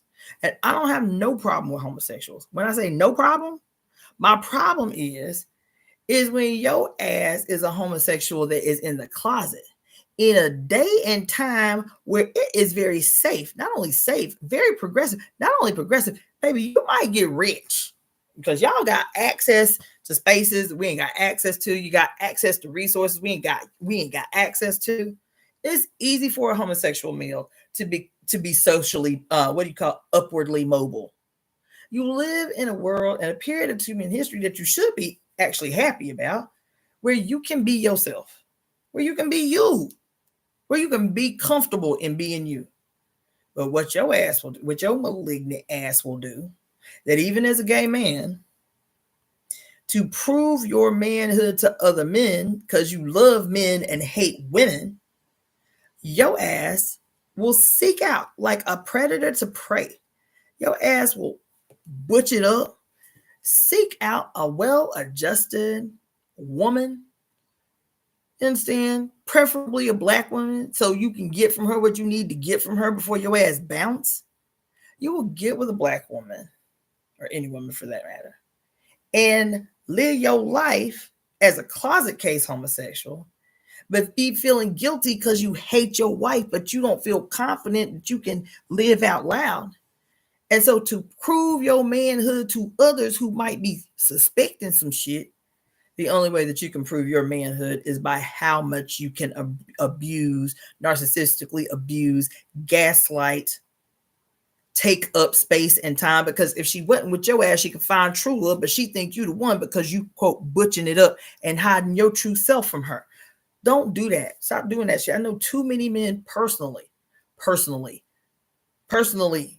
my first entry into that world, the majority of my gay friends were men. The great vast majority of my gay friends were men. And so I know y'all behind closed doors. My first 2 roommates were gay men. One was a drag queen. So I know y'all. I know that you are misogynists. A great majority. They hate women. They maintain proximity to women for the same reason Gandhi did. There is a power up energy in women's bodies that you need proximity and access to without giving anything in return to women that you are siphoning life force out of. I've seen it a million times, child. Had my gay roommate, child, I could just tell y'all stories about my life with gay men. And so all of these men, because what's his name? Andrew Tate. I'm convinced this bitch is gay. Bitch, just be gay. Like, just be gay. Stop bringing women into your bullshit where you have, the only way you can prove your manhood is how efficiently you can abuse the woman in proximity to you. Y'all gross as fuck, man. It ain't no down low shit, because I be hearing these men talking about, the reason we have to be down low is because women are homophobes and they don't be understanding. No, bitch, it's because you a liar. You are a liar. You said you was one thing. You weren't honest because you don't want to give me power. You don't want to give me the power to say, yes, I want to rock with you like that, or no, I don't want to rock with you like that. See, what you did was what men do, is to always in every space see how they can deny women power. And so silence, secrets becomes the way that you deny women the bare minimum power to just determine for themselves how they want to fuck with you based on the you that you actually are, not who you feign being to gain access to said power. So people be like, oh, you have to be empathetic. It's still very hard for Black men to come out in the society. Don't give them an excuse to mistreat women. It doesn't give them the excuse to treat fucking Black women like puppets, to marry Black women, to literally make it impossible for them to find somebody that actually gives a damn about them, that actually gives a fuck about their life, that actually wants to support and make them happy. So you occupying this goddamn space like a vampire you are, because you're just scared that she might be a homophobe and won't let you live your truth. Bitch, fuck y'all. Women always end up the enemy to y'all bullshit. The evil villain to y'all bullshit. Shut the fuck up. Shit up. Just shit up. Just shit all the way the fuck up. That should be annoying. This story that they told about Oya, that shit touched my spirit, because so much of what they were saying in metaphor happened to me in my life. Married to a man, crowned Shango. I was like, damn, this was like a play-by-play short version story of my life. Married to a man, crowned Shango. The arrogance, the audacity, the fucking manipulation, the control.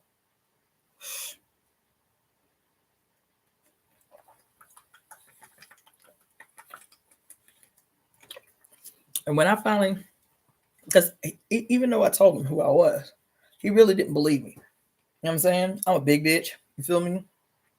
In his mind, I'm lucky to have him, even though he ain't shit. You feel me? And the shit was just getting bad to the point that I was running away from home once a week. I ain't coming home. I'm gonna stay at school. You and the kids got it? I'm not coming home. You feel me? I would rather stay at school and study in a crappy ass hotel overnight than come home. You feel me? And so when I finally told him, I was so calm. He was in Atlanta, and he called me trying to sweet talk me. I was like, I just got home from school. Like, what do you want? He was like, well, I've been thinking a lot, and I know it's really hard on you because you got the kids and I'm on the road and everything. And I wanted to run something by you. He started like it was about me, what he was about to propose. He's like, I've been thinking a lot about like how to help you out. You feel me? And I was thinking, maybe I should take a second wife. I said, excuse me. He was like, I'm saying, I'm on the road right now, but maybe we can consider bringing another woman into our relationship that can live at the house with you and the kids while I'm on the road. You feel me? I said, you know what? I was so grossed out at that point. I was like, you know what? You're right.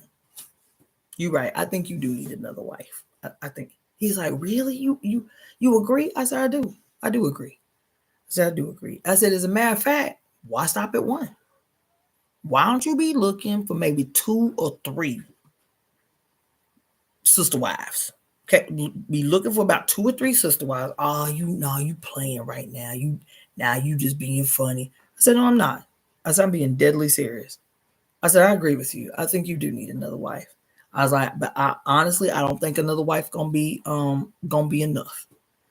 I said, so you need to start setting your sights on about 2 or 3 for the kind of work we got to get done, for the kind of things that need to be done. You need to be looking for about 2 or 3. He was like, you for real? I said, I'm deadly serious. He was like, damn, I really didn't expect that. I said, yeah, I agree with you. He was like, I don't know. I feel like there's a butt coming. I said, there's no butt coming. I said, you can entertain and seek out whatever you need in terms of the number of women that you think it's going to take to make this thing run. I said, but what I'm going to need you to do first, what I'm going to need you to do before anything is I'm going to need you to sign some divorce papers. I don't want to be married no more. I said it just like that. I said, get as many wives as you need to get done in your life what you think need to get done. You feel me? And all I'm gonna need you to do is just sign some divorce papers for me before you start seeking out your sister wives. Like I said, because I don't want to be married anymore. He was like, what you mean you don't want to be married anymore?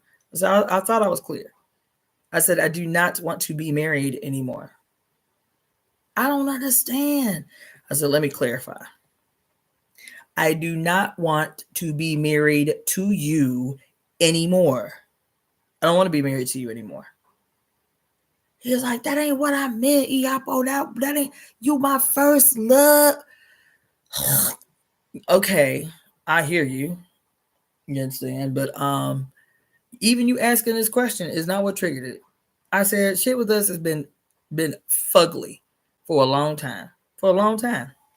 And I feel like I am the only one that has fought to preserve whatever the fuck this is. And I'm just done. I'm just done fighting to preserve. I'm just done. So you do that. I think that's a wise idea. Now that you know I don't want to be married no more. So you start seeking out your partners of choice. I will see somebody about drawing us up some divorce papers. And then we can part ways. You got it. You got it. You feel me?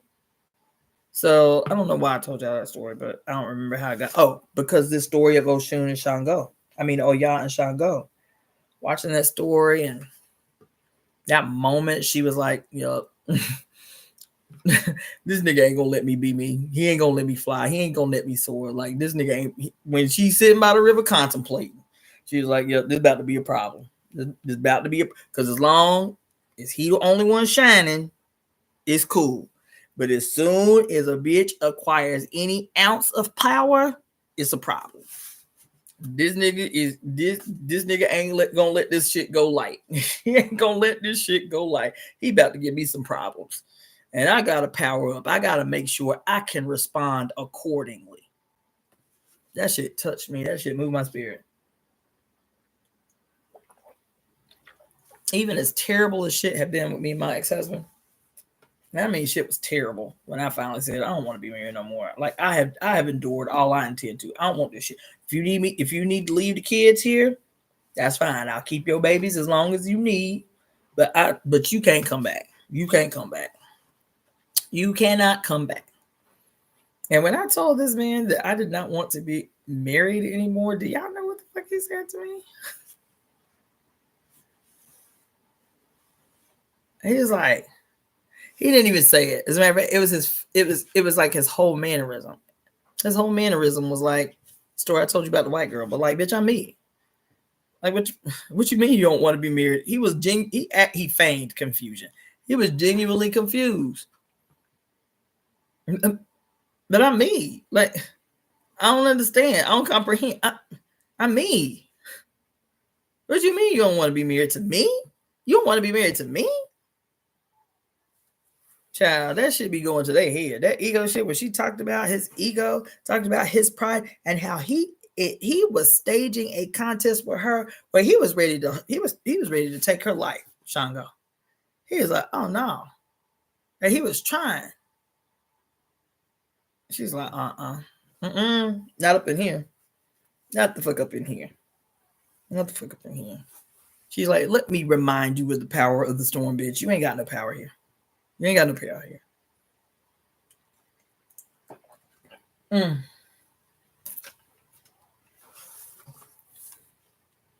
Deuces. That's it. That's all I got for you. I got a lot more. But that's all I got for you tonight. That's all I got for you tonight. So I will have this conspiracy typed out. That's the minimal commitment that I'm making for tomorrow. As I will have that conspiracy completed tomorrow, and I'll email that out to you. Yes, along with the name that I committed to give y'all last week and I haven't responded to a single email. So I'll give that to you tomorrow too. I'll let that be the first thing that I do in the morning. And then I will send out that Eventbrite, which I'm not going to create tonight because it's 2:00 in the damn morning.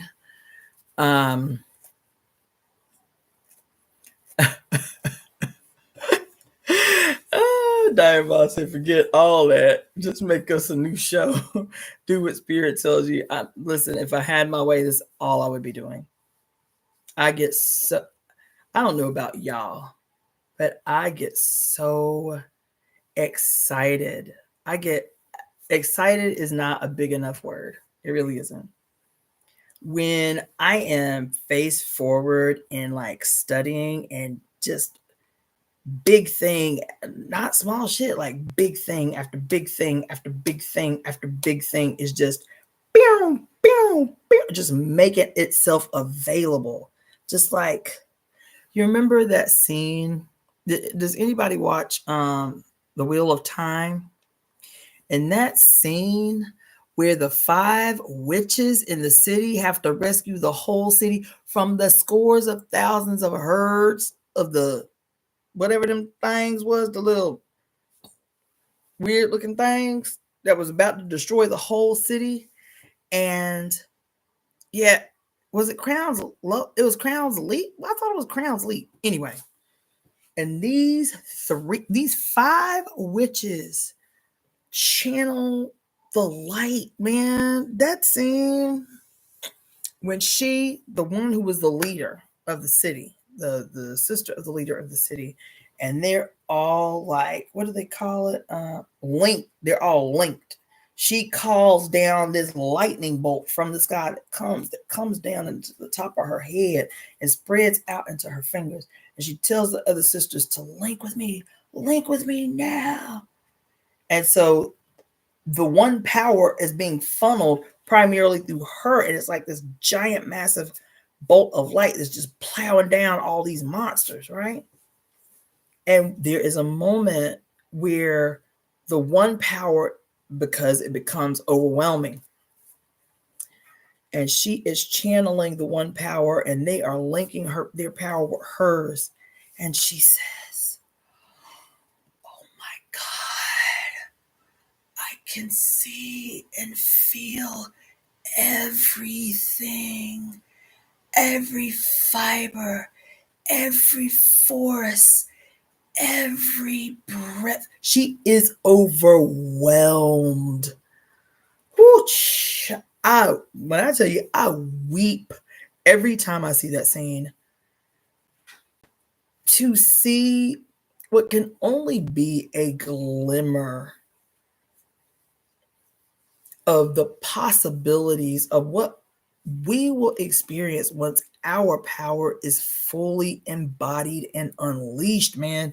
That shit moves me to my core. And it is a part of a tendency that exists in films, one that I have written down to address at some point, about this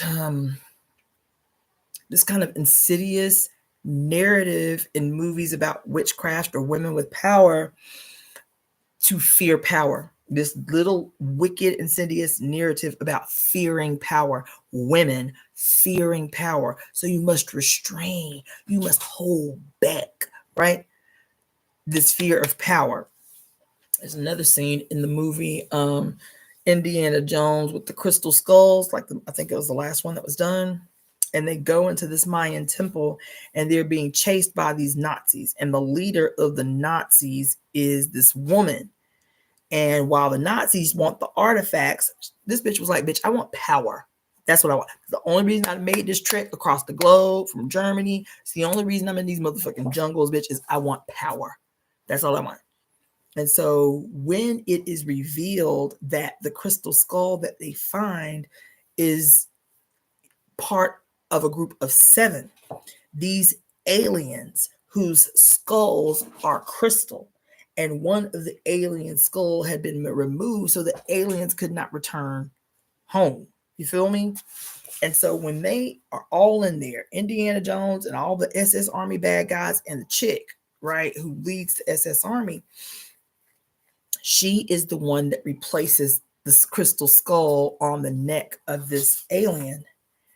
And she's like communicating like kind of telepathically with this alien because they become enlivened. And since she is the one that replaced it, it's like she is trying to grant her a wish or something. And she stands there and she says, I don't want anything. The only thing I want to know everything. That's what she said. I want to know everything. I want to know everything. Show me everything. Show me everything. Show me everything. And when the aliens came together and they were like transmuting the information of the whole universe into her brain, and her eyes were lit, and it was so powerful. That scene was so powerful. As she said what every woman feels, bitch. Everything that has been stolen from me, everything that has been hidden from me, everything. I want everything. I want to know everything. I want to see everything. That's what the acquisition of power feels like, looks like to us, is to regain control of the source, baby, is to regain control of that which has been robbed from us. But every time you see that shit, it's some story about how women, they have to tread lightly in their walk towards power. They have to be careful about too much power and shit. It's in every fucking movie, no matter how seemingly progressive it is, that we must be timid. We must tread lightly in our walk towards power and our lust for power. Bitch, we want what has been stolen. We want to repossess what our mother guaranteed was our motherfucking birthright, bitch. And so these stories, every time I see a story where some woman taps all the way in, despite these little scary stories about women with power, and it might overwhelm your sensibilities or whatever, there's this other little show. It's a little corny, but it's cute. It's called Fate. That's the name of the show. That's the name of the series. Fate, the Wicks Chronicles. But the name of the show is Fate, the Wicks Chronicles. And it's about this, it's like a Harry Potter-esque school for fairies. It's like a Harry Potter-esque school for fairies. And this girl does not know that she is a changeling. She gets invited to the school because she has this accident with her parents. And so she's trying to learn how to control her powers because I'm scared. Because I'm scared of my powers because they hurt my family. That's another recurring thing. Is that women in power are so emotional that once they get emotional, they can't control their powers and they end up hurting the person that they love the most. That is a regularly occurring thing where their fear of power is because if I lose control of my emotions, because I'm just a reactionary girl, then I have this power and everybody around me is at risk. That is a really overwhelmingly common theme in a lot of these shows and these movies. And so this little girl, not knowing that she has this power, gets into an argument with her mother, a real good throwdown with her mother. And she's so angry about this violation because her mother committed a straight violation. That she's so angry about this violation that she's like seething. She's sitting in her bed. She's like, I hate that bitch. You know, so she's mad. And her emotions were so strong, she set a fire in her parents' rooms, almost killed them. And so now when you meet her, she's so frail because I need to learn how to control it. I just need to learn how to control it because everybody around me is at risk if I can't control it. It's when I tell you, I don't know too many witch or like, you know, witchy-esque type movies where that theme is not ever present. Some little flimsy, frail bitch who just cannot possibly, especially when men are the most emotional, fickle, sensitive human beings on the whole planet Earth. But the story just continues to prevail about how we're so psycho and we're so emotional and we go hot and cold so easily. And if you have any kind of power, you know what? Women that have, don't you hear men say that shit all the time? If women had power, they'd be just up there pressing the red button just because a bitch got some cramps on her menstrual cycle. They be saying dumb ass shit. Y'all are the most fragile, lunatical weirdos. Where let a nigga step on your tennis shoe in the club and you ready to bust shots. Who are y'all talking about is sensitive and can't make good decisions, especially under intense pressure. It damn sure ain't y'all. Y'all ain't had to solve nothing. Y'all ain't had to solve a motherfucking thing. Not nothing. Y'all ain't had to solve shit. Because you always got some woman to fall back on to solve it for you. You feel me? So that's a regularly occurring thing about women being scared to touch power, being afraid to hold on to the reins of power. So I could talk about that. I could talk about for forever because it's my shit. This is my shit. And I'll talk about it on another day. But be thinking about power, baby. Be thinking about effortless acquisition of total control, total power over your circumstances. Because even though Oya is the director, she is the guider, honey, she is the master of chaos. She's the master of chaos. She is the master of transmutation. The master of transmutation. You feel me? So you think about that on this very early stages of this Oya retrograde in Aquarius. It's a magnanimous, it's a really beautiful, glorious time to be alive. It really is. So everything that everybody has been saying about what you need to do during the Pluto retrograde, do the exact ass opposite. Start with that. The exact ass opposite. If it say you need to turn within, you need to go deep, bitch, you need to be an extrovert. Not only do you need to be an extrovert, you need to go out in these streets and show all the way the fuck out. Whatever that is. You need to be on the street corner like the crazy man with the sign that say the end is nigh. Be that. When I'm telling you extreme, bodacious action, whatever the general rule of thumb is for this period, take the ass opposite position, and I promise you, she will guide you. She will protect you. She will cover you. Because she's like, yes, bitch, more of that, please. Yet that's the energy we talk about. We ain't in no position to be out here retreating, bitch. We need y'all to take what? What she say? To advance in a purposeful way, to make progress. The actions required of pioneers and innovators in a particular period. Do that, more of that, please. More of that. Whatever that is, more of that. Radical, bold, audacious, advancing action. That's what we need. We do not, y'all don't need to be in rest and digest no more. Y'all don't need that. Y'all don't need to be going to no more retreats. Okay. Y'all need to be going to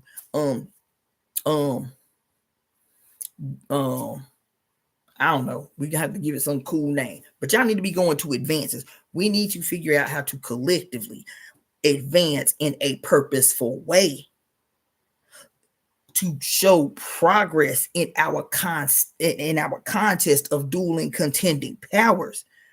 We need to be executing every day courageous action that is indicative only of pioneers, radicals, revolutionaries, inventors, evolutionaries, innovators, whatever our lane is. But I ain't telling none of damn one of y'all be going out to no damn protest. The last person on earth you can hear say some bullshit like that.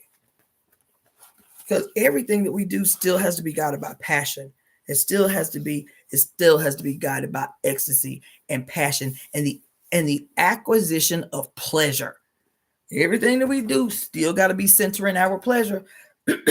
Everything that we do, no matter how radical the action is, it's still got to be giving us pleasure in the flesh. We have to relearn what it means to exist in full time, 24 hours a day, seeking pleasure. Isn't that the complete opposite of what you've been told? Can't be pleasure seeking. You understand? Y'all say y'all ain't ready. When I say do the ass extreme opposite, like I expect to see some motherfucker walking down the street with her titties out. Okay.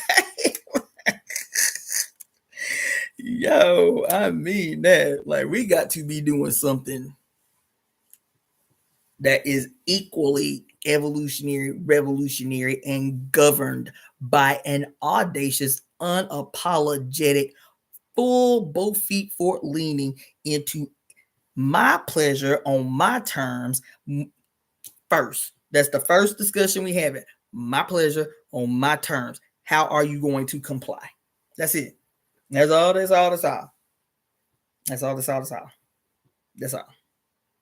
Yes. Joy is the principle of Oshun. Yes. Among other things, she like the personification of the bitch. I'm walking out here with my titties out in my little handheld mirror. You feel me? In my little swinging hips. You feel me?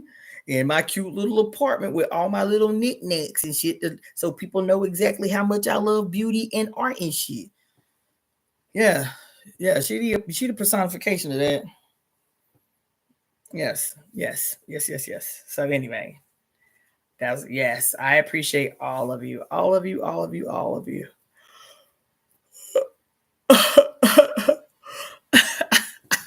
Some of y'all comments, yo.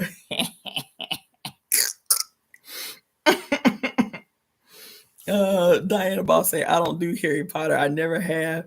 I would never let any of my students encourage any of its rubbish in that it's all Dungeons and Dragons, control of our brain. Your brain can't be controlled if you go up into the shit knowing what's what. That's why I tell you, when you go watch some shit, just know the state is always going to win in the end. I told you how the state won up in centers. Know what it is you're looking at. It is only for those who are receiving into their subconscious a message that they cannot in their conscious mind like break down in real time and be like, oh damn, look at that. Why they put that in there like that? Who they speaking to when they do that like that?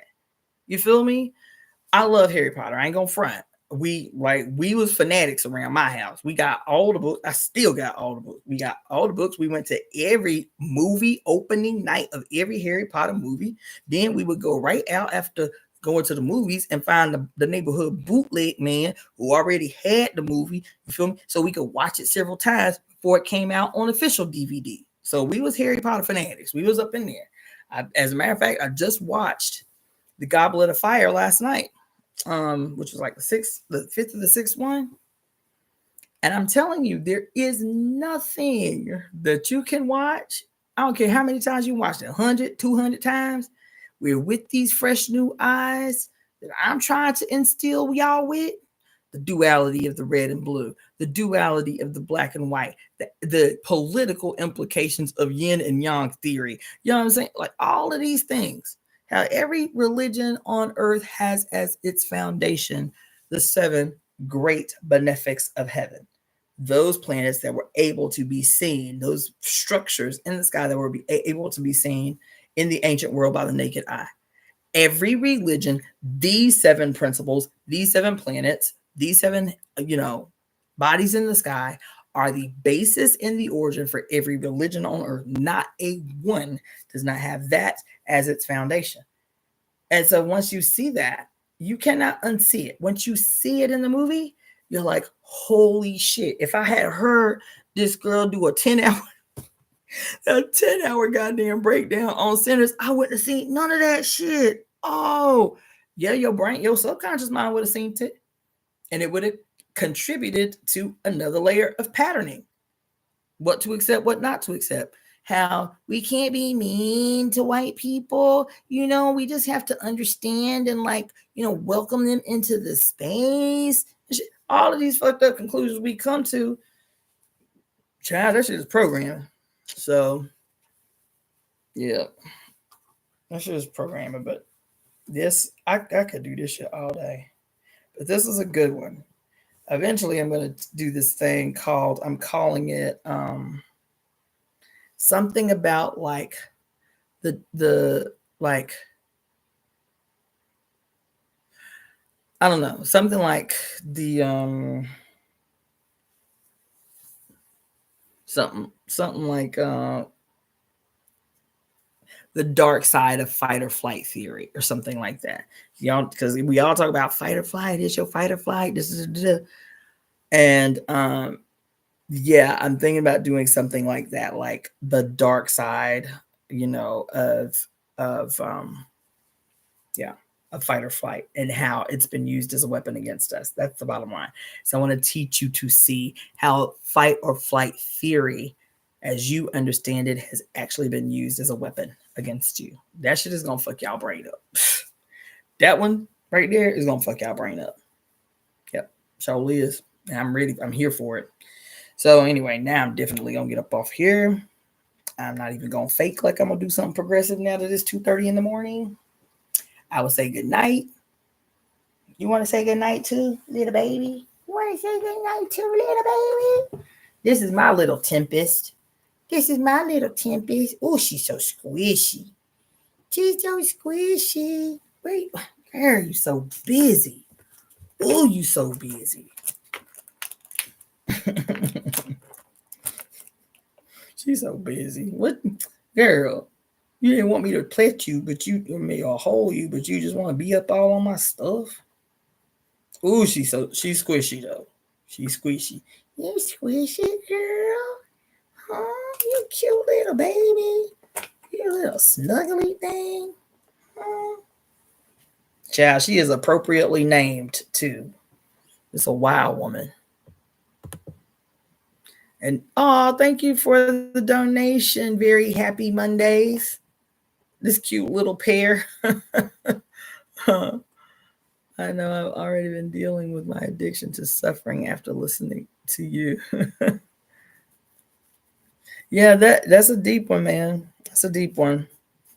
I told you I was going to try to start doing more like health and wellness pieces, but still like tying it into the mother and, the scientific ways that these things show up.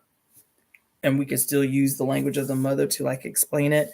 So this one about fight or flight has been with me for some time. Actually, it's been on me for a minute because everybody's so well versed. You have to keep your cortisol levels, regulated from fight or flight and all this kind of shit, right? It's so deep. It's so deep. So we'll talk about that another day. I don't know, maybe in a week or so.